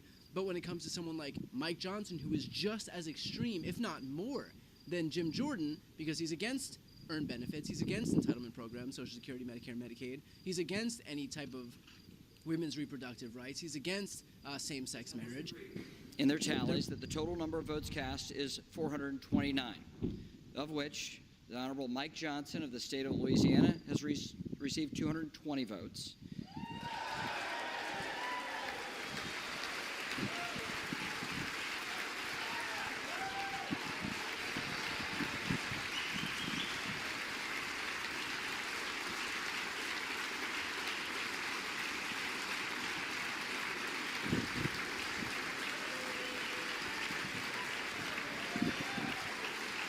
And the Honorable Hakeem Jeffries of the state of New York has received 209 votes.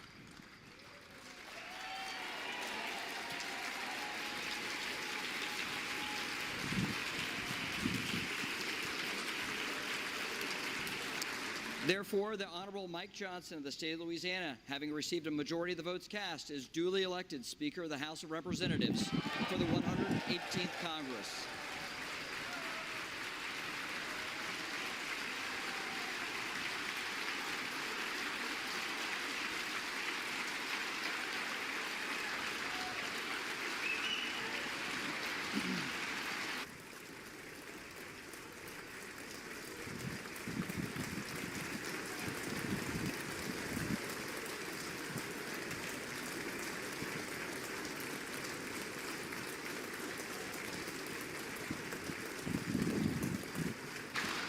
The chair appoints the following committee to escort the Speaker-elect to the chair. The gentleman from Louisiana, Mr. Scalise. The gentleman from Minnesota, Mr. Emmer. The gentlewoman from New York, Ms. Stefanik. The gentleman from North Carolina, Mr. Hudson. The gentleman from Alabama, Mr. Palmer. The gentlewoman from Michigan, Mrs. McLean. The gentleman from California, Mr. McCarthy. The gentleman from Florida, Mr. Donalds. The gentleman from Oklahoma, Mr. Hearn. The gentleman from Michigan, Mr. Bergman. The gentlewoman from Washington, Mrs. Rogers. The gentleman from Texas, Mr. Arrington. The gentleman from Texas, Mr. Fallon. The gentleman from New York, Mr. Molinaro. The gentlewoman from Florida, Mrs. Carmack. The gentleman from New York, Mr. Jeffries.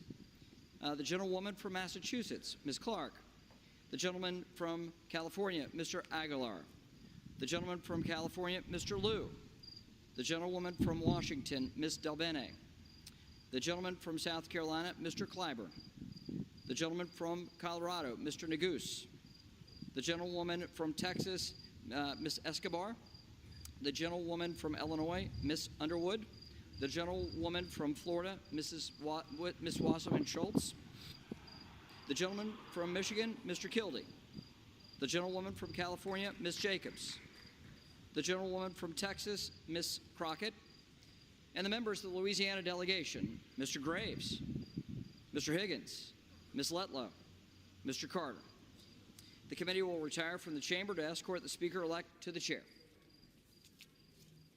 Okay, so as I was saying before, what they're going to do is they're going to do this procession. It'll take a few minutes. But just to go back to who Mike Johnson is, for those watching right now, a leading 2020 election denier. He wants to cut Social Security and Medicare and supports a nationwide ban on abortion. He authored 3 bills to do exactly that. I think what's important to recognize here, a lot of members, while some of those moderate Republicans from New York were voting for Mike Johnson, you might have heard a few Democrats on the Democratic side say bye-bye. And that's because these people are sitting in Biden won districts and yet just voted to support someone who, again, wants to ban abortion nationwide. If you're running in a Biden won district and you just cast your ballot for somebody whose position is that there should be no abortion anywhere in the country, I'm going to read you a tweet that Mike Johnson tweeted here. Breaking. Late yesterday, the Louisiana Department of Health informed abortion facilities in our state that the right to life has now been restored. Perform an abortion and get imprisoned at hard labor for 1 to 10 years and fined $10,000 to $100,000. That is what Mike Johnson is supporting here. That's his position. Espousing the virtues of hard labor imprisonment for women who seek to get an abortion in the state. That is exactly who these people just supported when they cast their ballot for him. Again, he also introduced a nationwide Don't Say Gay law in the mold of what Ron DeSantis supported down in Florida. He supported a nationwide ban on abortion, wants to end Social Security and Medicare, voted to overturn the 2020 election. So as far right as you could possibly imagine, that is who Mike Johnson is. So we have a year left of this. As I mentioned before in the pre-show, there are a number of not only Biden won districts where Republicans are currently sitting, and that's 18, but don't forget also that we're currently looking at maps that are being redrawn in Alabama, Louisiana, Georgia, Florida, South Carolina, Utah, New York, all for the express purpose of overturning illegal gerrymanders. So we could be looking at anywhere from 10 or 11 to 15 seats just on overturning illegal gerrymanders. So that right there, with a 5-seat majority in the House, is enough to flip the House from Republicans to Democrats, then add in those 18 Republicans currently sitting in Biden won districts. Democrats could be looking at a swing of 30 seats. So it's not like this guy is going to be Speaker forever, right? But in the meantime, look at how much damage he can do by not only supporting this type of legislation, and who knows what can happen in 2024 if the Republicans do have some type of a wave election, or if turnout is low among Democrats. You have somebody who was the architect of nationwide bans on abortion, who can definitely bring some of that legislation up for a vote, and if Democrats are able to retake government, then that would pass from a nationwide level. So just to kind of like put on full display the blinking red light that comes from electing someone like Mike Johnson, as extreme as he is. It also puts into doubt what he'll do, in terms of accepting any election results. Again, he was one of the architects for Trump's scheme to ignore the vote certifications in Congress. So as dangerous as it gets in terms of someone who these Republicans could have chosen, and you have these 18 Republicans sitting in Biden won districts right now, all of whom cast their ballots for this guy, and that's going to be an albatross around their necks when it comes time to actually vote this coming November, or next November rather. So, these votes are going to hang on them for a long time. And I think if we just have a few months here, it'll become apparent to everyone the extent of the extremism for someone like Mike Johnson. With that said, we're still waiting for him to come back into the chamber. In the meantime, I would ask for anybody who's watching right now, if you enjoy my coverage or the analysis that will come after this is all done or before here, please subscribe to this channel. It doesn't cost you anything. It's the best way to support what I do, and I'd very much appreciate it. Beyond these live streams, I also do breaking news coverage. I do an interview series. Last week I interviewed Jamie Raskin. The week before was AOC. I've interviewed President Biden. I also host a legal series with Glenn Kirshner, and where we talk about everything that's happening, especially with regard to the prosecutions that Donald Trump is facing right now, and a voting rights series with Mark Elias, where, again, we speak in depth about all of these maps and these gerrymanders that are being overturned. He's the lead attorney overseeing a lot of these cases.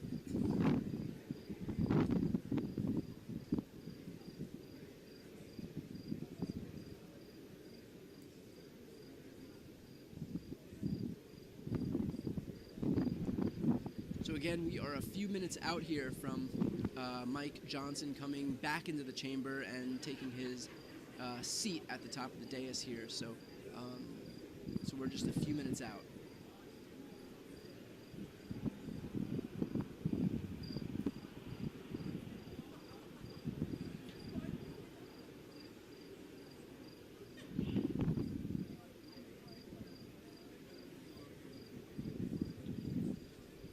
For For those asking if the rule to vacate the speaker is still in place or was it changed, I believe unless they change the rules, then it's still in place.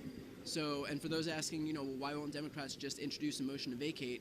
Because then we'll just see another vote like this one. If Republicans have the majority and they are united behind Mike Johnson, then even if there's a motion to vacate and they do another, they'll do a vote first to see if he'll be ousted, and it will fail, and that's it. So while the motion to vacate is still in place, if there is united support from the entire Republican conference, then it won't really matter.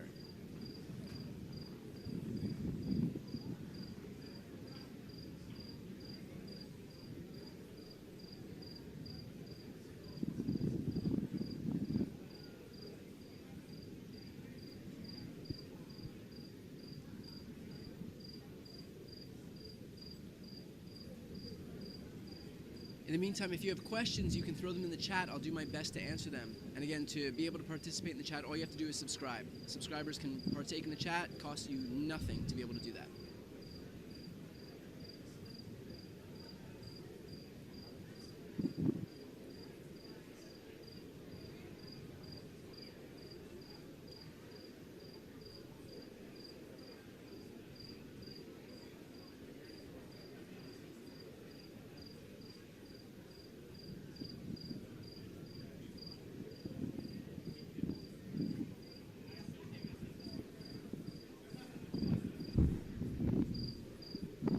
And you're watching live coverage of the new speaker and his swearing-in ceremony, which is coming up in just a minute.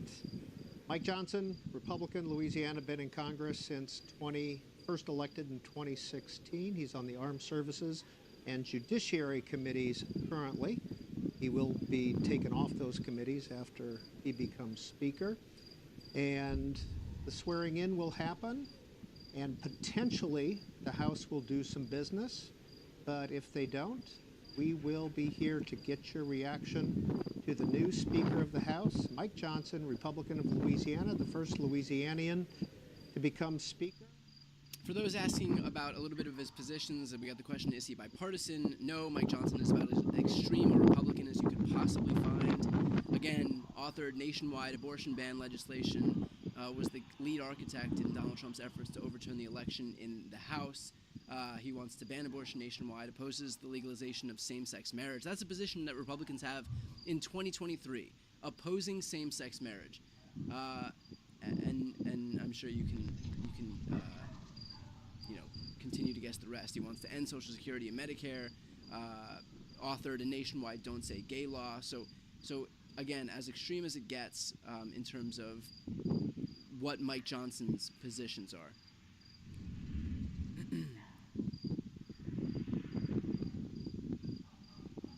If a national abortion ban passed the House, wouldn't the Senate need to also pass it for it to become law? Yes, but it shows A, what the Republicans' priorities are moving forward, and B, if the Republicans are able to gain a majority in the Senate and the White House in 2024 and keep this majority in the House, then it looks like they would have support in all three branches to be able to pass some type of a nationwide abortion ban. And remember, there is a rough map for Democrats ahead coming into the Senate. The House map is definitely better for Democrats because, again, as I mentioned, we have a number of Republicans sitting in Biden won districts, and we also have a number of maps being redrawn to undo illegal gerrymanders. But in the meantime, we're defending seats. The Democrats are defending seats in Montana, in West Virginia, in Ohio, in Arizona, in Pennsylvania. Not a great map for Democrats as far as the Senate's concerned. Our offensive opportunities in the Senate are Florida and Texas, just to give you an indication of how rough that map actually is.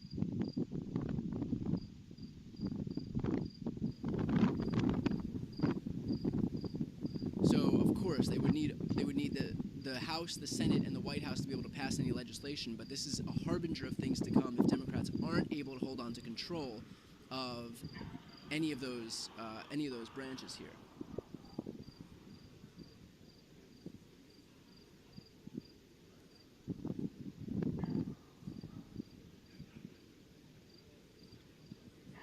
And for those saying that would seem to undermine the states' rights position that Republicans pretend to espouse, you'd be right. It was never about states' rights. It was always about abortion, banning abortion nationwide. The second that Roe was overturned, the first thing that happened was Republicans introduced a nationwide abortion ban in Congress. So it was never about leaving it up to the states. It was always just about usurping women's rights and kind of imposing their theocratic agenda onto everyone else.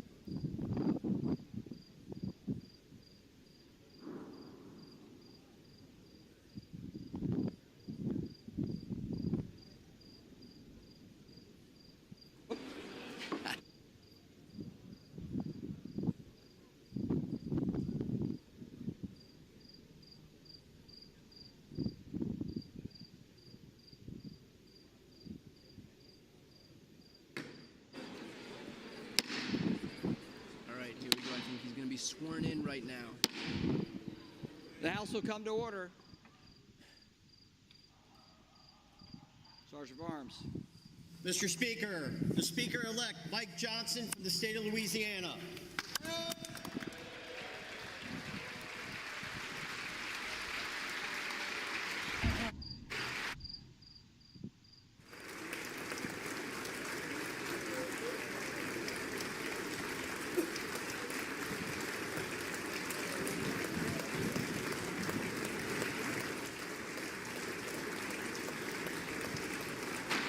Lauren Boebert is taking selfies because it's all about her social media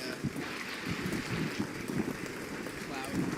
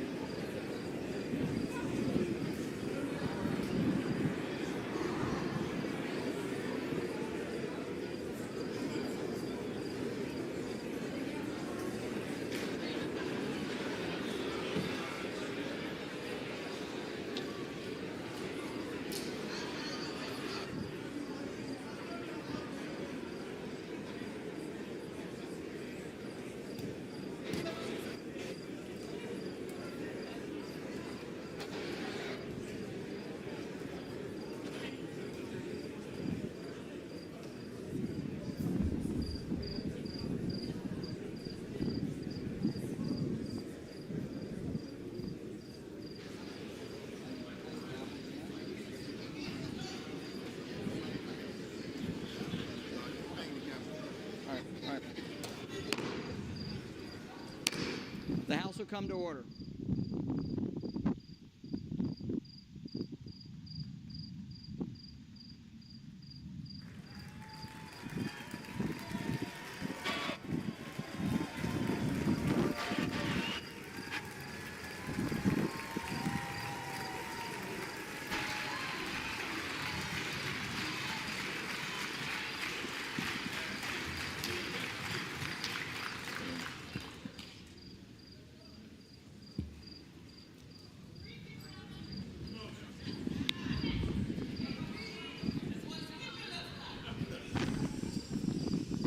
Speaker Mike Johnson, Speaker Emerita Nancy Pelosi, Whip Clark, Chairman Aguilar, all of my colleagues in government on both sides of the aisle. It's an honor and a privilege to once again stand before you as House Democratic leader. From the very beginning of this Congress, House Democrats have made clear that we will find bipartisan common ground with our Republican colleagues whenever and wherever possible for the good of the American people. And House Democrats have repeatedly done just that.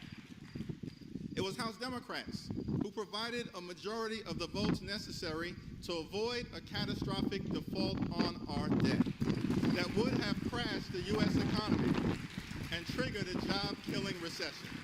It was House Democrats who provided a majority of the votes necessary to avoid a government shutdown that would have hurt everyday American. It was House Democrats who provided a majority of the votes necessary to secure $16 billion in disaster assistance for Americans whose lives have been devastated by extreme weather events. From the very beginning of this Congress, House Democrats have been governing for the people.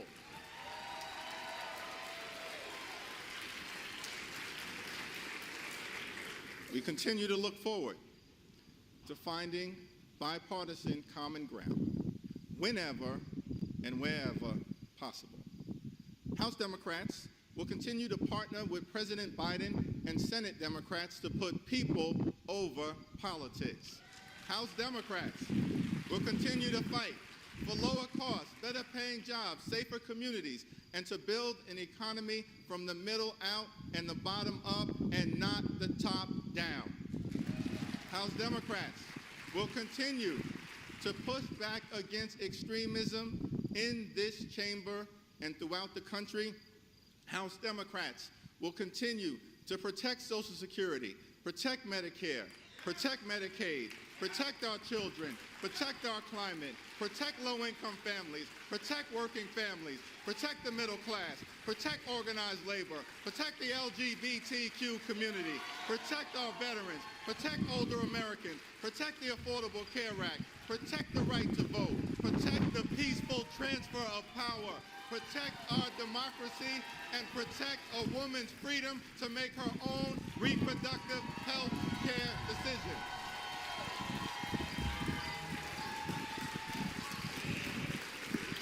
These are blue lines in the sand, and we will work hard to make sure that they are never crossed.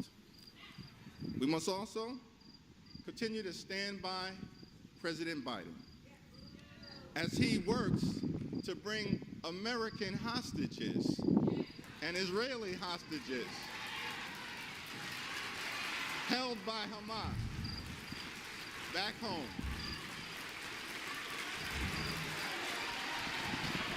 American hostages and Israeli hostages and international hostages back home.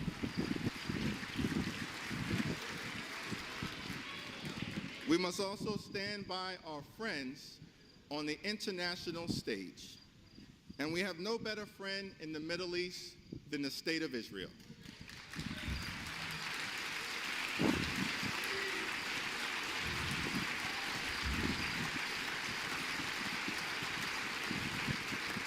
Israel has a right to exist as a Jewish and democratic state. The special relationship between the United States and Israel is unbreakable. Our commitment to Israel's security is ironclad, and Israel has a right to defend itself under the international rules of war against the brutal terror unleashed on its citizens by Hamas.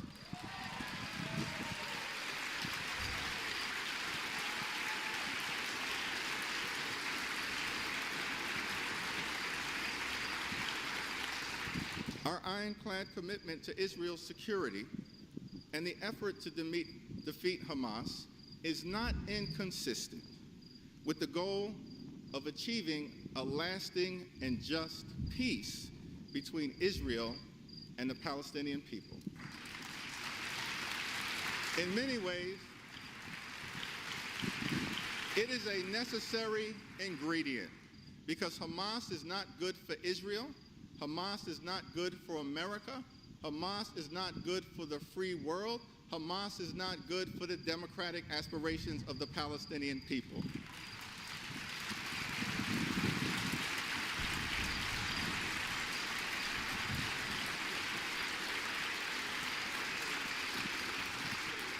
We must also support Ukraine in its courageous effort to defeat Russian aggression. There are only two paths in front of us. We can either stand up for Ukraine or bow down to Vladimir Putin. That is not a difficult choice. We must stand up for America's national security. We must stand up for democracy. We must stand up for freedom. We must stand up for truth. We must stand up for the Ukrainian people until victory is won.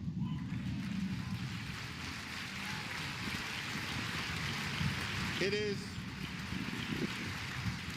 my expectation that in the next week or so, the Senate will send over for consideration a bipartisan national security funding package for Israel, Ukraine, and our other allies throughout the free world. That also includes humanitarian assistance for Palestinian civilians and others who may be in harm's way. The House of Representatives should take up this national security package and humanitarian relief package immediately, in totality, and without delay. The time for gamesmanship is over. The time for brinksmanship is over. The time for partisanship is over. It's time to get back to doing the business of the American people.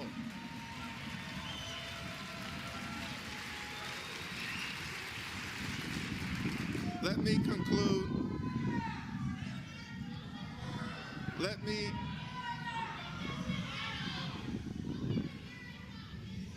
Let me conclude with an observation about the state of our democracy. Joe Biden won the 2020 presidential election. He's doing a great job under difficult circumstances, and no amount of election denialism will ever change that reality. Not now, not ever.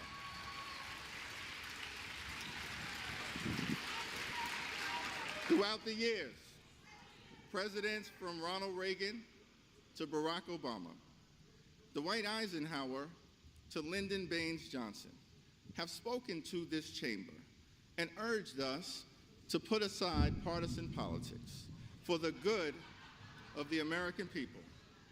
President Lincoln spoke to this Congress on December 1st, 1862, in the middle of the Civil War, and noted that we in this institution had the power and bore the responsibility to save the Union. The stakes were high. As articulated by President Lincoln, we could either nobly save or meanly lose America as we know it, the last best hope on earth.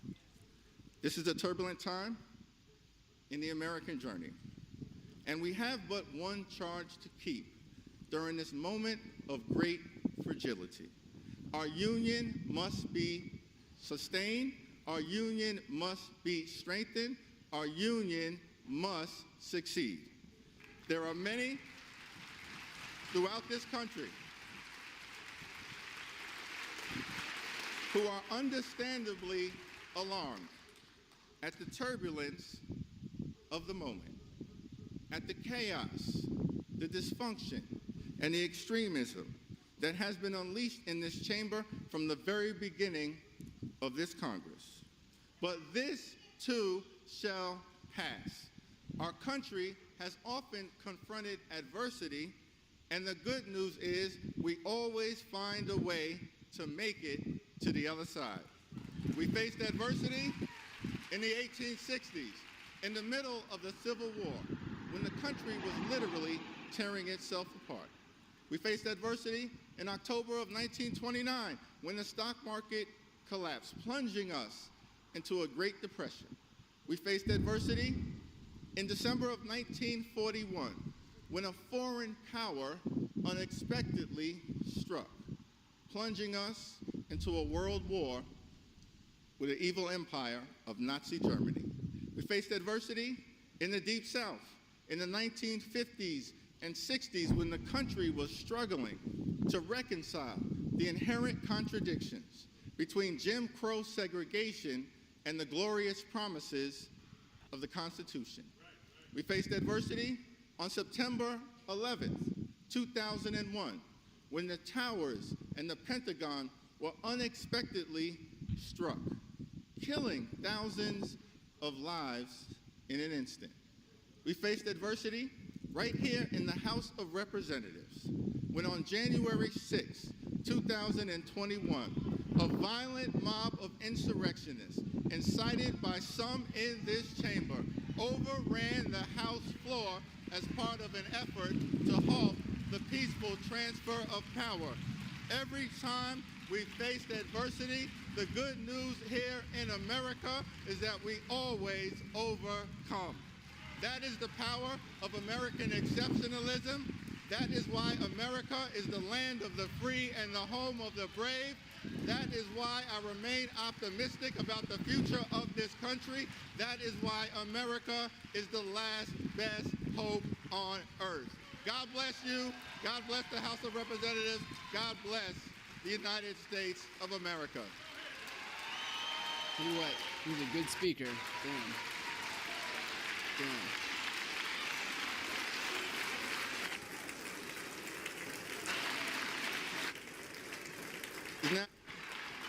It is now my solemn honor and responsibility to hand over the People's Gavel here in the United States House of Representatives to a family man, a hardworking man, a Baptist man, a Southern man, a son of a firefighter's household, the gentleman from the great state of Louisiana and the 56th Speaker of the United States House of Representatives, the Honorable Mike Johnson.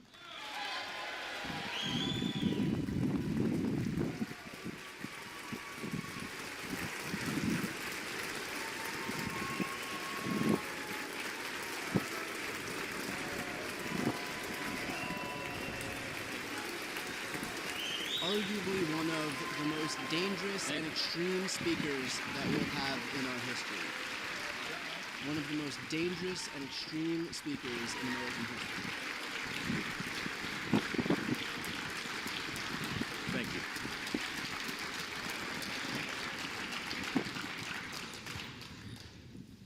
Thank you all. First, a few words of gratitude. I want to thank Leader Jeffries. I do look forward to working with you on behalf of the American people. I know we see things from very different points of view, but I know that in your heart you love and care about this country and you want to do what's right. And so we're going to find common ground there, all right?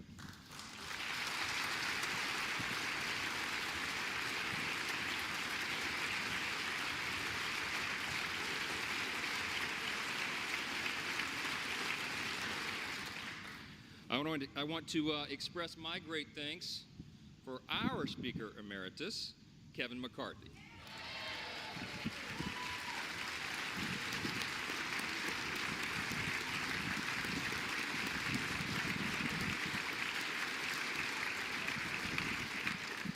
Kevin has dedicated over 2 decades of his life to selfless public service, 16 of those years in this House.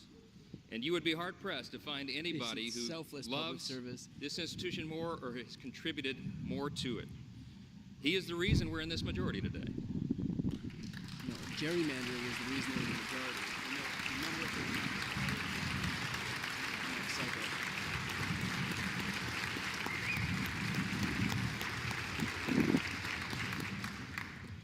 His impact can never be overstated, and I want to thank him for his leadership, his friendship, and the selfless sacrifice that you and Judy have made for so many years. You helped build it, Kevin, and we owe you a great debt of gratitude.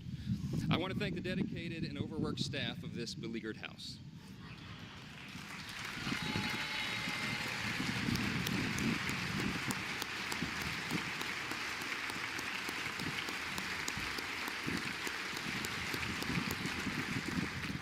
They accept praise so stoically. But Miss Susan Cole, our House reading clerk, and yes.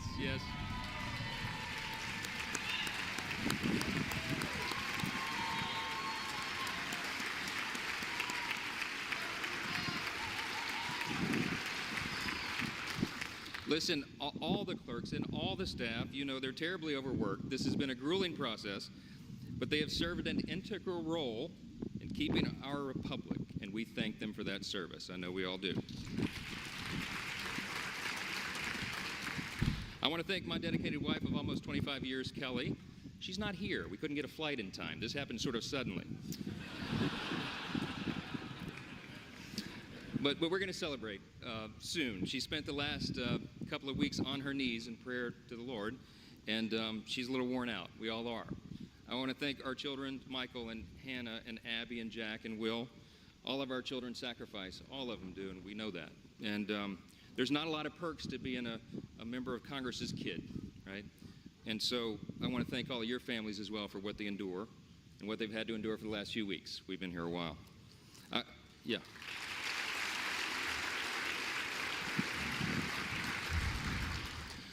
I want to thank my faithful mother, Jeannie Johnson, who bore me at the age of 17. And my brothers, Chris and Josh, and my sister, Laura, and all their families, and all of our extended family. In Louisiana, family's a big deal, and we got a bunch of them. I especially want to thank all the extraordinary people of the great state of Louisiana.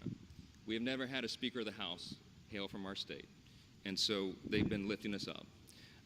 I thank the people of Louisiana for the opportunity to serve you in Congress, and I'm humbled by your continuous support. We will make you proud. To my colleagues, I want to thank you all for the trust that you have instilled in me to lead us in this historic and unprecedented moment that we're in. The challenge before us is great, but the time for action is now, and I will not let you down.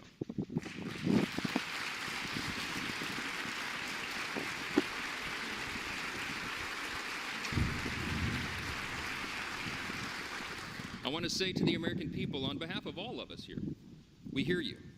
We know the challenges you're facing. We know that there's a lot going on in our country, domestically and abroad, and we are ready to get to work again to solve those problems, and we will. Our mission here is to serve you well, to restore the people's faith in this House, in this great and essential institution. My dad, it was mentioned, my dad was a firefighter. He was an assistant chief of the fire department in my hometown of Shreveport, Louisiana, a little town in northwest Louisiana. On September 17, 1984, when I was 12 years old, he was critically burned and permanently disabled in the line of duty. All I ever wanted to be when I grew up was the chief of the fire department in Shreveport.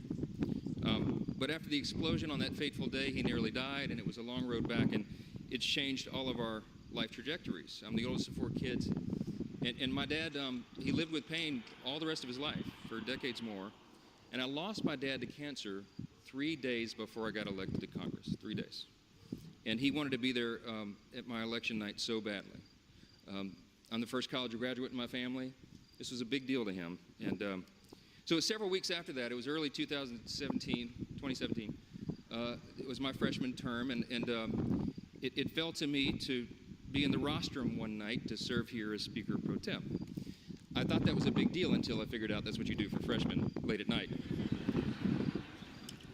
And I think if my memory serves, Miss Jackson Lee was winding down one of her long, eloquent speeches. And not that I was not enraptured by her speech, but I looked up at the top in the chamber there, and I saw the face of Moses staring down. And I just felt in that moment the weight of this place, right? The history that is revered here and the future that we are called to forge. And I really was just kind of almost overwhelmed with emotion. It occurred to me in that moment, it had been several weeks, and I had not had an opportunity yet to grieve my dad's passing, and I just had this sense that somehow he knew. And I had tears come to my eyes, and I was standing here, and I'm wiping them away, and then it suddenly occurs to me, the late-night C-SPAN viewers are going to think something's very wrong with the new young congressman from Louisiana. It wasn't Sheila's speech. I'm sorry. I just knew in that moment that my dad, my father, would be proud of me, and I felt that he was.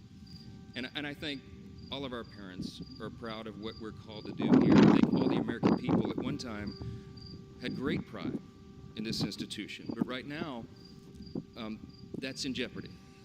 And we have a challenge before us right now to rebuild and restore that trust. This is a beautiful country. It's the beauty of America that allows a firefighter's kid like me to come here and serve in this sacred chamber where great men and women have served before all of us and strive together to build and then preserve what Lincoln did refer to as the last best hope of man on earth. We stand at a very dangerous time. I'm stating the obvious. We all know that. The world is in turmoil. But a strong America is good for the entire world.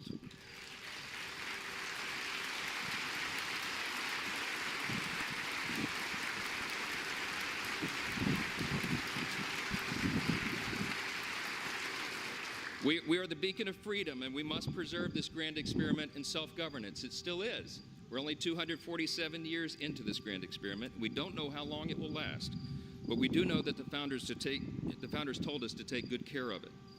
I want to tell all my colleagues here what I told the Republicans in that room last night. I don't believe there are any coincidences in a matter like this. I believe that Scripture, the Bible, is very clear. That God is the one that raises up those in authority. He raised up each of you, all of us. And I believe that God has ordained and allowed each one of us to be brought here for this specific moment in this time. This is my belief. I believe that each one of us has a huge responsibility today to use the gifts that God has given us to serve the extraordinary people of this great country, and they deserve it. And to ensure that our republic remains standing as the great beacon of light and hope and freedom in a world that desperately needs it.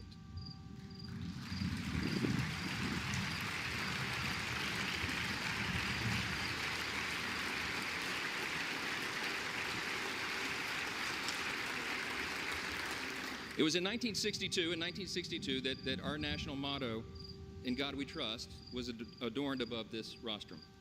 And if you look at the little guide that they give tourists and constituents who come and visit the house, if you turn in there to about page 14 in the middle of that guide, it tells you the history of this.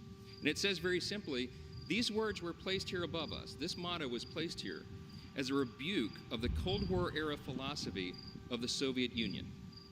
That philosophy was Marxism and communism, which begins with the premise that there is no God. This is a critical distinction that is also articulated in our nation's birth certificate. We know the language well, the famous second paragraph that we used to have children memorize in school, and they don't do that so often anymore, but they should. G.K. Chesterton was the famous British philosopher and statesman, and he said one time, America is the only nation in the world that is founded upon a creed. And he said it's listed with almost theological lucidity in the Declaration of Independence. What is our creed?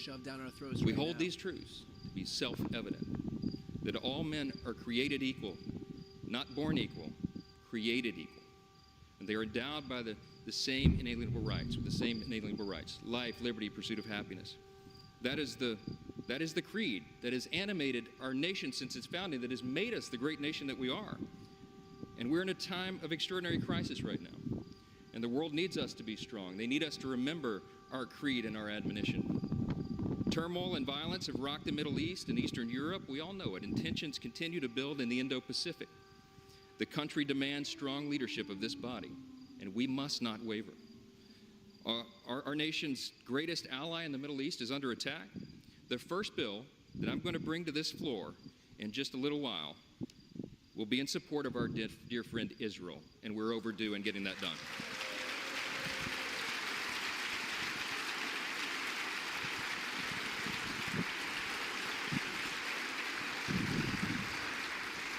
We're going to show not only Israel, but the entire world that the barbarism of Hamas that we have all seen play out on our television screens is wretched and wrong, and we are going to stand for the good in that conflict. We have a catastrophe at our southern border. The Senate and the White House can no longer ignore the problem. From Texas to New York, wave after wave of illegal migrants are stressing our communities to their breaking points. We know that our streets are being flooded with fentanyl, and all of our communities, children, and even adults are dying from it. The status quo is unacceptable. Inaction is unacceptable, and we must come together and address the broken border. We have to do it.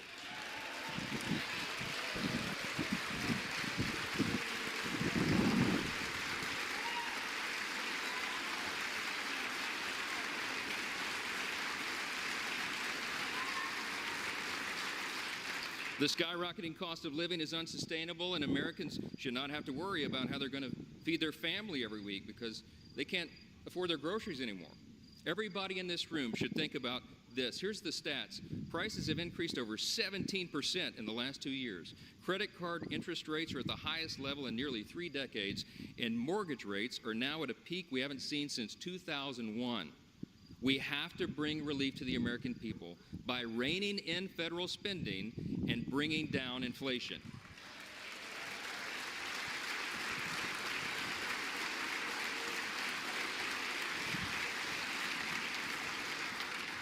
The greatest threat to our national security is our nation's debt. And while we've been sitting in this room, that's right, the debt has crossed almost $33.6 trillion. In the time that it's going to take me to deliver this speech, we'll go up another $20 million in debt. It's unsustainable. We have to get the irony being that when Republicans had full control of government, they added almost $8 trillion to the debt. Only a problem when the Democrats. But the consequences, if we don't act now, are unbearable. We have a duty to the American people to explain this to them so they understand it well. And we are going to establish a bipartisan debt commission to begin working on this crisis immediately.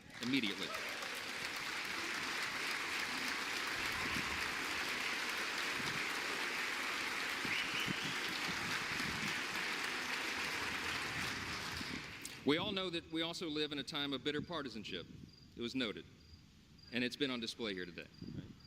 Right? When our people are losing their faith in government, when they're losing sight of the principles that made us the greatest nation in the history of the world, I think we got to be mindful of that. We're going to fight. We're going to fight vigorously over our core principles because they're at odds a lot of times now in this modern era. We have to sacrifice sometimes our preferences because that's what's necessary in a legislative body. But we will defend our core principles to the end. In his farewell address, thank you. In his farewell address, President Reagan explained the secret of his rapport with people. And I like to paraphrase his explanation all the time. He said, you know, they call me the great communicator, but I really wasn't that. He said, I was just communicating great things. And they're the same great things that have guided our nation since its founding. What are those great things? I call them the 7 core principles of American conservatism, but let me concede to you all, I think it's really quintessentially the core principles of our nation. I boil them down to individual freedom, limited government, the rule of law, peace through strength, fiscal responsibility, free markets, and human dignity. Those are the foundations that made us the extraordinary nation that we are. This guy's there. The Law and Order Party is there because he's there at the approval of Donald Trump, who's currently sitting in a courtroom in New York. Most successful nation in the history of the world. The things that have made us truly exceptional. In this time of great crisis, it is our duty to work together, as previous generations of great leaders have, to face these great challenges and solve these great problems. I will conclude with this. The job of the Speaker of the House is to serve the whole body, and I will. But I've made a commitment to my colleagues here that this Speaker's office is going to be known for decentralizing the power here.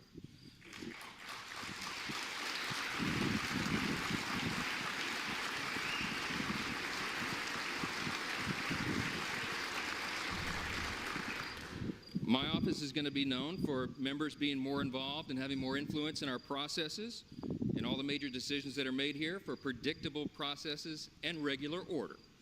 We owe that to the people. That's right. And I want to make this commitment to you, to my colleagues here and on the other side of the aisle as well. My office is going to be known for trust and transparency and accountability, for good stewardship of the people's treasure, for the honesty and integrity that is incumbent upon us, all of us, here in the people's house. Our system of government is not a perfect system. It's got a lot of challenges, but it is still the best one in the world, and we have an opportunity to preserve it.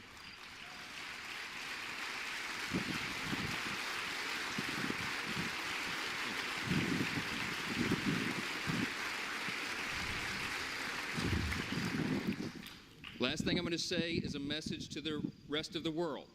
They have been watching this drama play out for a few weeks. We've learned a lot of lessons, but you know what? Through adversity, it makes you stronger. And we want our allies around the world to know that this body of lawmakers is reporting again to our duty stations. Let the enemies of freedom around the world hear us loud and clear. The People's House is back in business.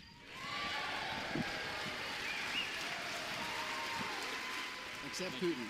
That's totally fine as far as they're concerned, because these people will not prove any Ukraine aid.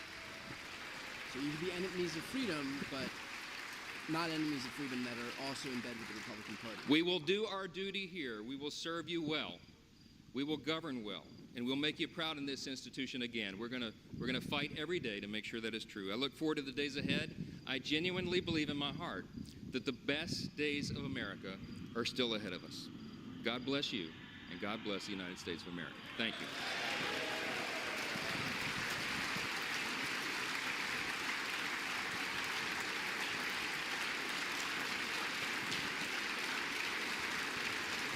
Thank you. I'm now ready to take the oath of office, and I ask the Dean of the House of Representatives, the Honorable Harold Rogers of Kentucky, to please administer the oath of office. Mr. Speaker Designee, congratulations on your election. Thank you, sir. When our founding fathers chose a bold, new, and innovative new self-rule government, it was met by deep skepticism by the world's monarchs. They said self-rule is only a dream. Our founders said they're right. It's the American dream. Amen.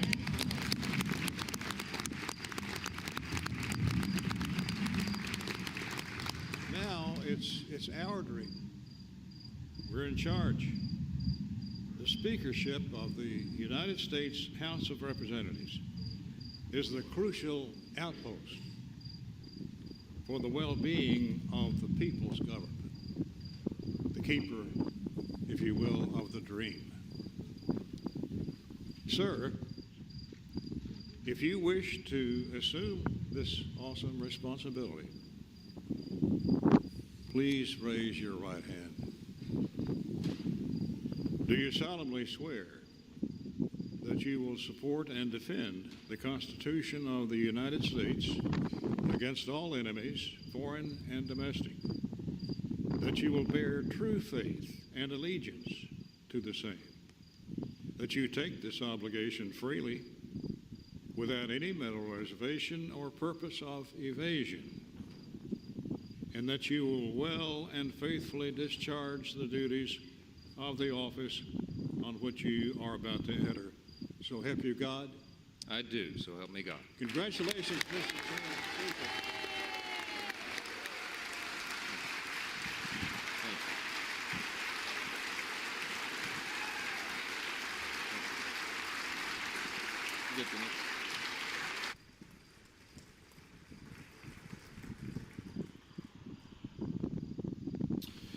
Would y'all like to get right into governing?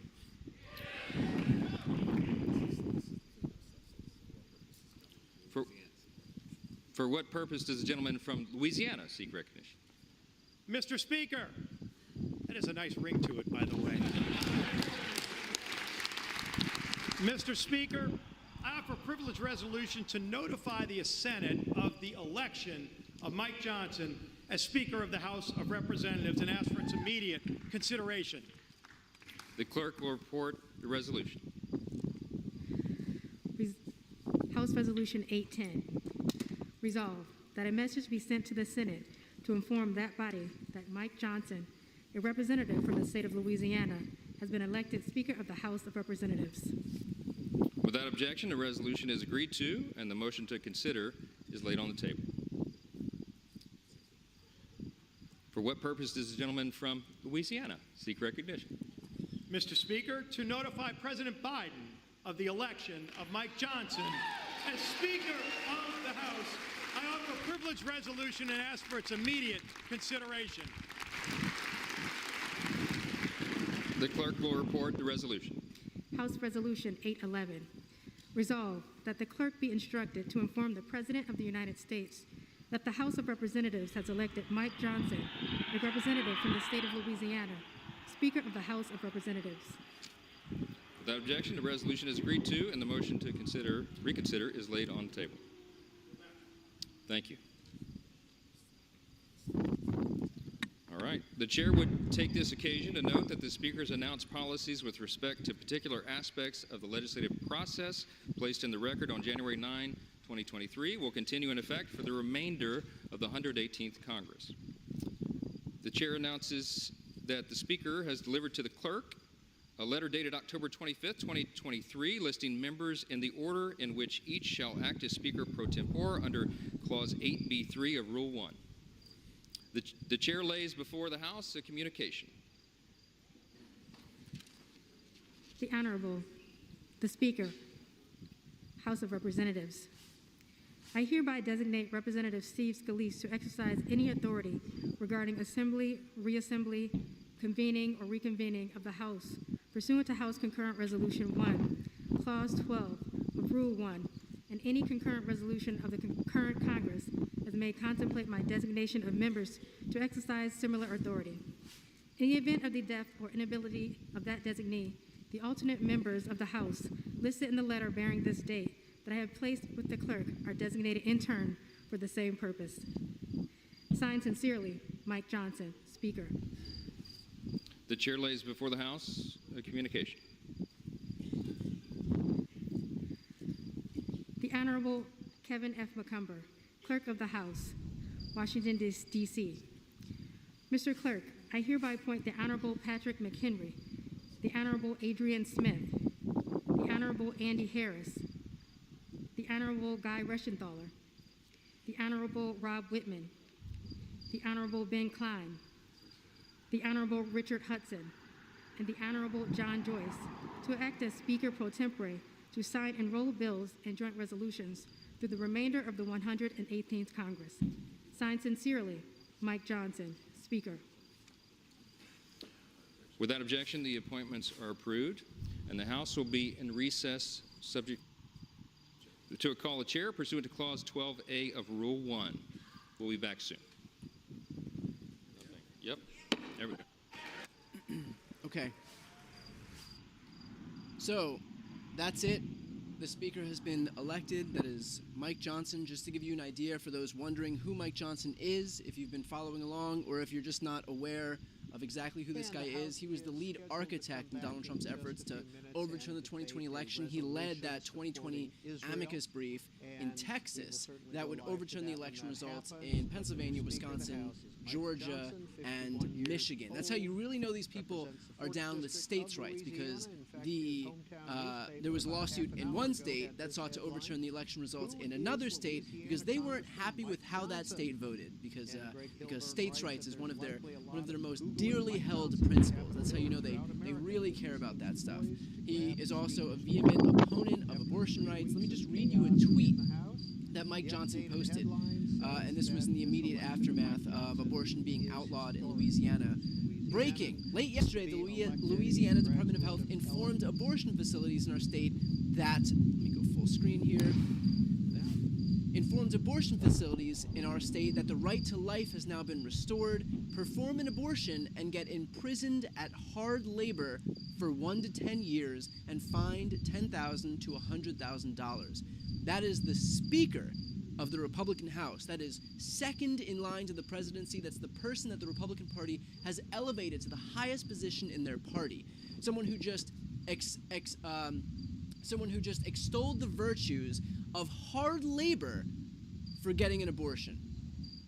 And that is in the immediate aftermath of the American people coming out in in state after state, even deep red states, states like Kentucky and Ohio, coming out and voting against these Republican efforts to overturn abortion rights. So this is the person that Republicans have elevated to the highest position in their government.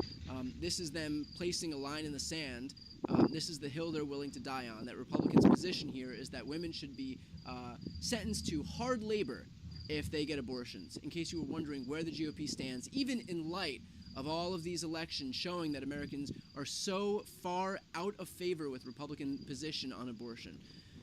He's also far right on other issues like same-sex marriage. Again, the reason that Tom Emmer wasn't a suitable candidate for Republicans as far as Speaker is concerned is because he committed the crime of supporting same-sex marriage or not opposing same-sex marriage now in the year 2023. So it is 2023. They now have a speaker who opposes the right to same-sex marriage, and that is their position on that issue. Again, another issue that Republicans are vastly out of favor with compared with the majority of Americans.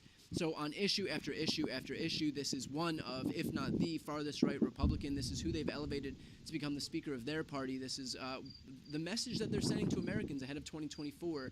That where they stand on abortion is that women should be sentenced to hard labor if they seek one. That Americans who are currently in same-sex marriages shouldn't have that right, and that if Americans vote for a certain candidate who is not the candidate that Republicans want, that they should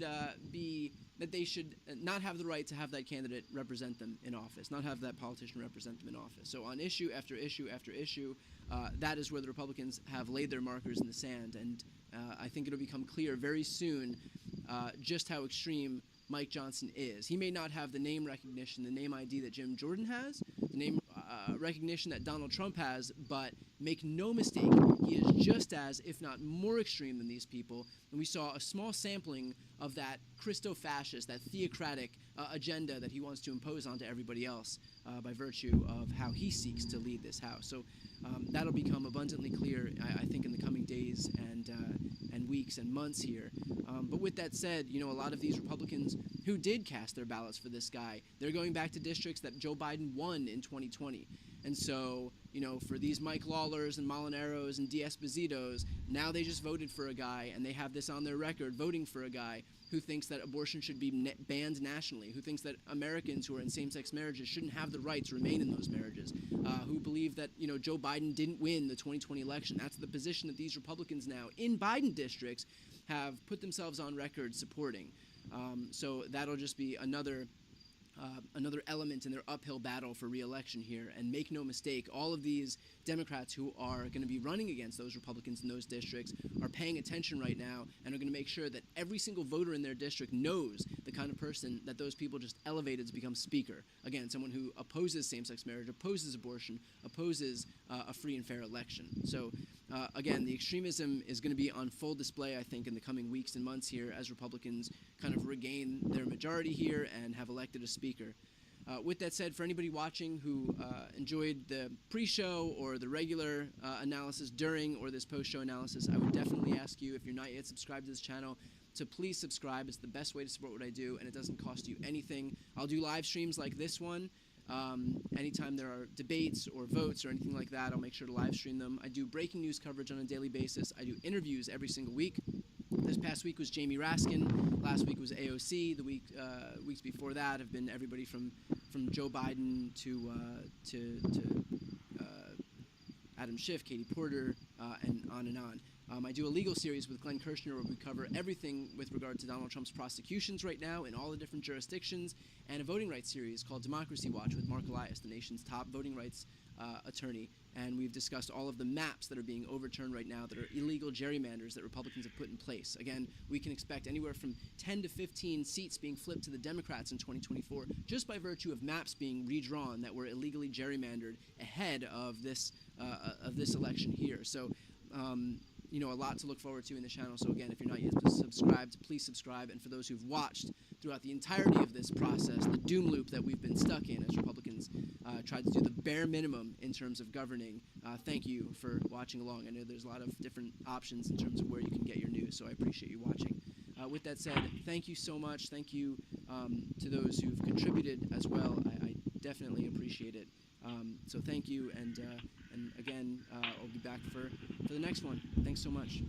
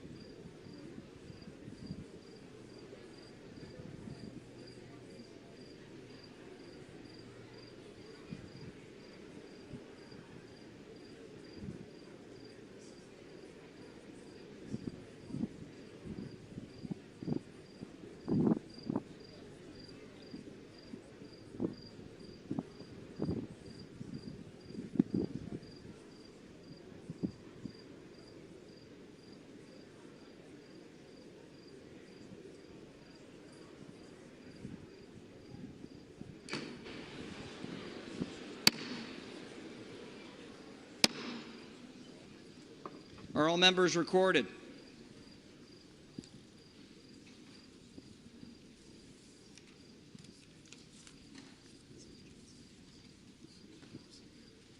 On this roll call, 429 members have recorded their presence.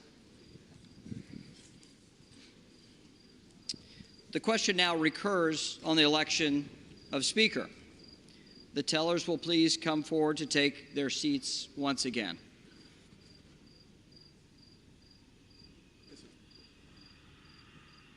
Thank you. Thank you. Oh, I didn't even notice.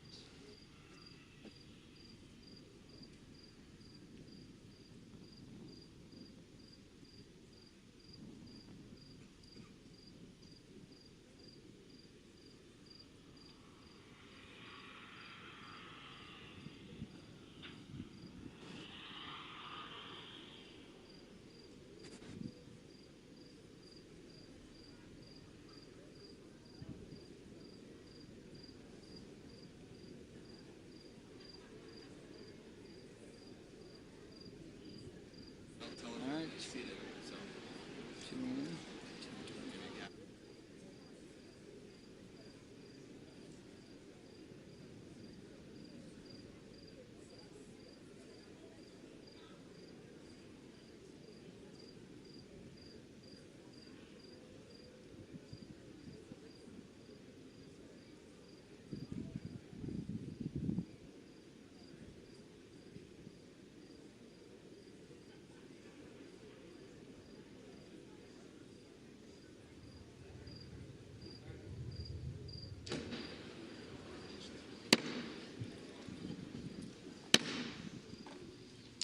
The nominations are now in order. The chair now recognizes the gentlewoman from New York, Ms. Stefanik. Mr. Speaker Pro Temp, Madam Clerk, colleagues, on behalf of the House Republican Conference, I rise today to nominate the gentleman from Louisiana, Mike Johnson, as Speaker of the People's House.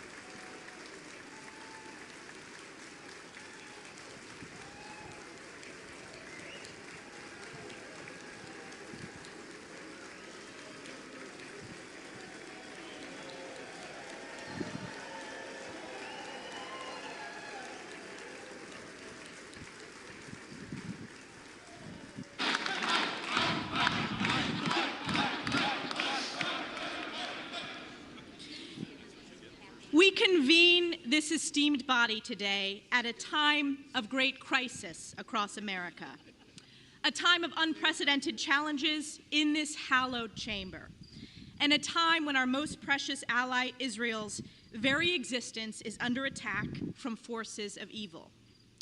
Yesterday, our dear colleague, our former conference chair, our chair of Energy and Commerce, Kathy McMorris Rogers, nominated Mike Johnson in our conference. And she put it best, and I want to quote her today. She said, quote, "Trust has been broken and we have come to a standstill. How do we restore trust between members, leadership, and ultimately between Congress and we the people?" Kathy went on to say, "There's a sense that it cannot be business as usual." She went on to note, above the Speaker's chair in the House chamber is our nation's motto, "In God we trust."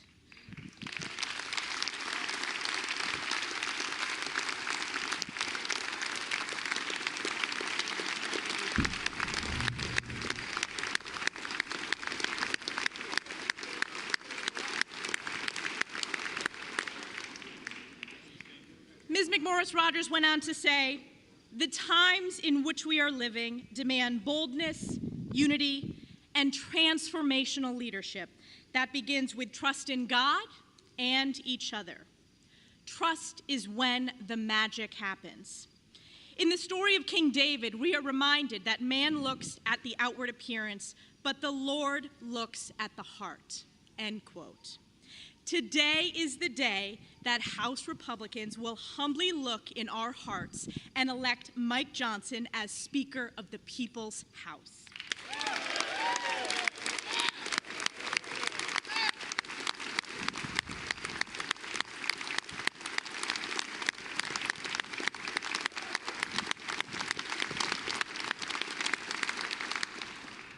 A man of deep faith, Mike epitomizes what it means to be a servant leader.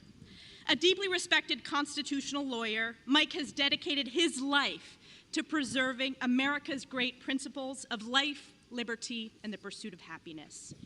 Mike is a titan on the Judiciary Committee and a dedicated member of the House Armed Services Committee. And as vice chair of our conference, he has united all of our members to speak clearly and boldly on behalf of the American people. A friend to all and an enemy to none, Mike is strong, tough, and fair, and above all, Mike is kind. And at this very moment, this Republican conference knows that we live in perilous times and the American people are hurting. Families are struggling under the pain of inflation caused by reckless far-left spending, unable to afford groceries, heat, or gas. We have an inhumane open border with millions illegally smuggled and trafficked, and tens of thousands of children lost in the chasm of the incompetence and negligence of the Biden administration. Israel is under attack by Iranian-backed Hamas terrorists committing atrocities, with Israelis suffering the bloodiest days in modern memory. Crime is skyrocketing on our streets, while there are vicious calls from the left to defund our great men and women in blue. American energy production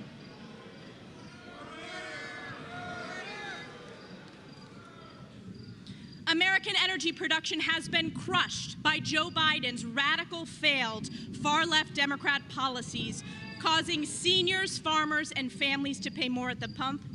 And Americans fundamentally understand that the federal government has been illegally weaponized against we, the people, shredding the Constitution, targeting conservatives, parents,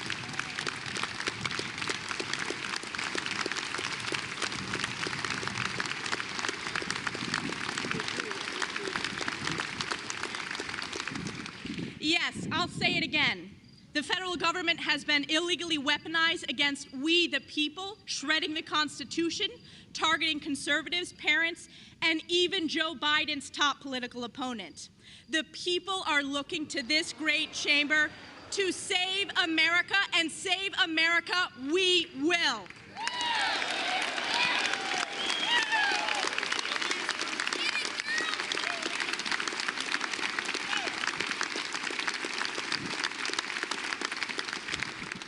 And as we embark on the path ahead, I am reminded of Galatians 6:9. And let us not grow weary of doing good, for in due season we will reap if we do not give up. House Republicans and Speaker Mike Johnson will never give up. Today is the day we get this done. May God bless our next Speaker, Mike Johnson. May God bless the United States of America. And I yield back.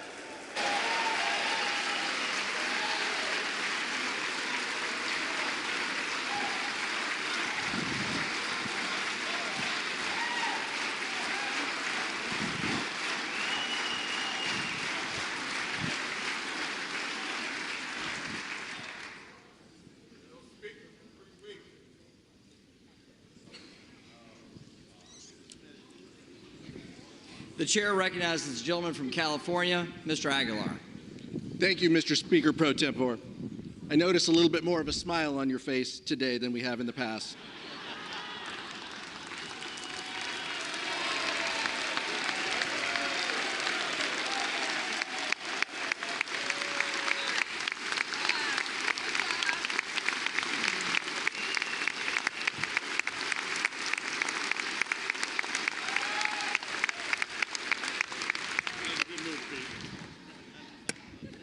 Mr. Speaker, I rise today at the direction of the Democratic Caucus to place into nomination for the position of Speaker of the House of Representatives, the Honorable Hakeem Jeffries from New York.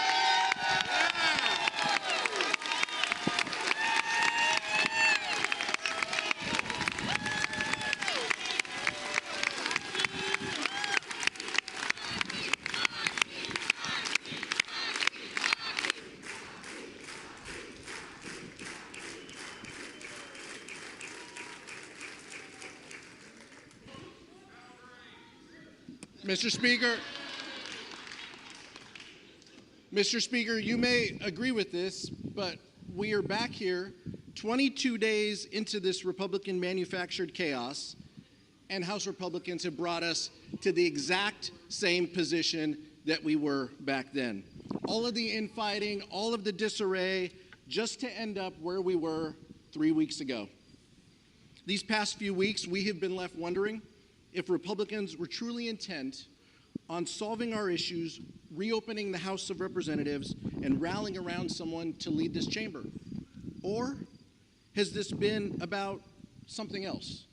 Has this been about a focus of House Republicans to find the person who can pass their extreme litmus test to oppose marriage equality, enact a nationwide abortion ban without exceptions, gut Social Security and Medicare, and support overturning a free and fair election?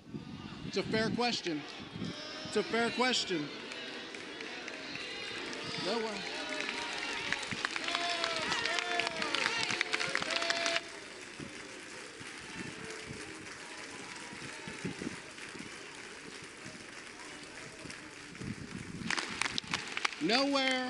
Nowhere in that candidate questionnaire is it about growing the middle class, helping our communities, keeping the cost of health care lower, and making life for everyday Americans better.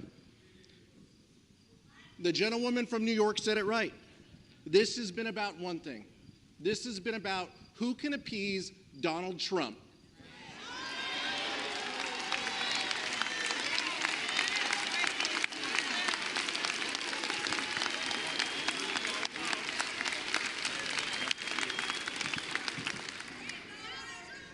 House Republicans have put their names behind someone who has been called the most important architect of the Electoral College objections.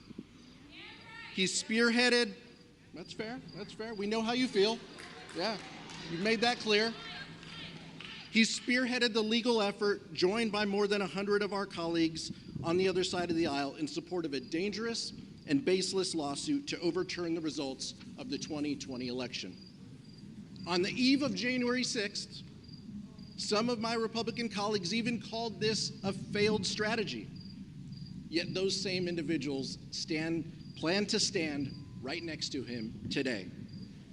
Mr. Speaker Pro Tem, House Democrats believe that when members of this body voted to reject the results of the 2020 election, they forfeited their ability to lead this chamber.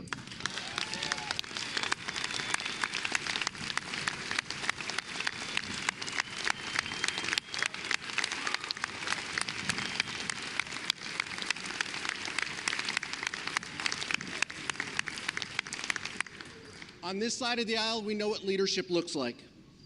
Hakeem Jeffries has never turned his back on the will of the American people. The son of two social workers, he has always stood by the side of working families. The most pressing needs of everyday Americans are his North Star. He believes that everyone in America should have the opportunity to get ahead and achieve their version of the American dream. He believes that access to affordable health care is a right, not a privilege. He believes that reproductive freedom must be guaranteed, not stripped away.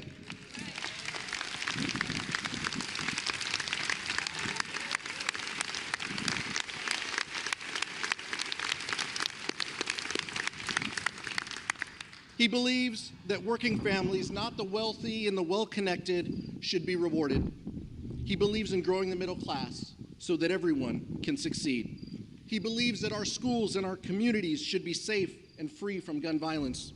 He believes that investing in public schools, not depriving students of fact-based education by banning books.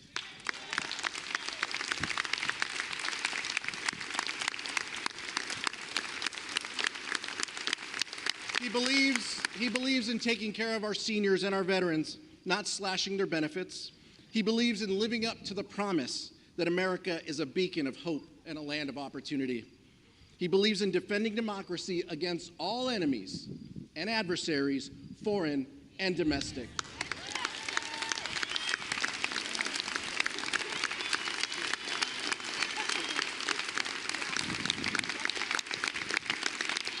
He believes in standing by our allies, Israel and Ukraine.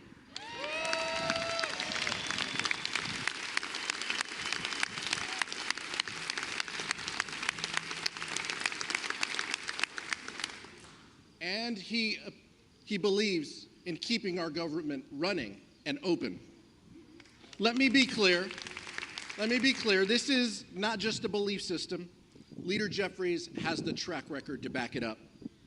He is certainly a far contrast from who Republicans have nominated, with or without their votes, to nominate today. But if House Republicans choose, they can still join us on a bipartisan path forward. Let's come together to fund our government, support our allies abroad, and deliver for working families. End the chaos, end the dysfunction, end the extremism. Let's open up the people's house. I yield back, Mr. Speaker.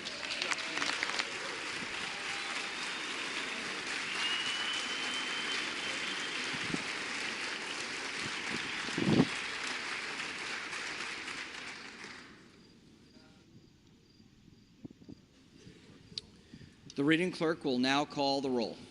Adams. Jeffries. Adderholt. Johnson. Aguilar.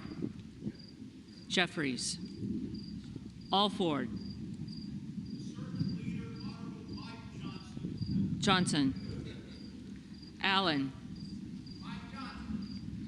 Johnson. Allred. Jeffries. Amadei. Johnson. Armstrong. Johnson. Arrington. Johnson. Auchincloss. Jeffries.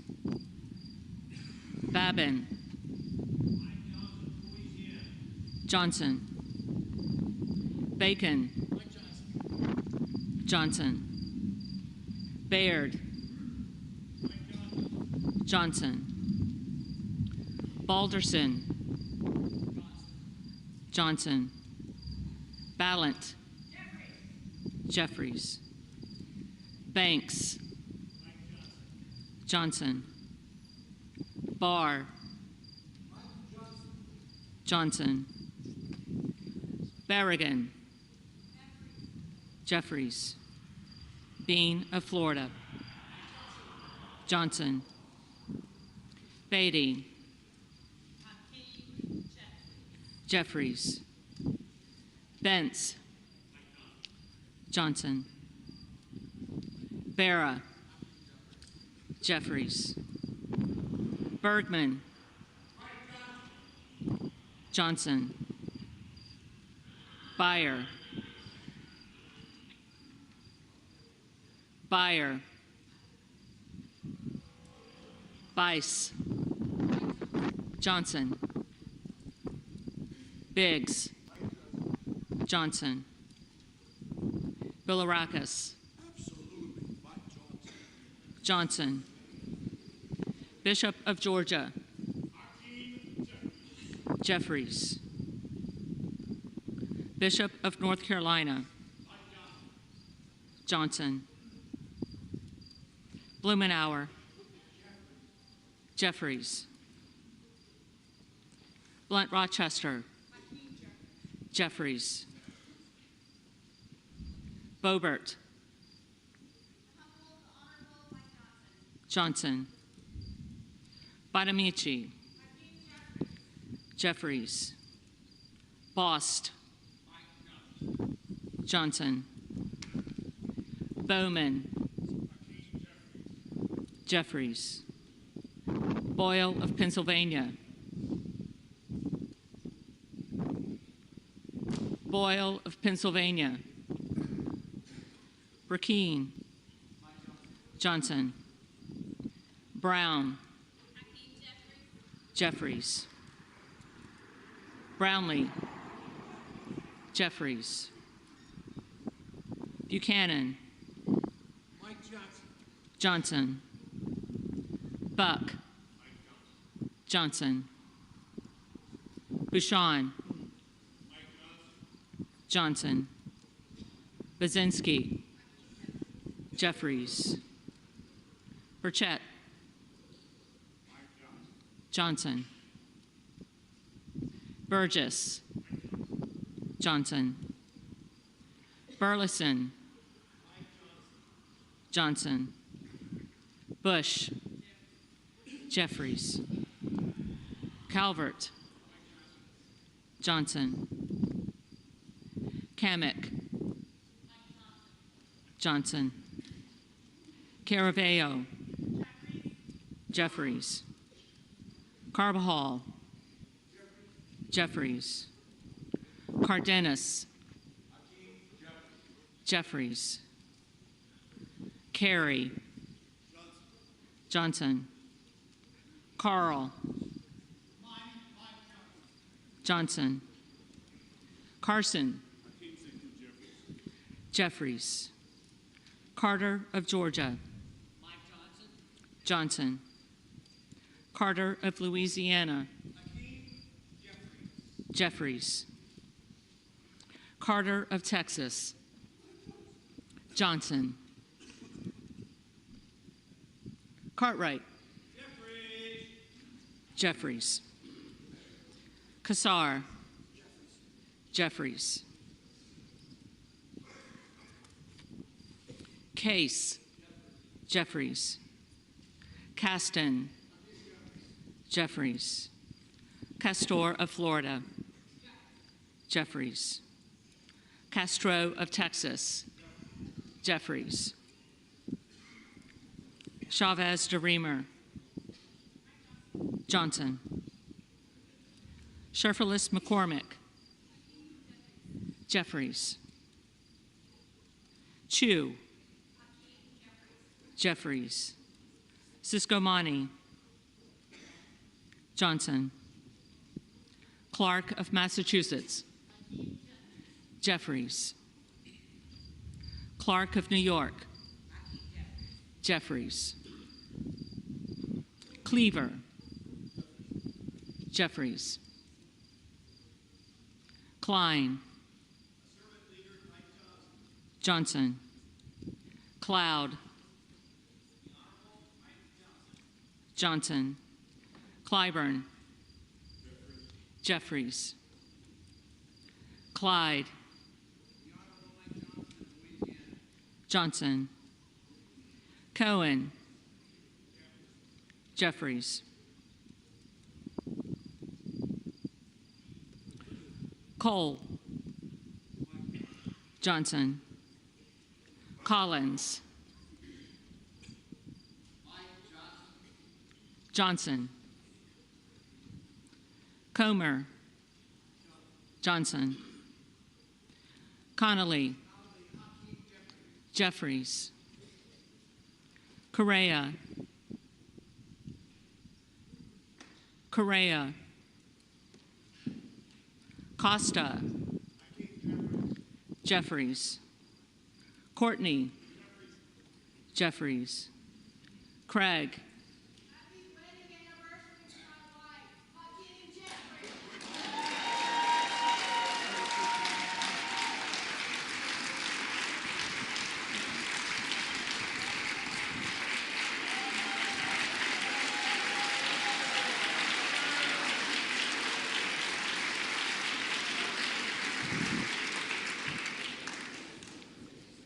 Jeffries.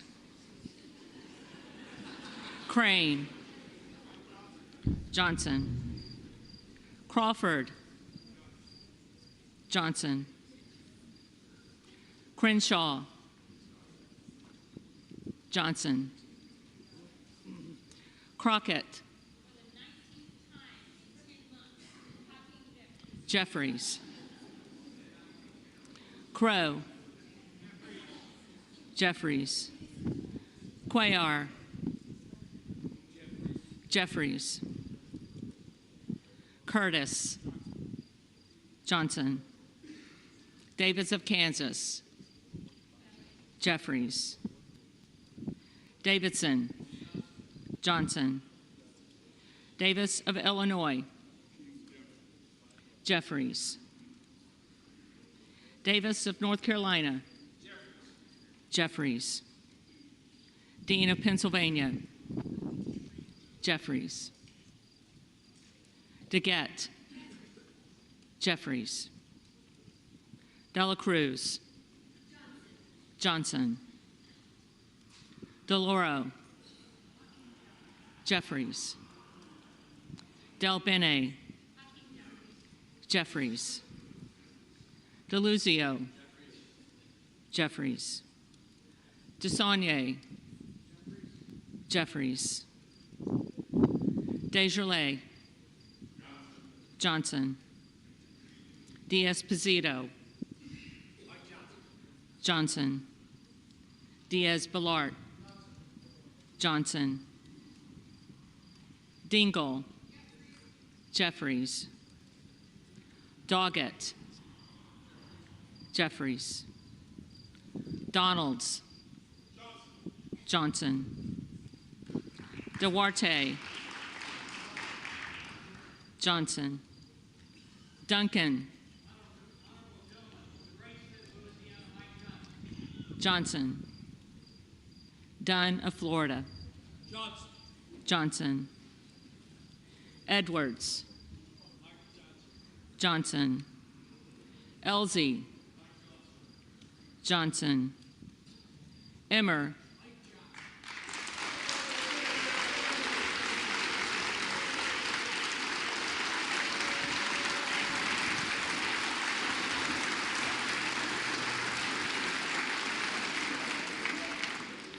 Johnson, Escobar, Jeffries, Eshoo, Jeffries, Espaillat, Jeffries, Estes, Johnson, Evans, Jeffries, Ezell, Johnson, Fallon,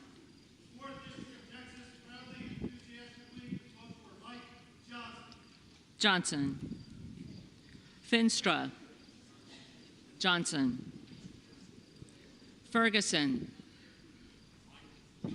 Johnson, Finstad, Johnson,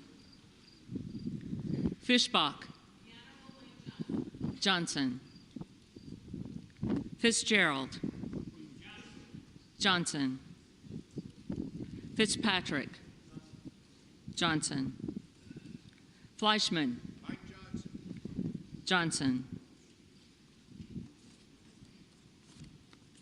Fletcher, Jeffries, Flood, Johnson, Foster, Jeffries, Fushi, Jeffries, Fox, Johnson, Lois Frankel, Jeffries, Scott Franklin, Johnson, Frost, Jeffries, Fry, Johnson, Fulcher, Johnson, Gates, Johnson, Gallagher, Johnson, Gallego,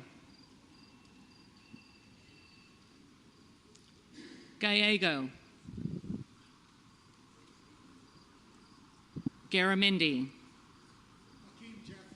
Jeffries, Garbarino, Johnson, Mike Garcia, Johnson, Robert Garcia, Jeffries, Garcia of Illinois, Jeffries, Garcia of Texas,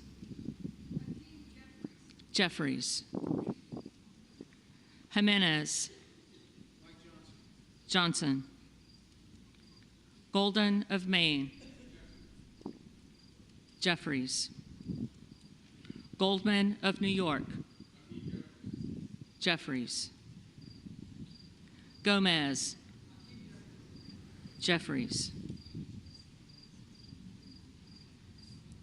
Tony Gonzalez, Johnson, Vicente Gonzalez, Vicente Gonzalez. Good of Virginia. Johnson. Gooden of Texas. Johnson.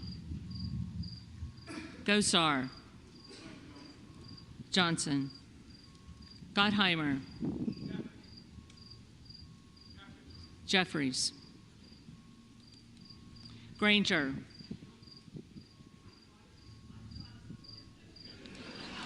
Johnson. Graves of Louisiana.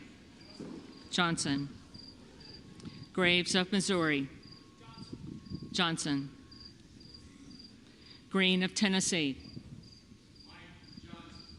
Johnson. Green of Texas.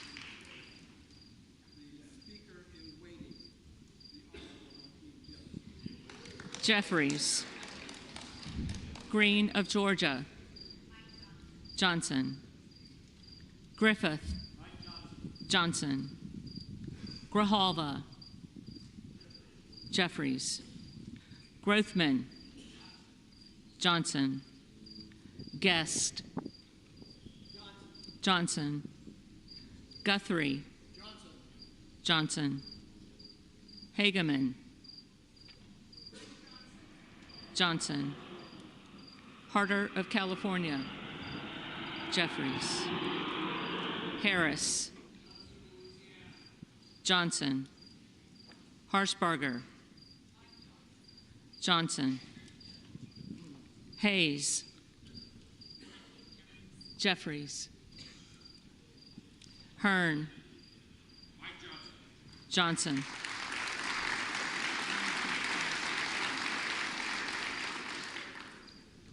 Higgins of Louisiana. Johnson. Higgins of New York. Jeffries. Hill.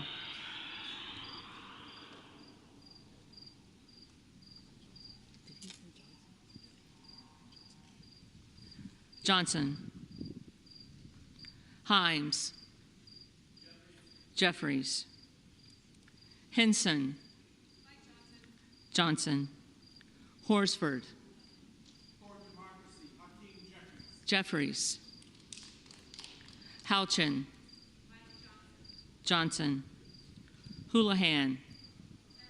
Jeffries. Hoyer. Jeffries. Hoyle of Oregon. Jeffries. Hudson. Johnson. Huffman. Jeffries. Huizinga. Johnson. Hunt.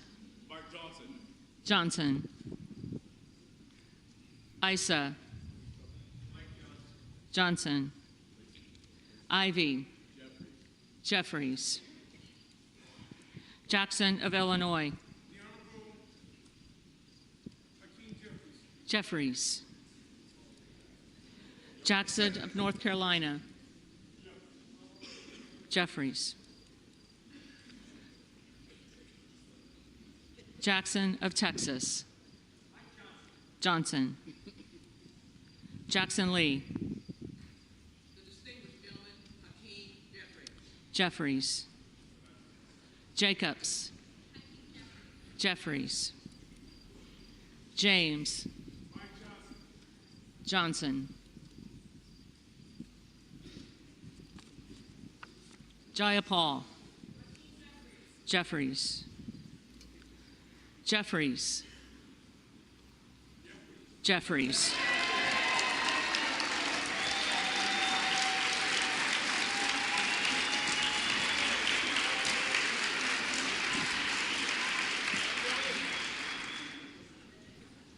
Johnson of Georgia.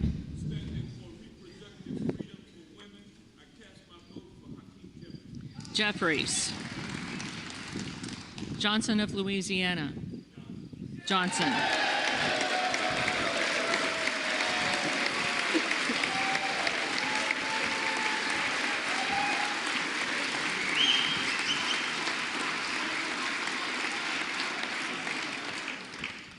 Johnson of Ohio.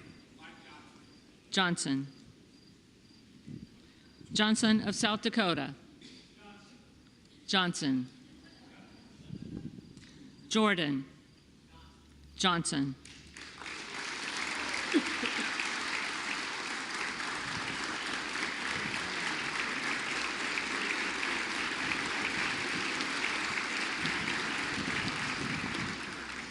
Joyce of Ohio.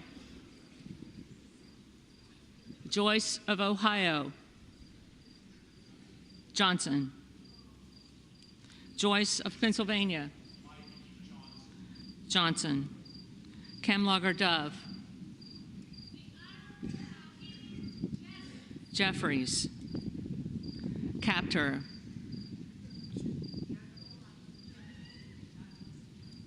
Jeffries. Kane of New Jersey. Johnson. Keating. Jeffries. Kelly of Illinois. Jeffries. Kelly of Mississippi. Johnson. Kelly of Pennsylvania. Johnson. Kana. Jeffries. Kiggins of Virginia. Johnson. Kildee. Jeffries. Kiley. Johnson. Kilmer. Jeffries. Kim of California. Johnson. Kim of New Jersey. Jeffries. Krishnamurthy. Jeffries. Custer. Jeffries. Kustoff. Johnson. LaHood. Johnson. LaLota. Johnson. LaMalfa. Johnson. Lamborn. Johnson. Landsman. Landsman. Jeffries. Langworthy. Johnson. Larson of Washington. Jeffries. Larson of Connecticut. Jeffries. Latta. Johnson. LaTurner. Johnson. Lawler. Johnson. Lee of California. Jeffries. Lee of Florida. Johnson.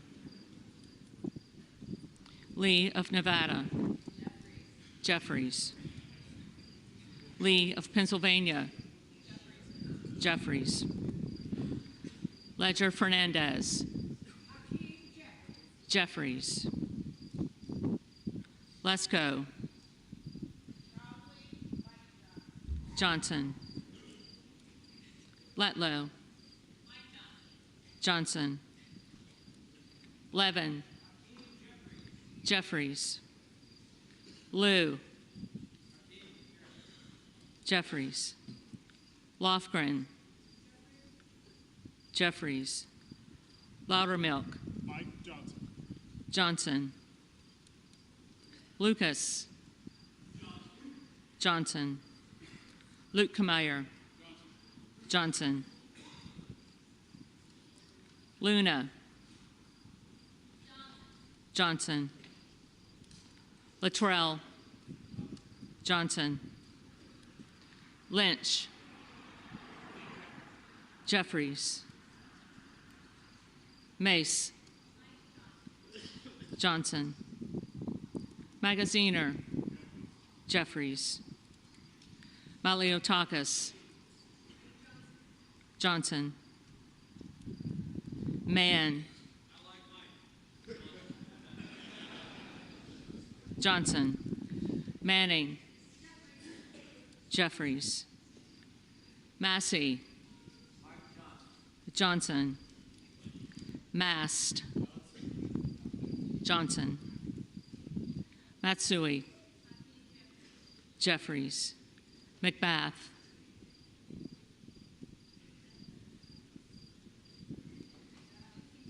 Jeffries.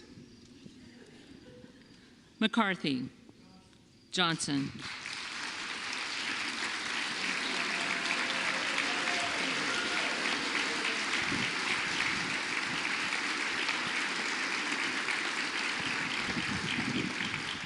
McCall. Johnson. McLean. Johnson. McClellan. Jeffries. McClintock. Johnson. McCullum. Jeffries. McCormick. Johnson.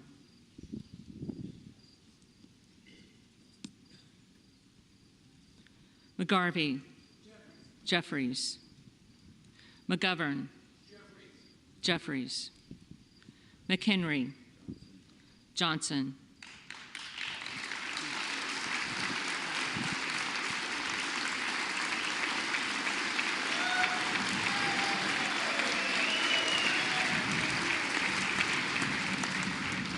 Meeks.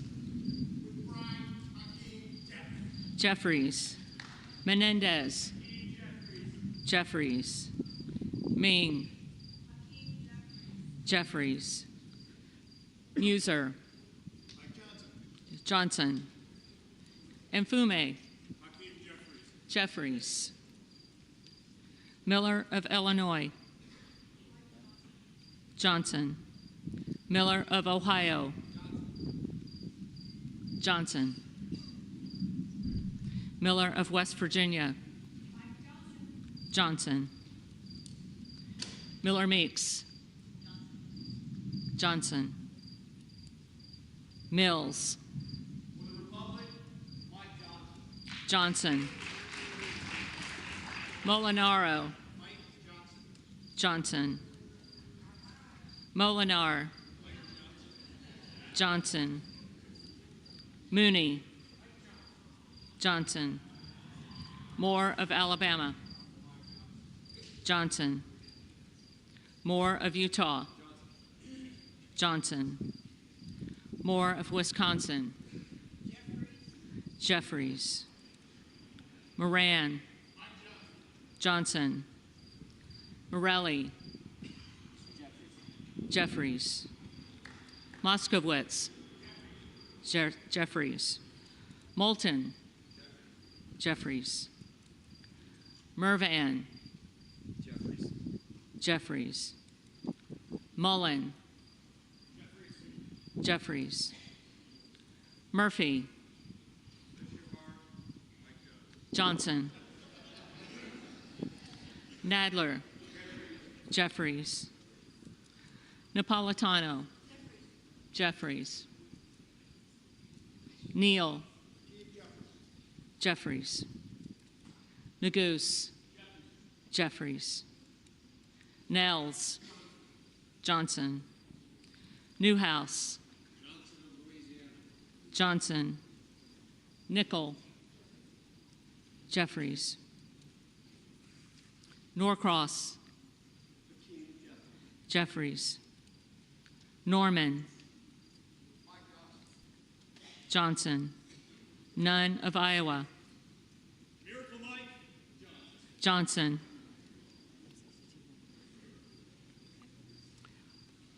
Obernolte. Johnson. Ocasio-Cortez. Jeffries. Ogles. Johnson. Omar. Jeffries. Owens. Johnson. Pallone. Jeffries. Palmer. Johnson. Panetta. Jeffries. Pappas. Jeffries. Pasquarelle.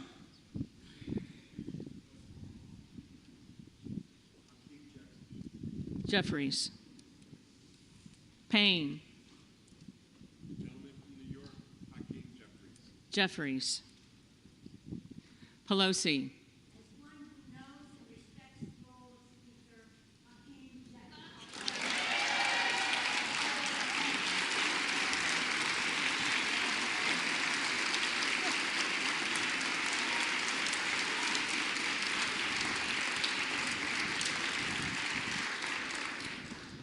Jeffries. Peltola. Jeffries. Pence. Johnson. Perez. Jeffries. Perry. Johnson. Peters. Jeffries. Pedersen. Jeffries. Pfluger. Johnson. Phillips. Jeffries. Pingree. Jeffries. Pocan. Jeffries. Porter. Jeffries. Posey. Johnson. Presley. Jeffries. Quigley. Jeffries. Ramirez. Jeffries. Raskin. Jeffries. Reschenthaler. Johnson. Rogers of Washington. Johnson. Rogers of Alabama. Johnson. Rogers of Kentucky. Johnson. Rose. Johnson. Rosendale. Johnson. Ross. Jeffries. Rouser. Johnson. Roy. Johnson. Ruiz. Jeffries. Rupersberger. Jeffries. Rutherford. Johnson. Ryan. Jeffries. Salazar. Johnson. Salinas. Jeffries. Sanchez. Jeffries. Santos. Johnson. Sarbanes. Jeffries.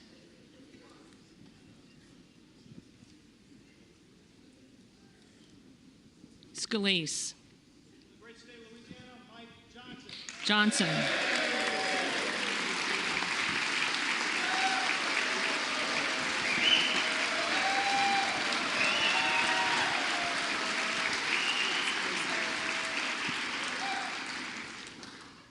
Scanlon.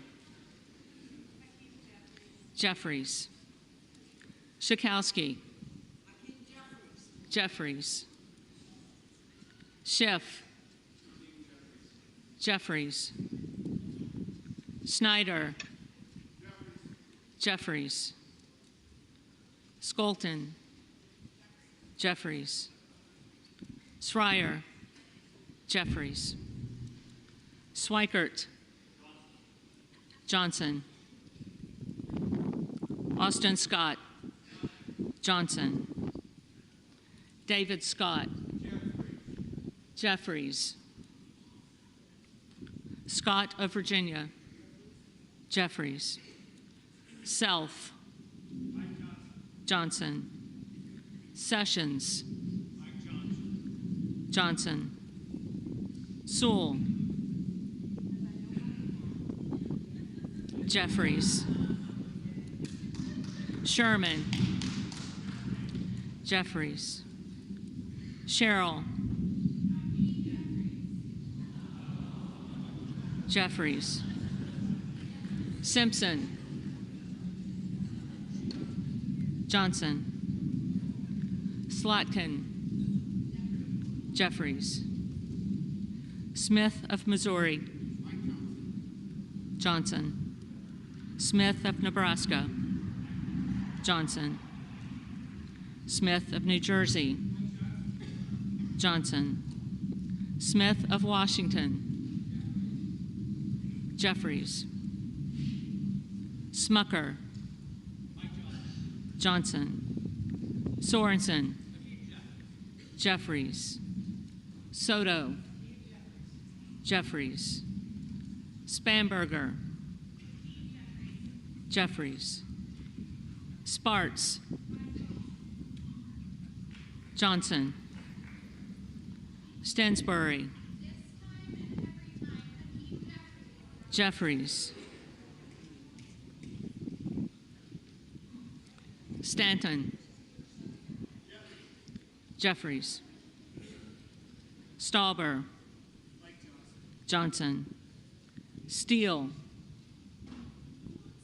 Johnson, Stefanik, Johnson, Stile, Johnson, Stubbe, Johnson, Stevens, Jeffries, Strickland, For the protection of voting rights, Hakeem Jeffries. Jeffries, Strong,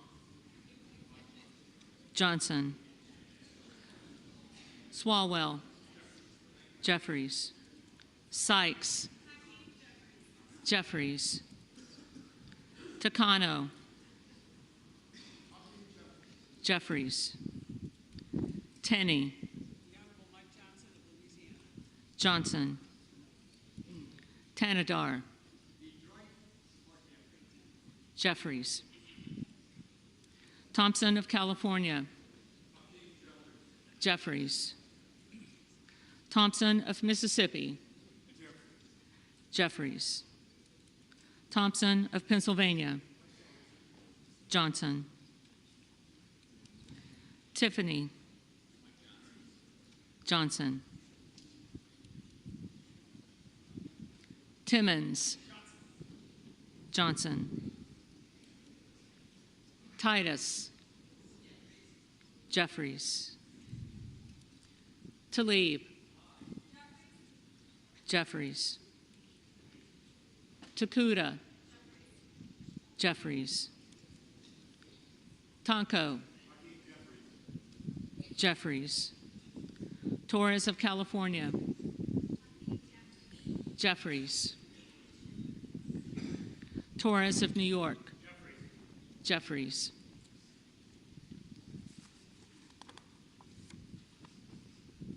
Trahan, Jeffries, Trone, Jeffries, Turner, Johnson, Underwood, Jeffries, Valadeo, Johnson, Van Drew, Johnson, Van Dyne, Johnson, Van Orden, Van Orden, Vargas, Jeffries, Vasquez, Jeffries, Vesey, Jeffries, Velasquez, Jeffries, Wagner, Johnson, Wahlberg, Johnson, Waltz, Johnson, Wasserman Schultz, Jeffries, Waters,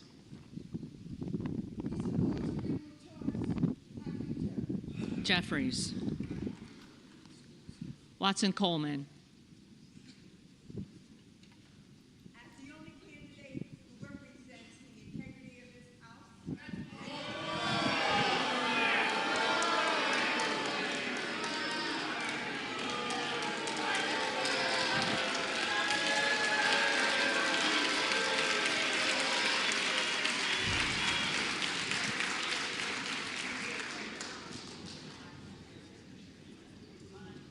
Watson Coleman.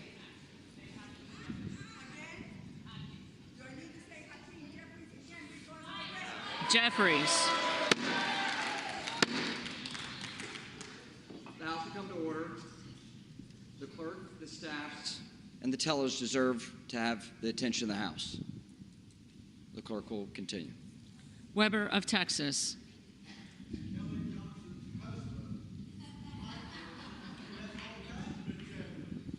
Johnson. Webster of Florida. Johnson. Winstrup. Johnson. Westerman. Johnson. Wexton.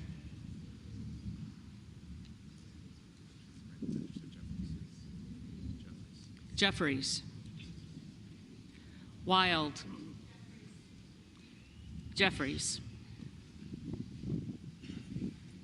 Williams of Georgia. Jeffries. Williams of New York. Johnson. Williams of Texas. Johnson. Wilson of Florida. Wilson of Florida. Jeffries. Wilson of South Carolina. Johnson. Whitman. Johnson. Womack.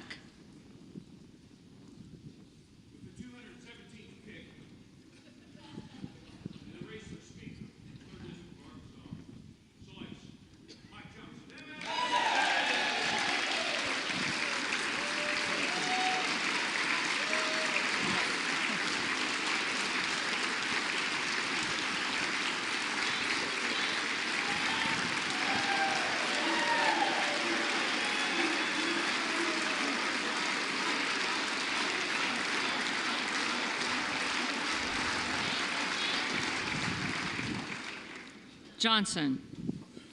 Yacom. Johnson. Zinke. the next Speaker of the People's House,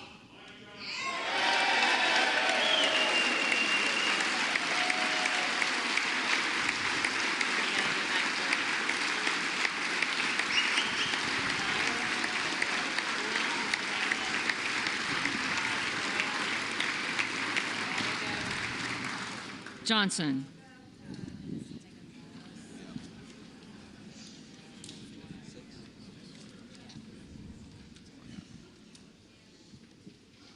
The clerk will now call the names of the members who did not answer the first call of the roll.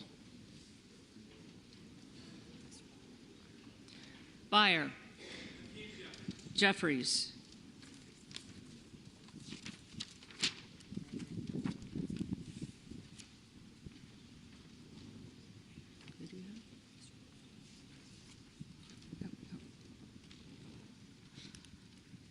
Boyle of Pennsylvania. Boyle of Pennsylvania.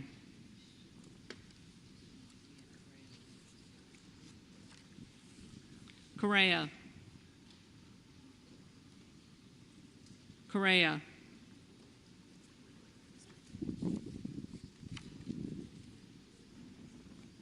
Gallego. Jeffries.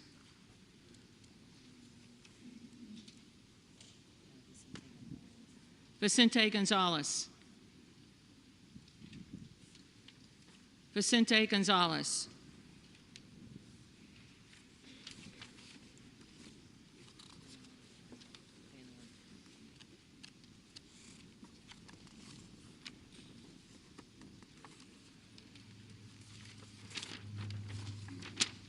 Van Orden. Van Orden.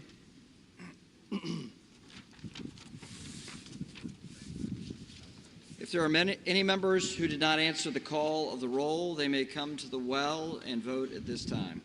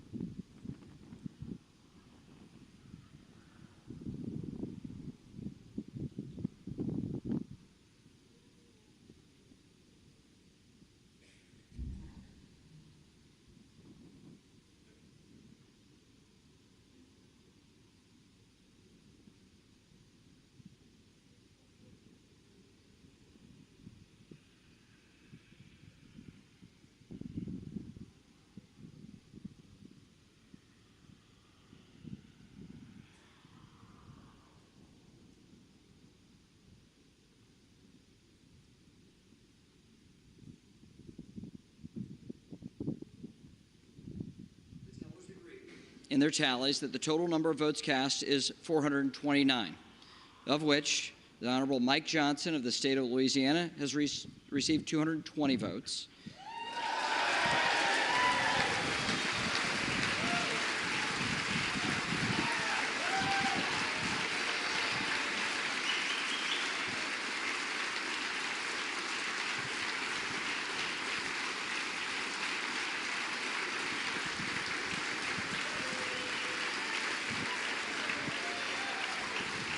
And the Honorable Hakeem Jeffries of the state of New York has received 209 votes.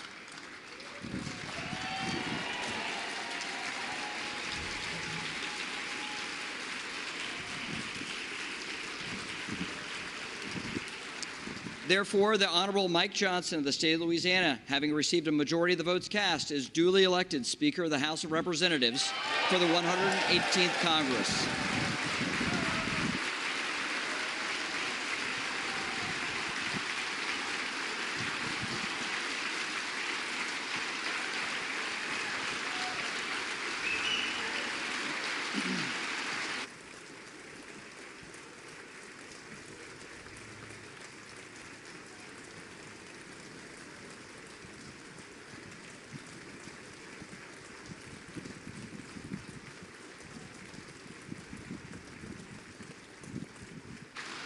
The chair appoints the following committee to escort the Speaker-elect to the chair. The gentleman from Louisiana, Mr. Scalise. The gentleman from Minnesota, Mr. Emmer. The gentlewoman from New York, Ms. Stefanik. The gentleman from North Carolina, Mr. Hudson. The gentleman from Alabama, Mr. Palmer. The gentlewoman from Michigan, Mrs. McLean. The gentleman from California, Mr. McCarthy. The gentleman from Florida, Mr. Donalds. The gentleman from Oklahoma, Mr. Hearn. The gentleman from Michigan, Mr. Bergman. The gentlewoman from Washington, Mrs. Rogers. The gentleman from Texas, Mr. Arrington. The gentleman from Texas, Mr. Fallon. The gentleman from New York, Mr. Molinaro. The gentlewoman from Florida, Mrs. Carmack. The gentleman from New York, Mr. Jeffries. The gentlewoman from Massachusetts, Ms. Clark. The gentleman from California, Mr. Aguilar. The gentleman from California, Mr. Liu. The gentlewoman from Washington, Ms. Delbene.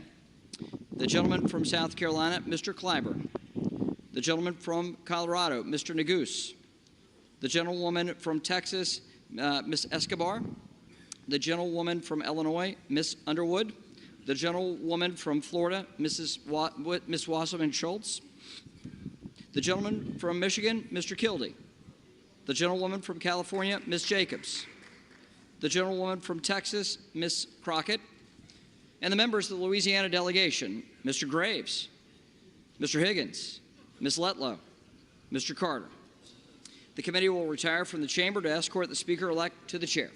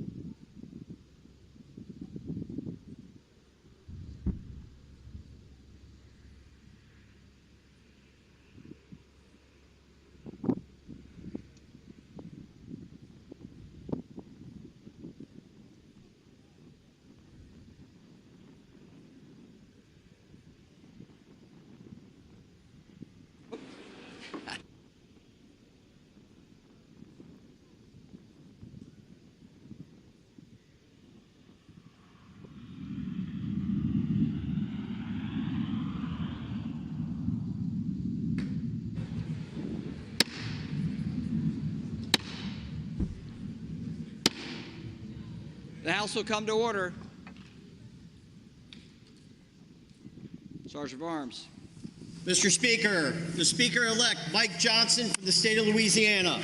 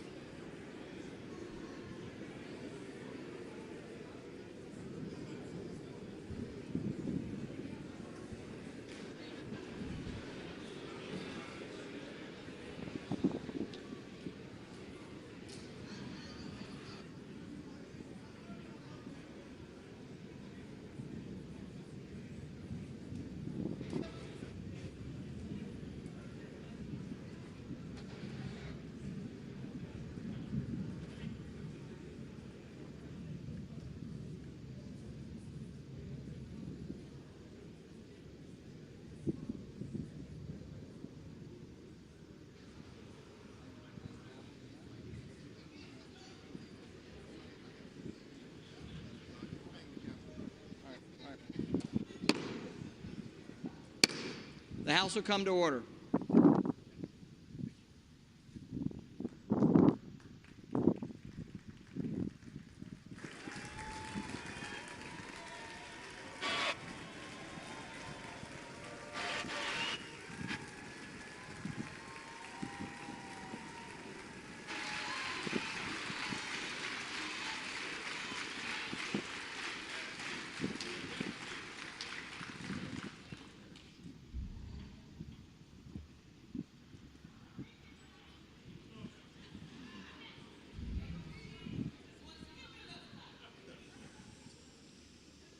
Speaker Mike Johnson, Speaker Emerita Nancy Pelosi, Whip Clark, Chairman Aguilar, all of my colleagues in government on both sides of the aisle. It's an honor and a privilege to once again stand before you as House Democratic leader. From the very beginning of this Congress, House Democrats have made clear that we will find bipartisan common ground with our Republican colleagues whenever and wherever possible, for the good of the American people. And House Democrats have repeatedly done just that. It was House Democrats who provided a majority of the votes necessary to avoid a catastrophic default on our debt that would have crashed the U.S. economy and triggered a job-killing recession. It was House Democrats who provided a majority of the votes necessary to avoid a government shutdown that would have hurt everyday American. It was House Democrats who provided a majority of the votes necessary to secure $16 billion in disaster assistance for Americans whose lives have been devastated by extreme weather events. From the very beginning of this Congress, House Democrats have been governing for the people.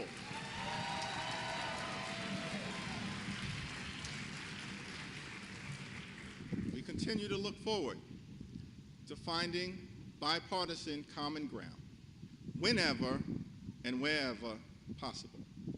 House Democrats will continue to partner with President Biden and Senate Democrats to put people over politics. House Democrats will continue to fight for lower costs, better paying jobs, safer communities, and to build an economy from the middle out and the bottom up and not the top down. House Democrats will continue to push back against extremism in this chamber and throughout the country. House Democrats will continue to protect Social Security, protect Medicare, protect Medicaid, protect our children, protect our climate, protect low-income families, protect working families, protect the middle class, protect organized labor, protect the LGBTQ community, protect our veterans, protect older Americans, protect the Affordable Care Act, protect the right to vote, protect the peaceful transfer of power, protect our democracy, and protect a woman's freedom to make her own reproductive health care decisions.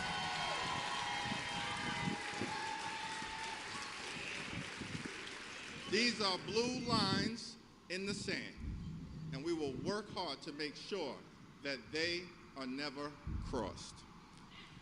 We must also continue to stand by President Biden as he works to bring American hostages and Israeli hostages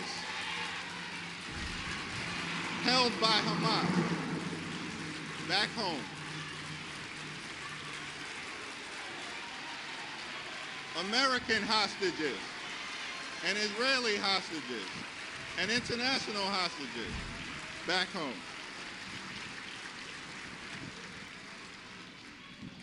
We must also stand by our friends on the international stage. And we have no better friend in the Middle East than the State of Israel.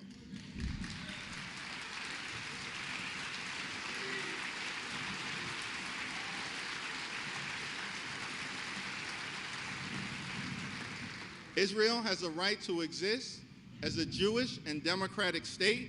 The special relationship between the United States and Israel is unbreakable.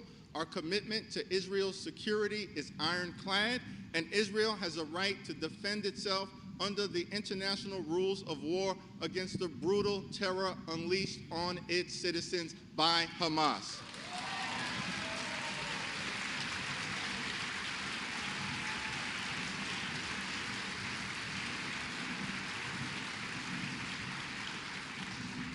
Our ironclad commitment to Israel's security and the effort to defeat Hamas is not inconsistent with the goal of achieving a lasting and just peace between Israel and the Palestinian people.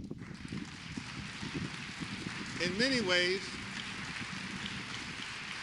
it is a necessary ingredient because Hamas is not good for Israel.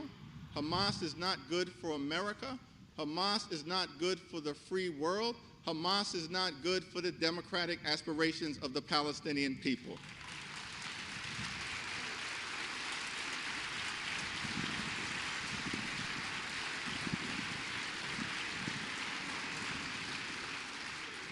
We must also support Ukraine in its courageous effort to defeat Russian aggression. There are only two paths in front of us. We can either stand up for Ukraine or bow down to Vladimir Putin. That is not a difficult choice. We must stand up for America's national security. We must stand up for democracy. We must stand up for freedom. We must stand up for truth. We must stand up for the Ukrainian people until victory is won.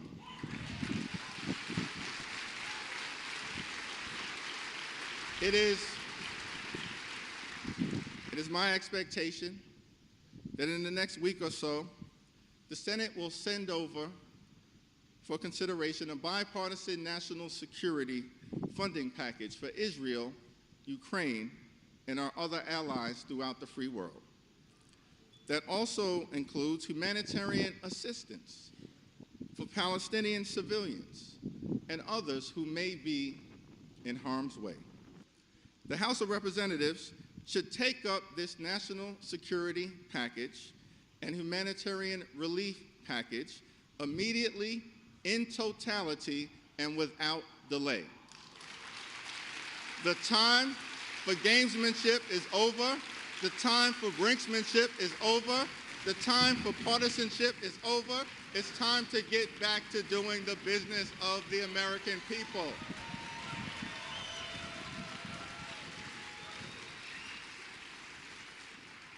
Let me conclude. Let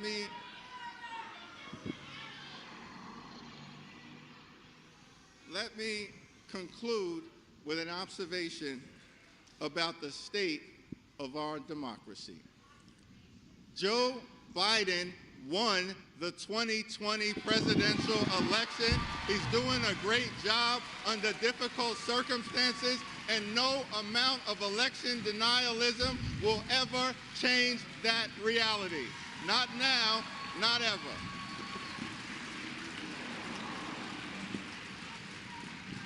Throughout the years, presidents from Ronald Reagan to Barack Obama, Dwight Eisenhower to Lyndon Baines Johnson, have spoken to this chamber and urged us to put aside partisan politics for the good of the American people.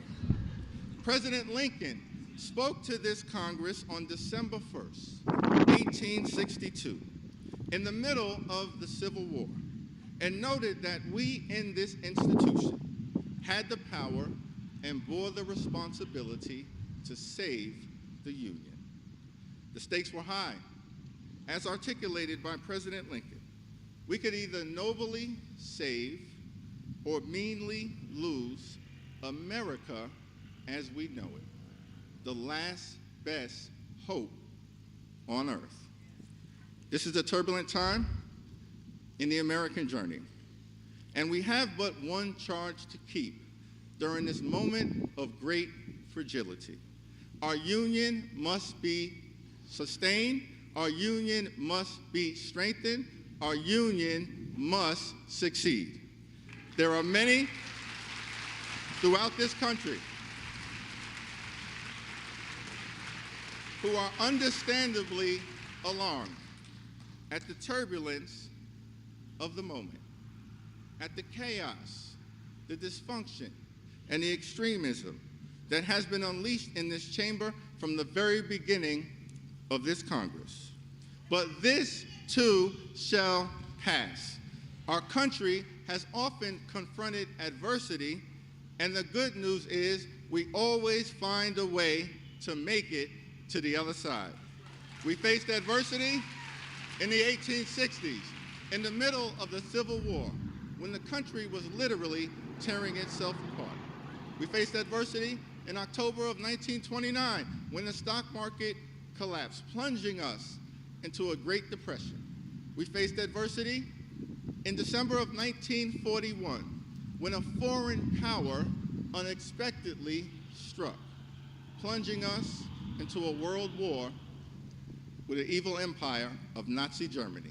We faced adversity in the Deep South in the 1950s and 60s, when the country was struggling to reconcile the inherent contradictions between Jim Crow segregation and the glorious promises of the Constitution. We faced adversity on September 11th, 2001, when the towers and the Pentagon were unexpectedly struck, killing thousands of lives in an instant. We faced adversity right here in the House of Representatives, when on January 6, 2021, a violent mob of insurrectionists, incited by some in this chamber, overran the House floor as part of an effort to halt the peaceful transfer of power. Every time we faced adversity, the good news here in America is that we always overcome. That is the power of American exceptionalism. That is why America is the land of the free and the home of the brave. That is why I remain optimistic about the future of this country. That is why America is the last best hope on earth. God bless you. God bless the House of Representatives. God bless the United States of America.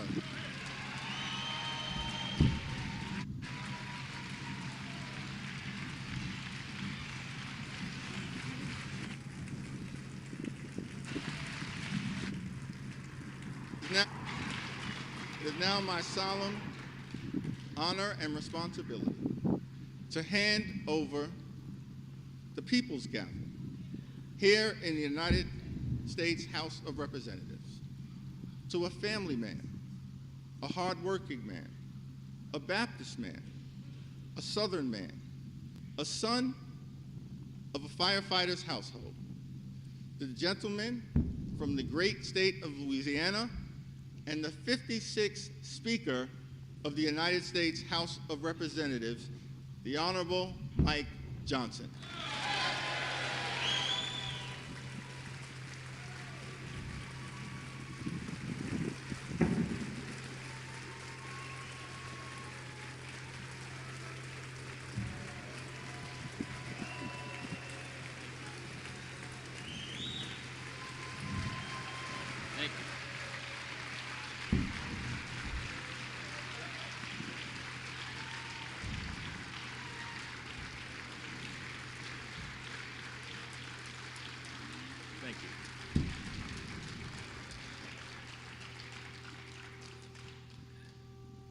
Thank you all. First, a few words of gratitude. I want to thank Leader Jeffries. I do look forward to working with you on behalf of the American people. I know we see things from very different points of view, but I know that in your heart you love and care about this country and you want to do what's right. And so we're going to find common ground there, all right?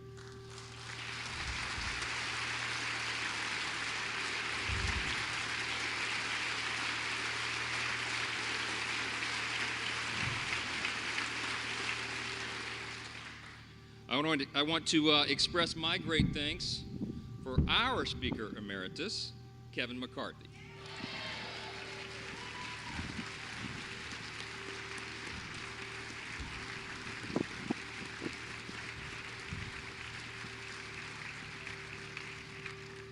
Kevin has dedicated over 2 decades of his life to selfless public service, 16 of those years in this House. And you would be hard-pressed to find anybody who loves this institution more or has contributed more to it. He is the reason we're in this majority today.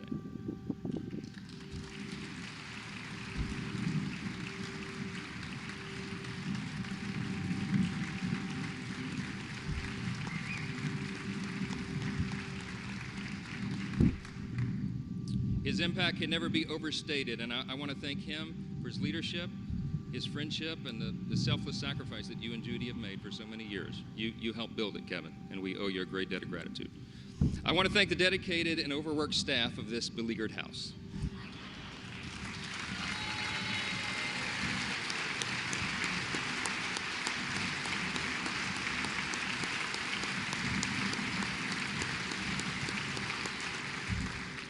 They accept praise so stoically.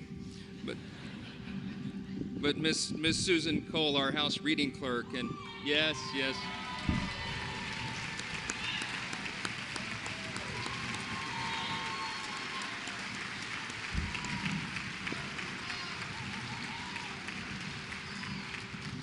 Listen, all the clerks and all the staff, you know, they're terribly overworked. This has been a grueling process, but they have served an integral role in keeping our republic, and we thank them for that service. I know we all do. I want to thank my dedicated wife of almost 25 years, Kelly. She's not here. We couldn't get a flight in time. This happened sort of suddenly. But we're going to celebrate soon. She spent the last couple of weeks on her knees in prayer to the Lord, and she's a little worn out. We all are. I want to thank our children, Michael and Hannah and Abby and Jack and Will. All of our children sacrifice. All of them do, and we know that. And there's not a lot of perks to being a member of Congress's kid, right? And so I want to thank all of your families as well for what they endure and what they've had to endure for the last few weeks. We've been here a while. Yeah.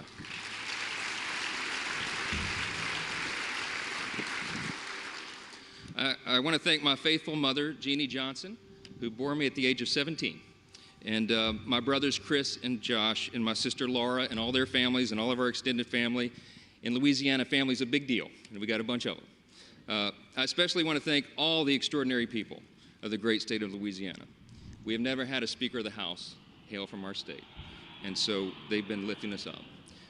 I thank the people of Louisiana for the opportunity to serve you in Congress, and I'm humbled by your continuous support. We will make you proud. To my colleagues, I want to thank you all for the trust that you have instilled in me to lead us in this historic and unprecedented moment that we're in. The challenge before us is great, but the time for action is now, and I will not let you down.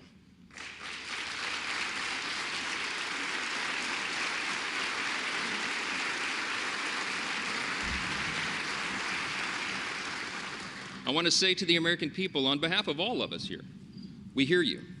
We know the challenges you're facing. We know that there's a lot going on in our country, domestically and abroad, and we are ready to get to work again to solve those problems, and we will. Our mission here is to serve you well, to restore the people's faith in this House, in this great and essential institution. My dad, it was mentioned, my dad was a firefighter. He was an assistant chief in the fire department in my hometown of Shreveport, Louisiana, a little town in northwest Louisiana. On September 17, 1984, when I was 12 years old, he was critically burned and permanently disabled in the line of duty. All I ever wanted to be when I grew up was the chief of the fire department in Shreveport. But after the explosion on that fateful day, he nearly died, and it was a long road back, and it's changed all of our life trajectories. I'm the oldest of 4 kids. And my dad, he lived with pain all the rest of his life for decades more. And I lost my dad to cancer 3 days before I got elected to Congress, 3 days. And he wanted to be there at my election night so badly. I'm the first college graduate in my family. This was a big deal to him. And so it was several weeks after that. It was early 2017. It was my freshman term, and it fell to me to be in the rostrum one night to serve here as Speaker Pro Tem. I thought that was a big deal until I figured out that's what you do for freshmen late at night. And I think if my memory serves, Miss Jackson Lee was winding down one of her long, eloquent speeches. And not that I was not enraptured by her speech, but I looked up at the top of the chamber there, and I saw the face of Moses staring down. And I just felt in that moment the weight of this place, right? The history that is revered here and the future that we are called to forge. And I really was just kind of almost overwhelmed with emotion. It occurred to me in that moment, it had been several weeks, and I had not had an opportunity yet to grieve my dad's passing, and I just had this sense that somehow he knew. And I had tears come to my eyes, and I was standing here, and I'm wiping them away, and then it suddenly occurs to me, the late-night C-SPAN viewers are going to think something's very wrong with the new young congressman from Louisiana. It wasn't Sheila's speech. I'm sorry. I just knew in that moment that my dad, my father, would be proud of me, and I felt that he was. And I think all of our parents are proud of what we're called to do here. I think all the American people at one time had great pride in this institution, but right now, that's in jeopardy. And we have a challenge before us right now to rebuild and restore that trust. This is a beautiful country. It's the beauty of America that allows a firefighter's kid like me to come here and serve in this sacred chamber where great men and women have served before all of us and strive together to build and then preserve what Lincoln did refer to as the last best hope of man on earth. We stand at a very dangerous time. I'm stating the obvious. We all know that. The world is in turmoil. But a strong America is good for the entire world.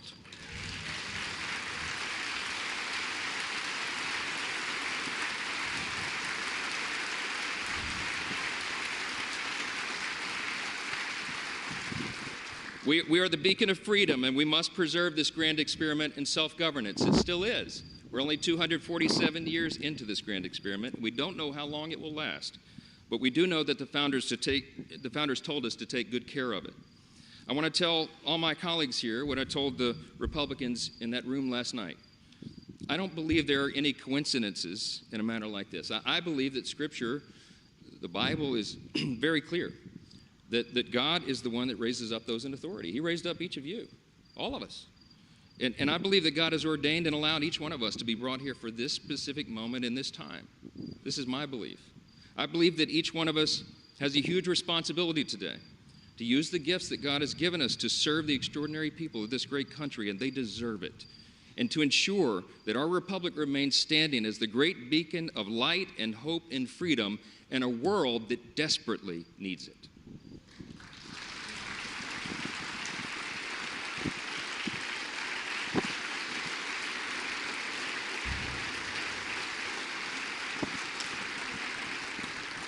It was in 1962 that our national motto, "In God We Trust," was adorned above this rostrum.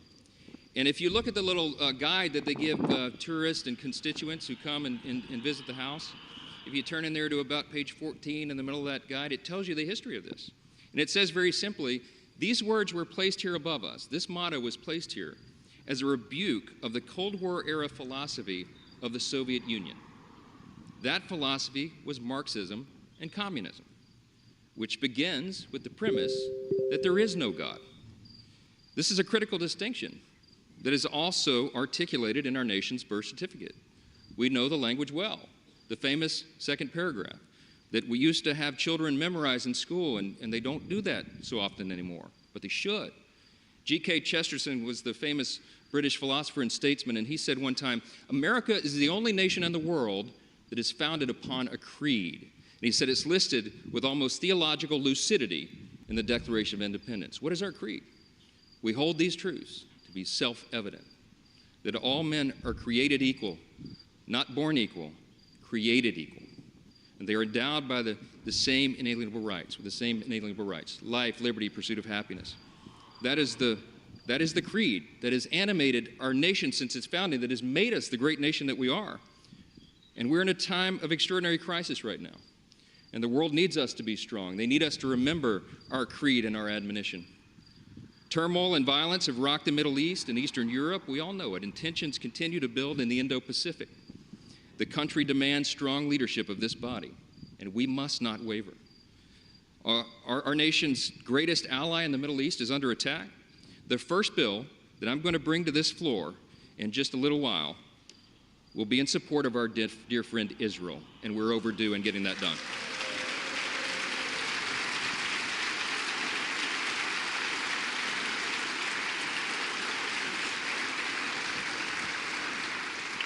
We're going to show not only Israel, but the entire world, that the barbarism of Hamas that we have all seen play out on our television screens is wretched and wrong, and we're going to stand for the good in that conflict. We have a catastrophe at our southern border. The Senate and the White House can no longer ignore the problem. From Texas to New York, wave after wave of illegal migrants are stressing our communities to their breaking points. We know that our streets are being flooded with fentanyl, and all of our communities, children, and even adults are dying from it. The status quo is unacceptable. Inaction is unacceptable, and we must come together and address the broken border. We have to do it.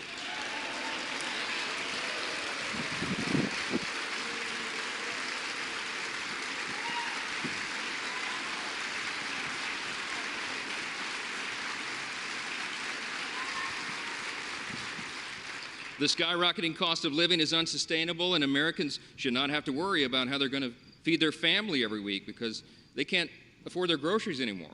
Everybody in this room should think about this. Here's the stats. Prices have increased over 17% in the last 2 years. Credit card interest rates are at the highest level in nearly 3 decades, and mortgage rates are now at a peak we haven't seen since 2001. We have to bring relief to the American people by reining in federal spending and bringing down inflation.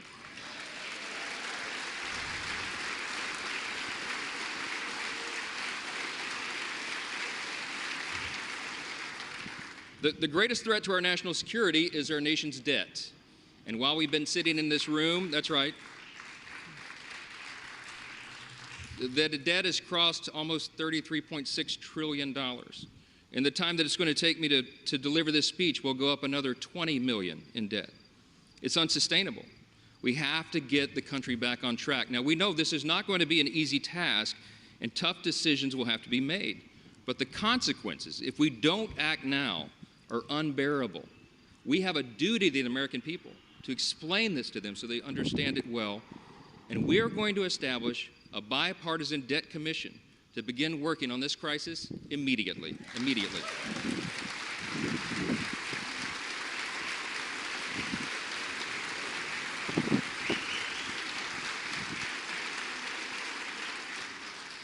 We all know that we also live in a time of bitter partisanship. It was noted, and it's been on display here today. Right? When our people are losing their faith in government, when they're losing sight of the principles that made us the greatest nation in the history of the world, I think we got to be mindful of that. We're going to fight. We're going to fight vigorously over our core principles because they're at odds a lot of times now in this modern era. We have to sacrifice sometimes our preferences because that's what's necessary in a legislative body. But we will defend our core principles to the end. In his farewell address, thank you. In his farewell address, President Reagan explained the secret of his rapport with people. And I like to paraphrase his explanation all the time. He said, you know, they call me the great communicator, but I really wasn't that. He said I was just communicating great things. And they're the same great things that have guided our nation since its founding. What are those great things? I call them the 7 core principles of American conservatism, but let me concede to you all, I think it's really quintessentially the core principles of our nation. I boil them down to individual freedom, limited government, the rule of law, peace through strength, fiscal responsibility, free markets, and human dignity. Those are the foundations that made us the extraordinary nation that we are. And you and I today are the stewards of those principles. The things that have made us the freest, most powerful, most successful nation in the history of the world. The things that have made us truly exceptional. In this time of great crisis, it is our duty to work together, as previous generations of great leaders have, to face these great challenges and solve these great problems. I will conclude with this. The job of the Speaker of the House is to serve the whole body, and I will. But I've made a commitment to my colleagues here that this Speaker's office is going to be known for decentralizing the power here.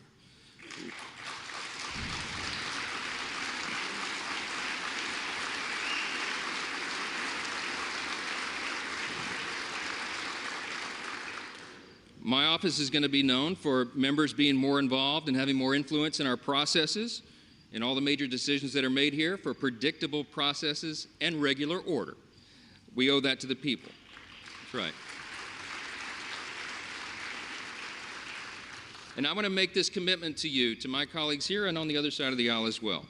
My office is going to be known for trust and transparency and accountability, for good stewardship of the people's treasure, for the honesty and integrity that is incumbent upon us, all of us, here in the people's house. Our system of government is not a perfect system. It's got a lot of challenges, but it is still the best one in the world, and we have an opportunity to preserve it.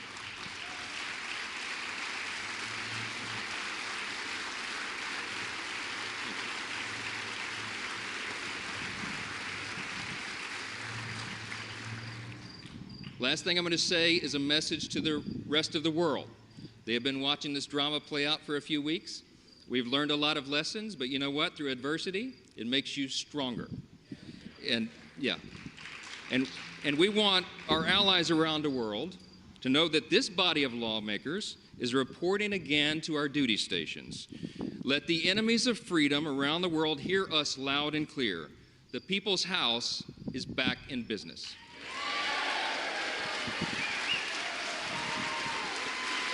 Thank you. Thank you.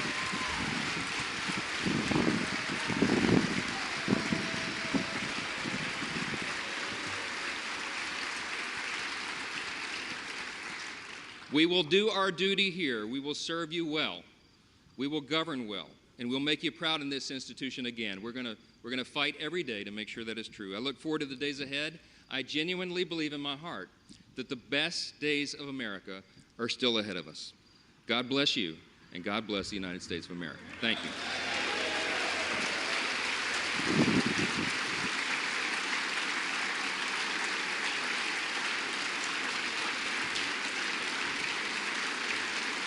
Thank you. I'm now ready to take the oath of office, and I ask the Dean of the House of Representatives, the Honorable Harold Rogers of Kentucky, to please administer the oath of office. Mr. Speaker Designee, congratulations on your election. Thank you, sir.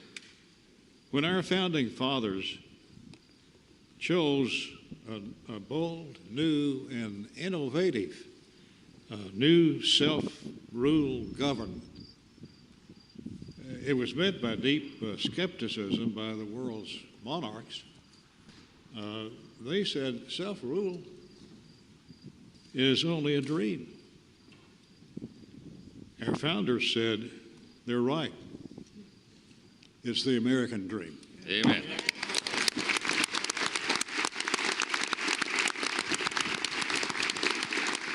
Now it's our dream. We're in charge. The speakership of the United States House of Representatives is the crucial outpost for the well-being of the people's government, the keeper, if you will, of the dream.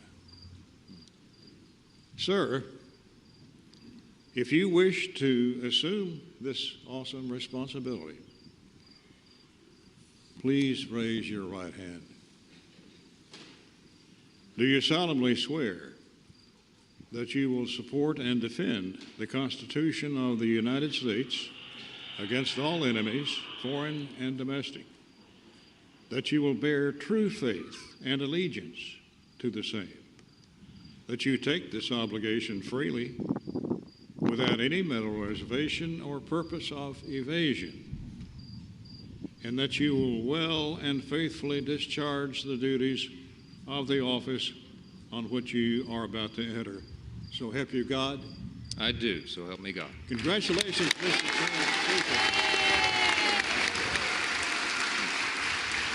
Thank you.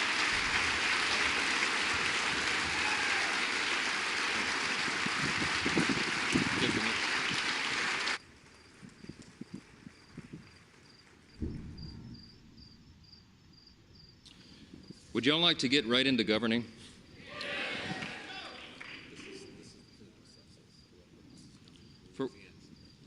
For what purpose does the gentleman from Louisiana seek recognition? Mr. Speaker, that has a nice ring to it, by the way. Mr. Speaker, I offer a privileged resolution to notify the Senate of the election of Mike Johnson as Speaker of the House of Representatives and ask for its immediate consideration. The clerk will report the resolution. House Resolution 810. Resolved that a message be sent to the Senate to inform that body that Mike Johnson, a representative from the state of Louisiana, has been elected Speaker of the House of Representatives. Without objection, the resolution is agreed to, and the motion to consider is laid on the table. For what purpose does the gentleman from Louisiana seek recognition? Mr. Speaker, to notify President Biden of the election of Mike Johnson as Speaker of the House, I offer a privileged resolution and ask for its immediate consideration. The clerk will report the resolution. House Resolution 811. Resolved that the clerk be instructed to inform the President of the United States that the House of Representatives has elected Mike Johnson, a representative from the state of Louisiana, Speaker of the House of Representatives. Without objection, the resolution is agreed to, and the motion to reconsider is laid on the table. Thank you. All right. The chair would take this occasion to note that the Speaker's announced policies with respect to particular aspects of the legislative process placed in the record on January 9, 2023 will continue in effect for the remainder of the 118th Congress. The chair announces that the Speaker has delivered to the Clerk a letter dated October 25th, 2023, listing members in the order in which each shall act as Speaker pro tempore under Clause 8B3 of Rule 1. The Chair lays before the House a communication. The Honorable, the Speaker, House of Representatives. I hereby designate Representative Steve Scalise to exercise any authority regarding assembly, reassembly, convening, or reconvening of the House pursuant to House Concurrent Resolution 1, Clause 12 of Rule 1, and any concurrent resolution of the concurrent Congress as may contemplate my designation of members to exercise similar authority. In the event of the death or inability of that designee, the alternate members of the House listed in the letter bearing this date that I have placed with the Clerk are designated in turn for the same purpose. Signed sincerely, Mike Johnson, Speaker. The Chair lays before the House a communication. The Honorable Kevin F. McCumber, Clerk of the House, Washington, D.C.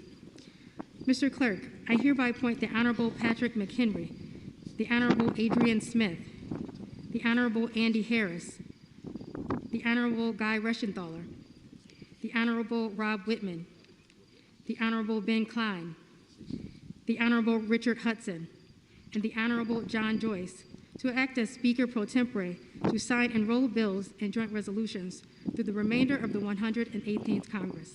Signed sincerely, Mike Johnson, Speaker. Without objection, the appointments are approved, and the House will be in recess subject to a call of chair pursuant to Clause 12A of Rule 1. We'll be back soon. Yep. There we go.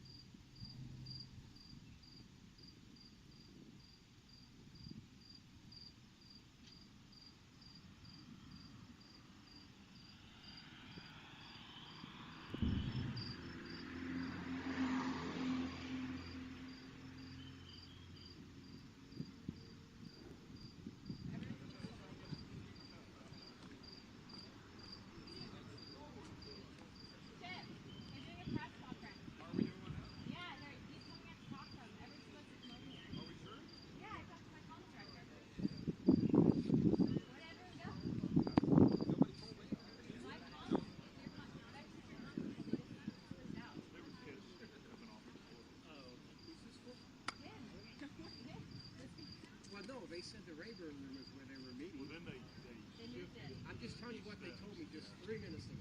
Yeah. They said, go to the Rayburn room. They told me twice, go to the Rayburn room, and they said, by the way, no, go to these steps. Yeah. Well, we have the best looking faces over here, so Yeah. great looking bunch. Maybe they were going to walk down together. Well, we gave them, you know, the, we're just talking to the top. If they don't get down here quick, we'll just have to.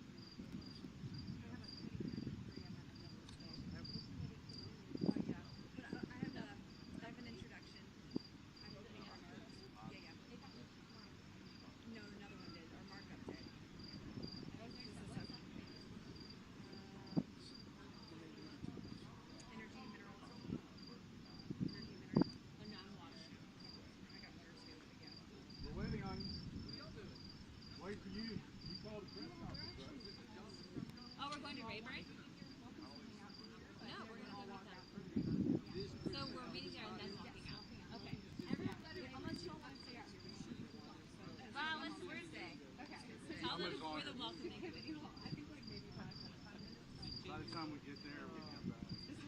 We're already sweaty, so we don't want it too scary. You and me both. I'm like, thank you. People were supposed to rally at Rayburn, but she said, you'll be here fine. By the time we walked up there, we're here. It's fine. Oh, Richard's here, so we can get started. Okay, I'm going to keep going. I got a few things to get off my chest. All right. Let's open mine. But don't make noise. Don't burn bridges. Say my colleagues. Or with an X. I'll go ahead. Tell me. But my highlight today was the speaker and waiting. Keep waiting. I got that deep voice in my head.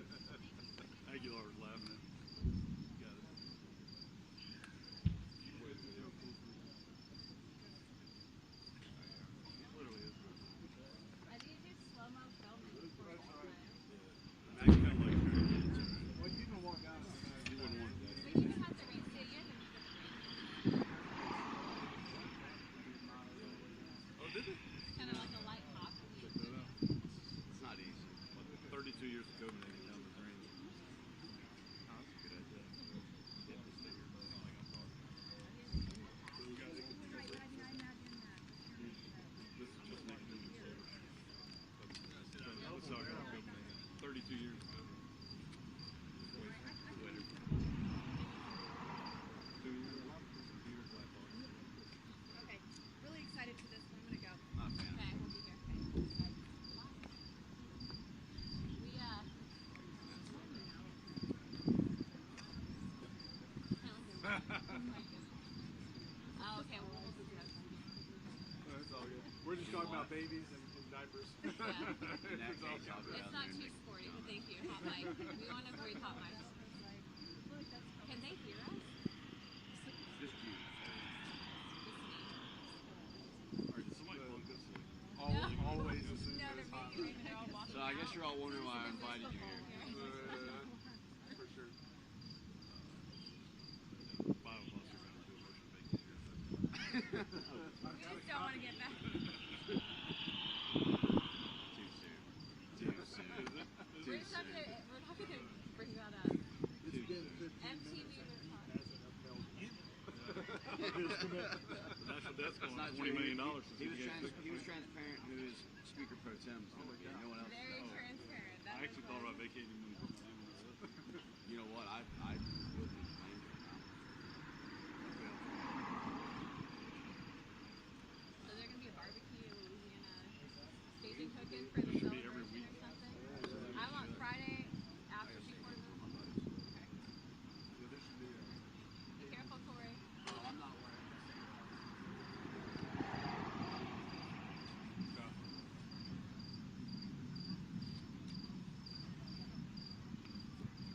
Is he bothering you? Is he bothering you? He's wild. We gotta watch him. I'm a decent guy. I didn't say a good guy. I said decent guy. What is Grossman? Grossman! You guys looking for Grossman? Go. Palmer! They can wait on you. The chairman. Oh yeah, they just turned his subpoenas back on. He's got to go to work. Hey, you got the speakers turned back on now. You got the speakers turned back on. I know. Hey, they're fixing to go out.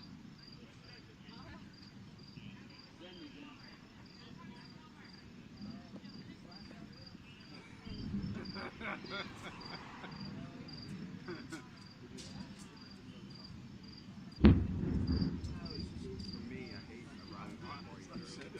I did too. My co-instructor was like, come out there. Now I'm just like, hot.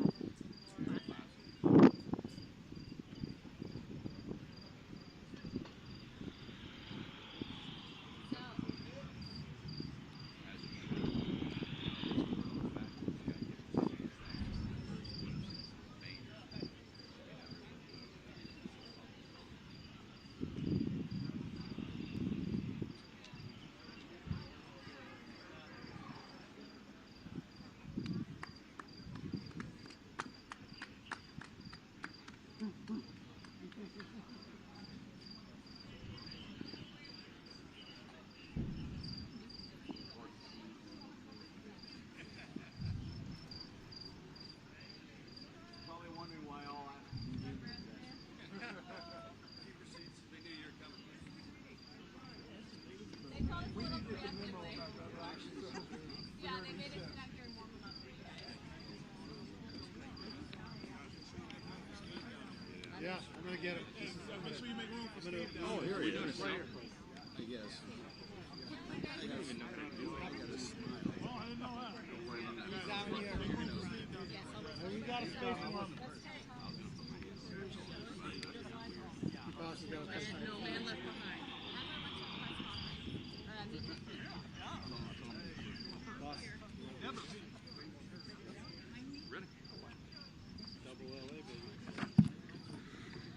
On behalf of the House Republican Conference, we are unified and so proud to have elected Mike Johnson as Speaker of the People's House.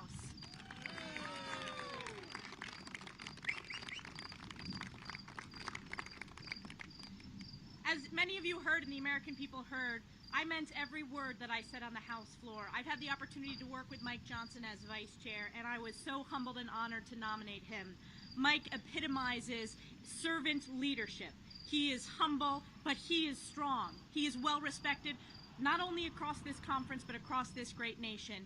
And we know the stakes. We know that we were sent here on behalf of the American people to serve as their voice, to stand up for them, to push back on the failed far-left agenda of single-party Democrat rule led by Joe Biden. So we are here unified in strength to reopen the People's House, and I'm so excited to turn it over to my colleague, Tom Emmer from Minnesota, our whip. Thank you, Elise. Good afternoon, everyone. Good afternoon, everyone. Thank you for bearing with us. I know it's been a long few weeks. From an outside point of view, these last few weeks probably look like total chaos, confusion, no end in sight. But from my perspective, this is one of the greatest experiences in the recent history of our republic. While speakers' races for the last 100 years have been conducted behind closed doors, filled with political promises and tyrannical threats against anyone who would not fall in line, the speakers' races under our House Republican majority have been open, honest, transparent, and a true display of what democracy looks like in action. It took a while for us to get here, but our conference has shown that we achieved tremendous success when we work together as a team. And I couldn't be more proud to be part of this team with our new Speaker of the House, Mike Johnson, leading the way.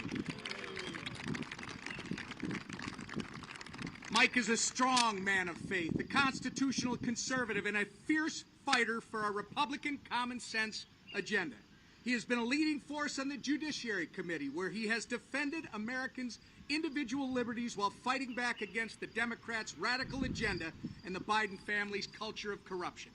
He has been an important leader in our conference for nearly 3 years as vice chairman. And as Speaker, I know Mike will keep our majority united as we continue to deliver on the commitments we've made to our constituents. We've had some challenging times around here these last few weeks, but our country has endured challenging times before.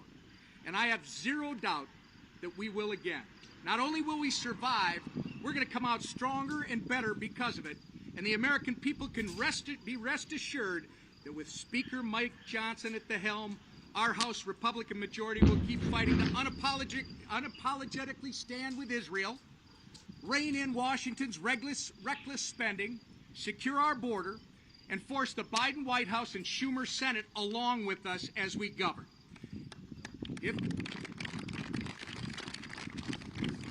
If these last few weeks have proven anything, it's that we will never stop fighting. We will never give up. And I firmly believe that with House Republicans now united and ready to get back to work, as our new Speaker-elect said, our best days lie ahead. And with that, I'm going to introduce the other legend from Louisiana, our Majority Leader, Steve Scalise. Thank you, Whip. Well, this is a great day. This is a day that's been coming for a long time. You know, if you think about what's happened these last 3 weeks, while a lot of people outside of Washington talk about dysfunction, this great group of men and women behind me have been talking about how to fix what's broken in Washington. And hasn't that discussion been coming for way too long? That's what this last 3 weeks has been about. That's what we have been struggling through. That's what we've been working towards, and we resolved it today by electing Mike Johnson as our next speaker. And what Mike laid out was a vision. It wasn't just core principles that he talked about today on the House floor so eloquently, but a vision for how we get not just the House back operating, but how we get Washington working better, how we fix this broken institution, and how symbolic. Mike talked in the House chamber about the symbolism of the House chamber, Moses, in God we trust, right above the Speaker's rostrum. So many other symbols, Washington, Lafayette, the history of some of the great battles, passing the 13th Amendment in that chamber. But if you look at this Capitol dome that serves as a beacon to so many, not just here in America, but all around the world, interestingly, the last 3 weeks, the Statue of Freedom was covered in scaffolding. Just like we have been doing construction to fix this broken institution, how symbolic that the scaffolding is now coming down as we elected a new speaker to fix this institution that's had problems for decades that needed to be addressed and went ignored for way too long. I have seen this man in action since I was a state representative. For those people that don't know Mike Johnson, maybe they're looking to Google, maybe they're looking to other places. But those of us who have known Mike Johnson for a long time, and I've known him maybe longer than most, I've seen a commitment, a self-service commitment to things bigger than himself. Going back to my days in the State House and when he came to Congress, those same principles followed him. His belief, his faith that drives him so deeply that some actually mock him for. Those are the principles that make this country so great. Those are the principles that cause people who believe in freedom all around the world to look up at that Statue of Freedom as a beacon of hope for all around the world. And what Mike Johnson is going to do for us and our country, getting us back on track. We are just getting started, but people are going to come to know and love what he represents because he fights for things bigger than himself and people who have been ignored for way too long. It is my great privilege to introduce the 45th Speaker of the House, my dear friend, Mike Johnson, the Speaker.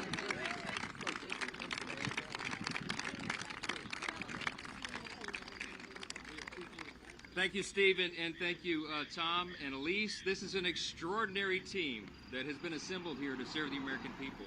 Steve Scalise represents so much in our home state of Louisiana. One of the things he truly represents is perseverance and hope. And as he was talking here just a moment ago, I was reminded of the scripture that says suffering produces perseverance, perseverance produces character, and character produces hope. What we need in this country is more hope. The people have lost their faith in our institutions. Their faith is at an all-time low. And one of the reasons they've lost it is because the Congress, over the years, has not delivered for the American people well enough. We're in the majority right now. We've gone through a little bit of suffering. We've gone through a little bit of character building. And you know what it's produced? More strength, more perseverance, and a lot of hope. And that's what we're about to deliver to the American people. We're going to speak with clarity and conviction and consistency to the American people. We're going to tell them what we're for, what agenda we are pursuing, and why it is best for every American, why it will give them more liberty, opportunity, and security. We're going to speak to that clearly. We're going to act consistently, and we're going to exhibit two things here, trust and teamwork. And this group will deliver for the American people. I said it in the chamber, and I will say it here. We're going to govern well, and I think the people are going to be very pleased with those results. We're so grateful. I'm so grateful and so humbled to have gotten a unanimous vote on the floor by all of my colleagues here.